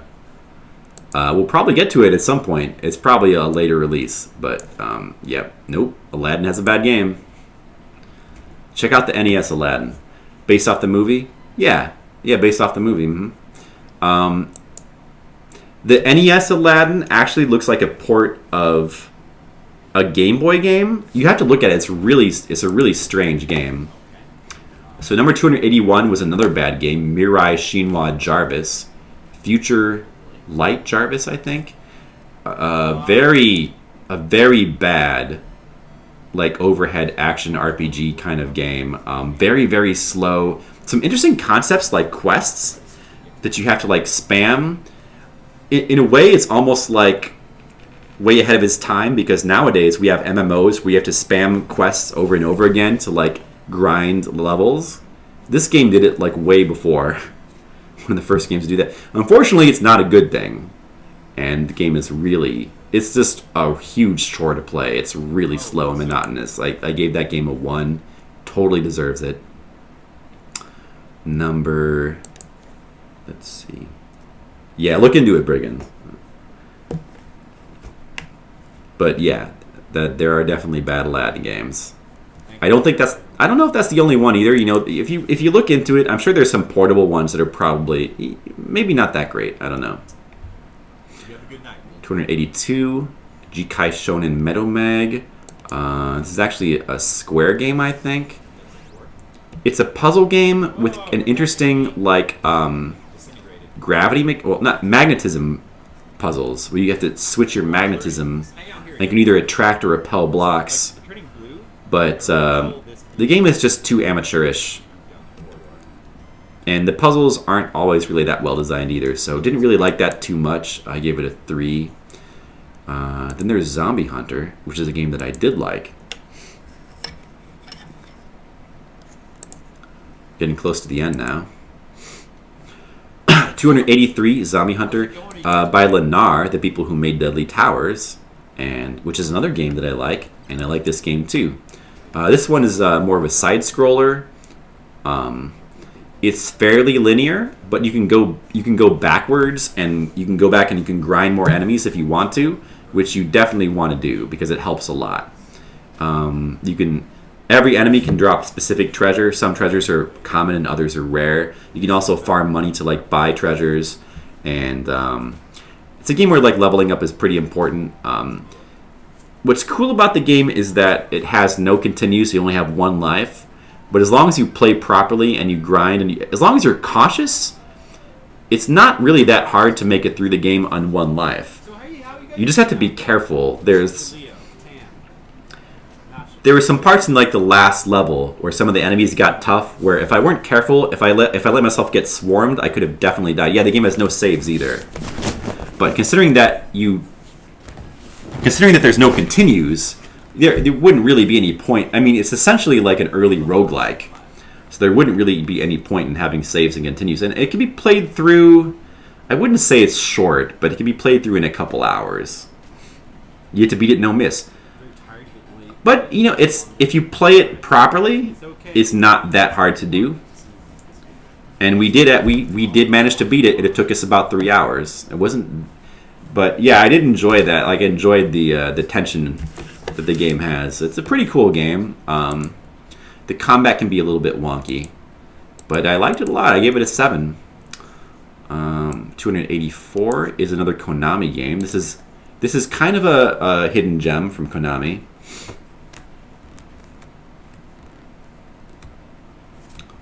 Getsu Fumiden. This is one of the more well-known, I think, lost Konami classic games. I've seen a lot of people play this.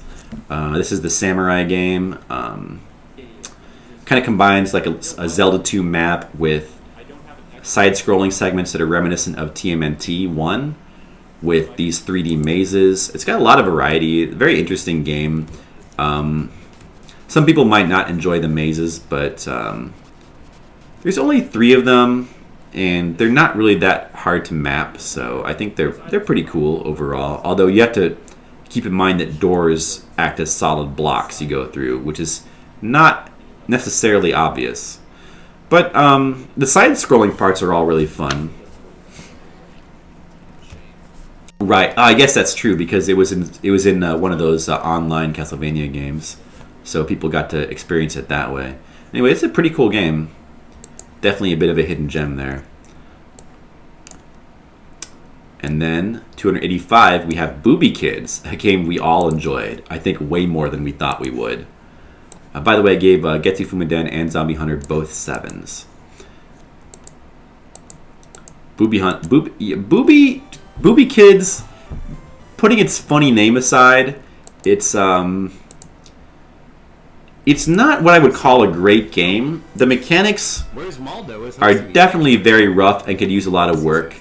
Hey, good to see you. Like, the controls are not the best. I'm trying to remember, what was the issue? Hopefully I'm gonna beat it right now.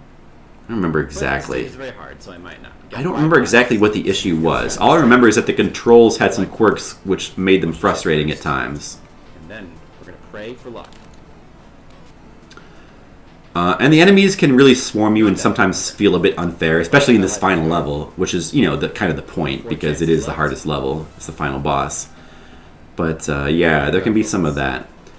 But the game had surprisingly decent music, surprisingly decent production value. This is by Nichibutsu, the people who made Crazy Climber and Magmax and some other games. Their games are pretty middle of the road, I think, so far. They make some interesting games, they make some decent games, but their games, they lack a fundamental quality to put them over the edge from decent to good to great, Anyway, this game I gave, I think, a 5. Is that right? Yeah, which I think is pretty fair. I liked it. It was fun enough to play through the one time. Number 286 is a game that I think a lot of people love, Super Mario Bros. 2. You said Magmax, at least in NES, was as fun as a trip to the dentist. Yeah, a lot of people don't like Magmax for some reason. I'm not sure. I've seen some people express some Magmax hate. I don't really get that. I mean, it is an underwhelming game. Like, it's not really that great of a game. It's not terrible either, though, I don't think. Anyway, I would call it underwhelming. Now, Super Mario Bros. 2 I would call a classic. It's a wonderful game. I gave it a 9. It could almost even be a 10. But very, very strong game. And I kind of thought a lot about whether to do the American or Japanese version, because it would be really interesting to play through Doki Doki Panic. But I really like the American version. I had never played it on stream, so I wanted to do... We might go back, honestly, one of these days and do Doki Doki Panic, maybe, because that would be fun. But I wanted to do the American version. The ending moved you. Yeah, the music, the credits music for Super Mario Bros. 2 is so good. It's ridiculously good. Yeah, let's speaking of which, and of course we beat this on stream. Of course, you gotta beat a game like this. Let me see how long it took me to beat this. We also played through it with no warps as well, which I thought was going to be harder than it actually. It only took 2.5 hours to play through warpless. I thought it was going to be way harder. I remembered it being way harder as a kid. Like, I remember it being hard even with warps. But for some reason, it didn't really seem that hard. Wait, isn't that it helped that I think I've sort of gotten good at the gambling part where you can. I guess that's probably a big reason why. Like I'm pretty good at the gambling part where you can like get the 2-ups and 5-ups, and we actually got a few of those. So probably that's a big reason why. But yeah, the ending music is real special. Really good credits music and just a great feeling. The whole game has a really nice feeling to it. And the credits music kind of like it's just got this kind of whimsical feeling to it. This kind of this little element of like mystery. It's an awesome game, Super Mario Brothers 2. Now let's play through Doki Doki Panic. No, we did not do that. And I believe it's really high. How did I rank that again? I'm pretty sure it's very high. Excuse me. Yeah, it's number 3. Currently, it's the 3rd best game, according to me, on the current Fliptendo rankings. So, and absolutely deserves to be at least that high. Kung Fu for NES was tough for you as a kid, but as an adult, it's not so tough. Yeah, I never actually played Kung Fu as a kid. For me as an adult, I did not find it to be tough. Shame they didn't bring this to NES Classic. That's true, but hey, you know, I mean, there's a lot of good games to choose from, so it's okay. And they have Super Mario Brothers 3. That's also a classic, so, you know. And then we have another game that made a big impact on our stream, Starship Hector, which is one of the longest non-RPGs we've played. I think maybe, possibly the longest non-RPG. Starship Hector is longer than Dino Riki, longer than a lot of games. It took a long time. We did eventually beat it. For some reason, I just really wanted to beat this game. And aside from Battletoads, I think it might be the hardest game I've beaten on stream. Oh no! It's a really tough game. Oh, there's more. It's a really tough game. But pretty fun. It's not the best shooter. Like, it's not... I wouldn't call it, like, a really great game, but it's good. It's good. It's pretty well made. It's another Hudson game. Like a lot of Hudson games, it's very solid. I really like this first level music is great. Unfortunately, it's kind of like Dino Riki in that, like, the later levels, the music's not quite as good. It doesn't ever quite live up to the music on this first stage, but the first stage music is really good. Which, honestly, and that's probably a big factor in why I felt motivated. When I looked at when I previewed the game, because I had never played Starship Hector before. So when I first previewed it for Fliptendo to see whether I wanted to beat it, and I heard that first stage music, it reminded me of Robo Warrior. I felt to myself, I've got to beat this game. Oh, this game is for me. It's simple. I'm a masochist. No, I'm not a masochist, Brigand. I played through it because it was fun. Yeah. I mean, it was fun. It was honestly a fun game to try to beat. Like, I did have fun the whole way trying to beat this game. Like, it was a good kind of challenge. And what did I give it, a 5? Well, I'm surprised I didn't give it more. I think I did kind of struggle a little bit with what number to give this.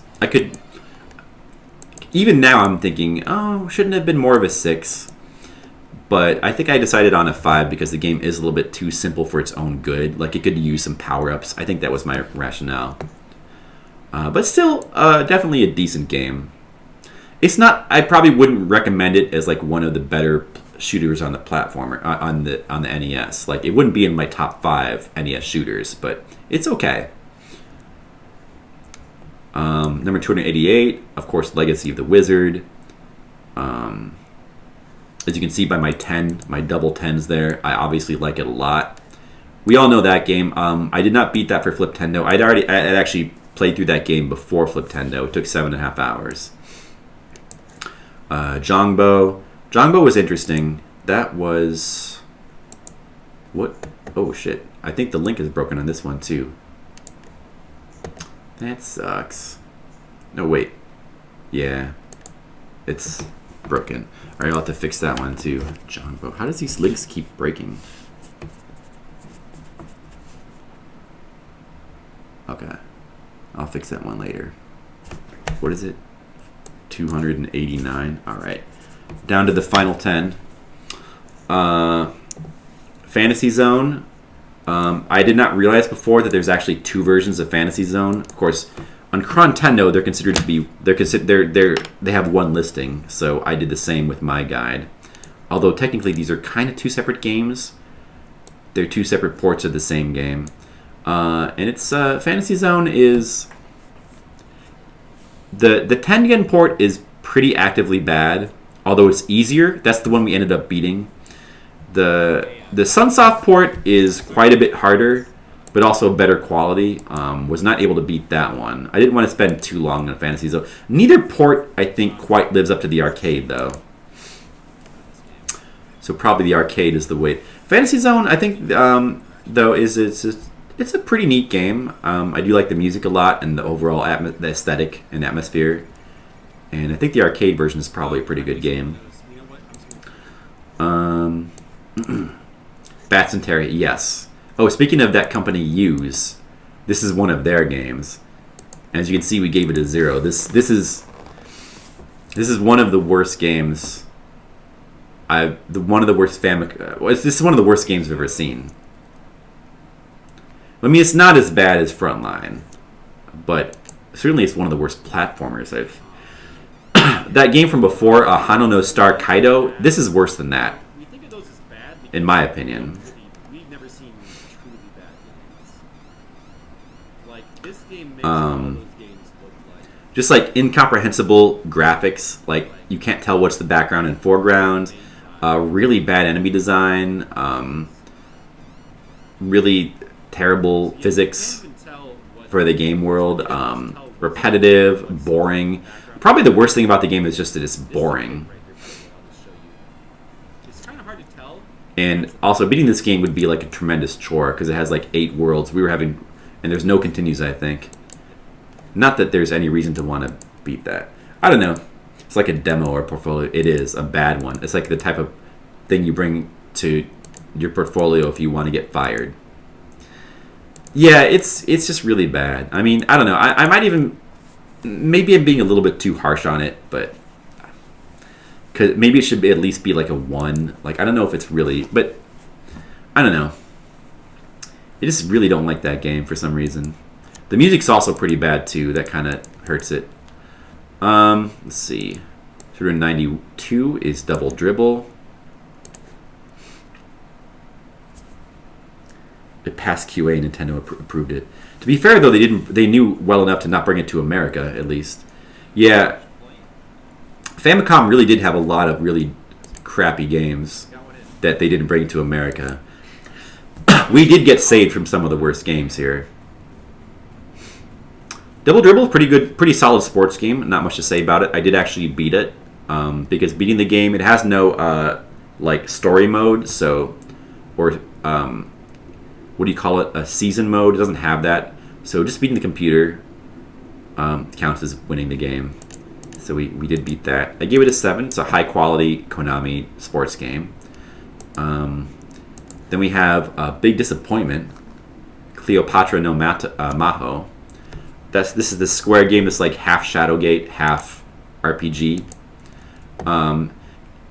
It's kind of a mediocre game overall because both things it tries to do. It's interesting the structure that that it has those 2 elements, but neither one of them are done very well. The RPG aspect feels too Cleopatra no Aho. I get it. Nice Japanese joke there. A nice Japanese pun. Yeah, the RPG side feels too grindy because there's not enough places to go where you can actually fight. Like the places where you fight are all very small, so you almost have nothing to do but to just charge around in like the same narrow area and grind. And then the adventure elements are all either too simple or too obtuse. There's not really a lot of like satisfying puzzles, so but like it's still kind of an interesting game. Yeah, I gave it a 4. And I have a lot of regret because I really did want to beat that game, and we were like really far. And then unfortunately, I encountered a glitch that I did not know how to get past. So I mean, there was nothing we could do. I mean, it wasn't worth struggling that much. I really didn't want to start the game over, so. Number 270 or no 294 is Titanic Mystery. Another definitely a very mediocre game at best. Pretty badly made. This is by some no-name company, Gakuen, this is their only Famicom game, and you could kind of tell. But then again, the game is very creative. It's a game about exploring the Titanic. I mean, as I just said, it's a game about exploring the Titanic, and the actual exploration scenes, like swimming around, going from door to door, are generally pretty. They're competent in the way that they've done. I actually kind of like the feeling like of swimming around underwater and exploring. Like, it's very unique. It's a very unique game. It's too bad that the music is pretty bad, though. Like, there's very few musical tracks, and they're all pretty short and not very well done. Very low effort music in the game, and that's unfortunate. The graphics are not bad, aside from like some parts where like they're okay. Like these underwater scenes, like when she's swimming around, it actually looks decent for the Famicom, very decent. But then there's some parts where she looks really terrible. The figure drawing, or the animations, very inconsistent with the visuals, very sloppy, I guess you could say. But an interesting game, definitely one that's like worth checking out. I gave that one a 4. We have Karaoke Studio is 295. I think this is one that we were talking about scores that we got lowered afterwards. At the time, I gave this game a 4. Oh, I forgot to mention that I did beat that Titanic game too. Pretty easy to beat, pretty fast with the guide, so really couldn't resist doing that. This is a game I actually went back and lowered the score because I thought about it and I thought giving it a 4 was way too generous, so I lowered it to a 3. This makes me feel powerful. Oh, here's a genocider scene. Kawaii.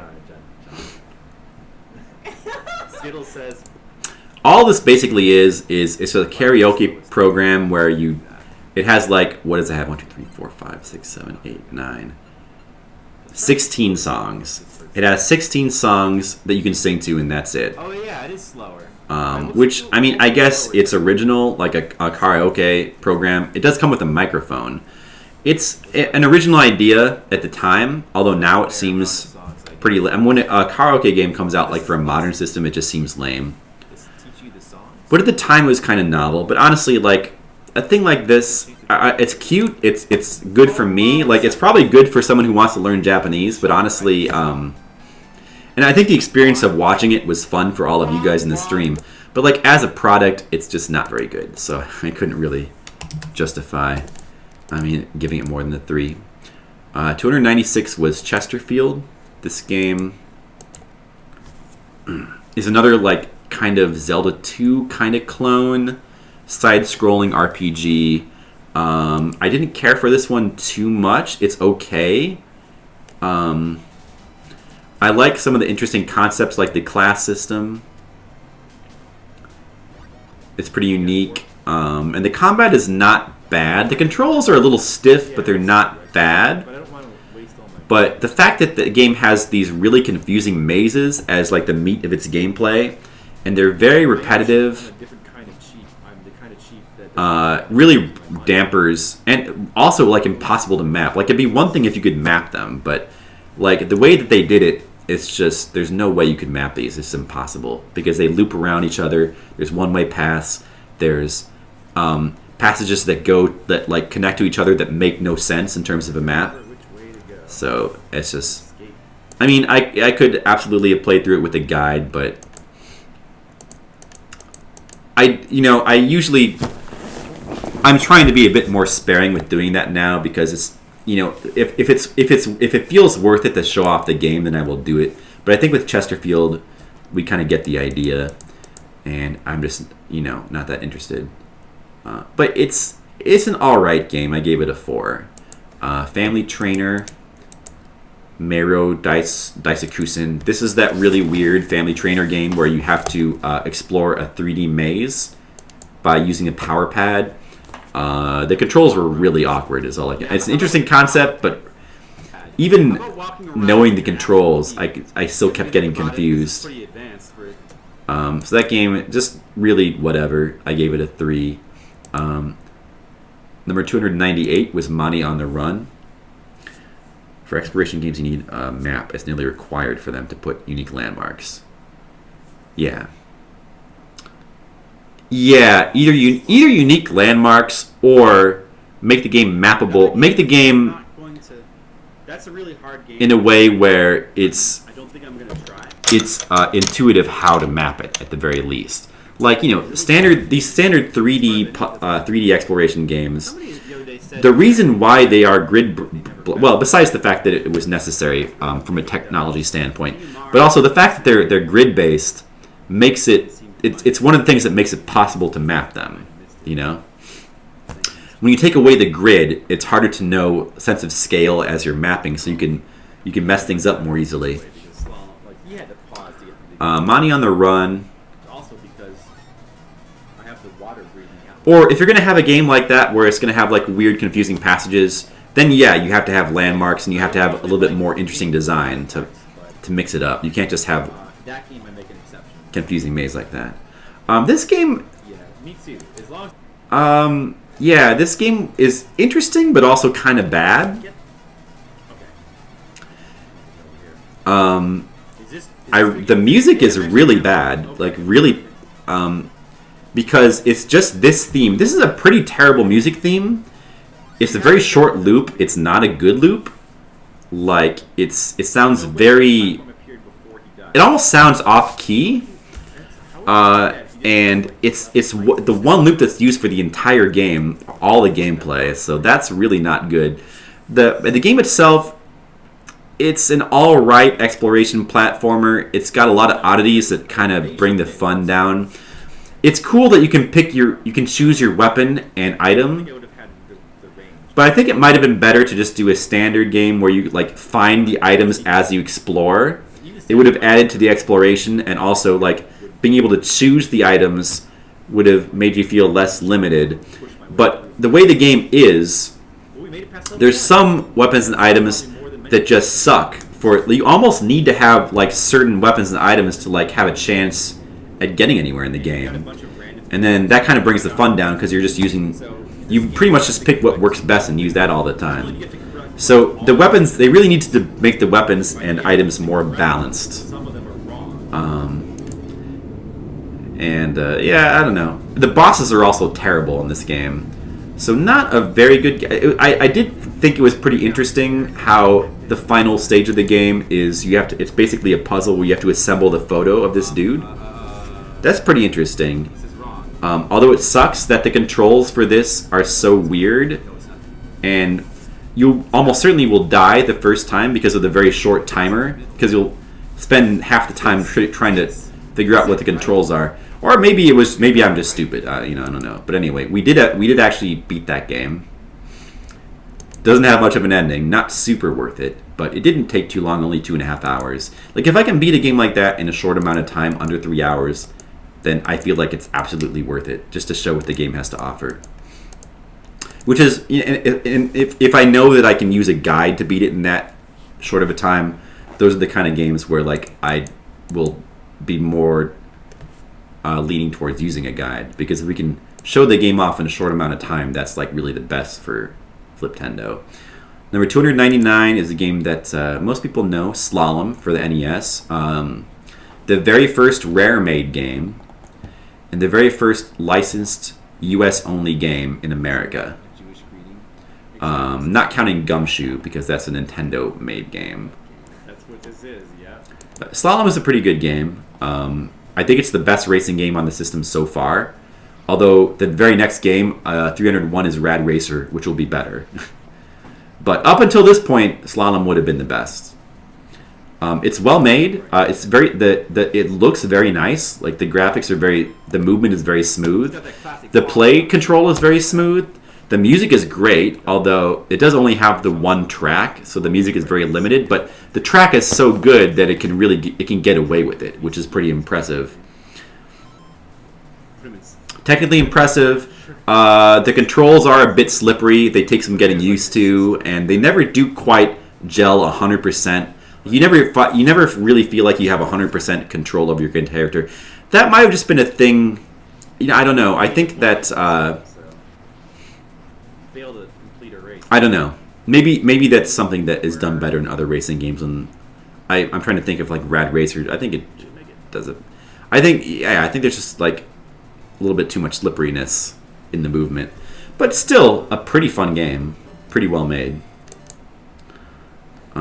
I gave it a 6. And then the final game is not an exciting one. It's another Mahjong game, Mahjong Kazoku. Really weirdly named because that means family Mahjong, but yet you can only play 2 players against the computer. It doesn't seem to have a 2-player versus mode, and it doesn't have the standard 4-player mode, which is how Mahjong usually works. And that's weird because there was already a Mahjong game like over 100 games ago where you could play 4 players against the computers, but still. So it seems like a real step backwards. Although the graphics are reasonably nice, though, for the tiles. Like, they're all very legible. There was a Mahjong game that we played where the tiles were kind of hard to read.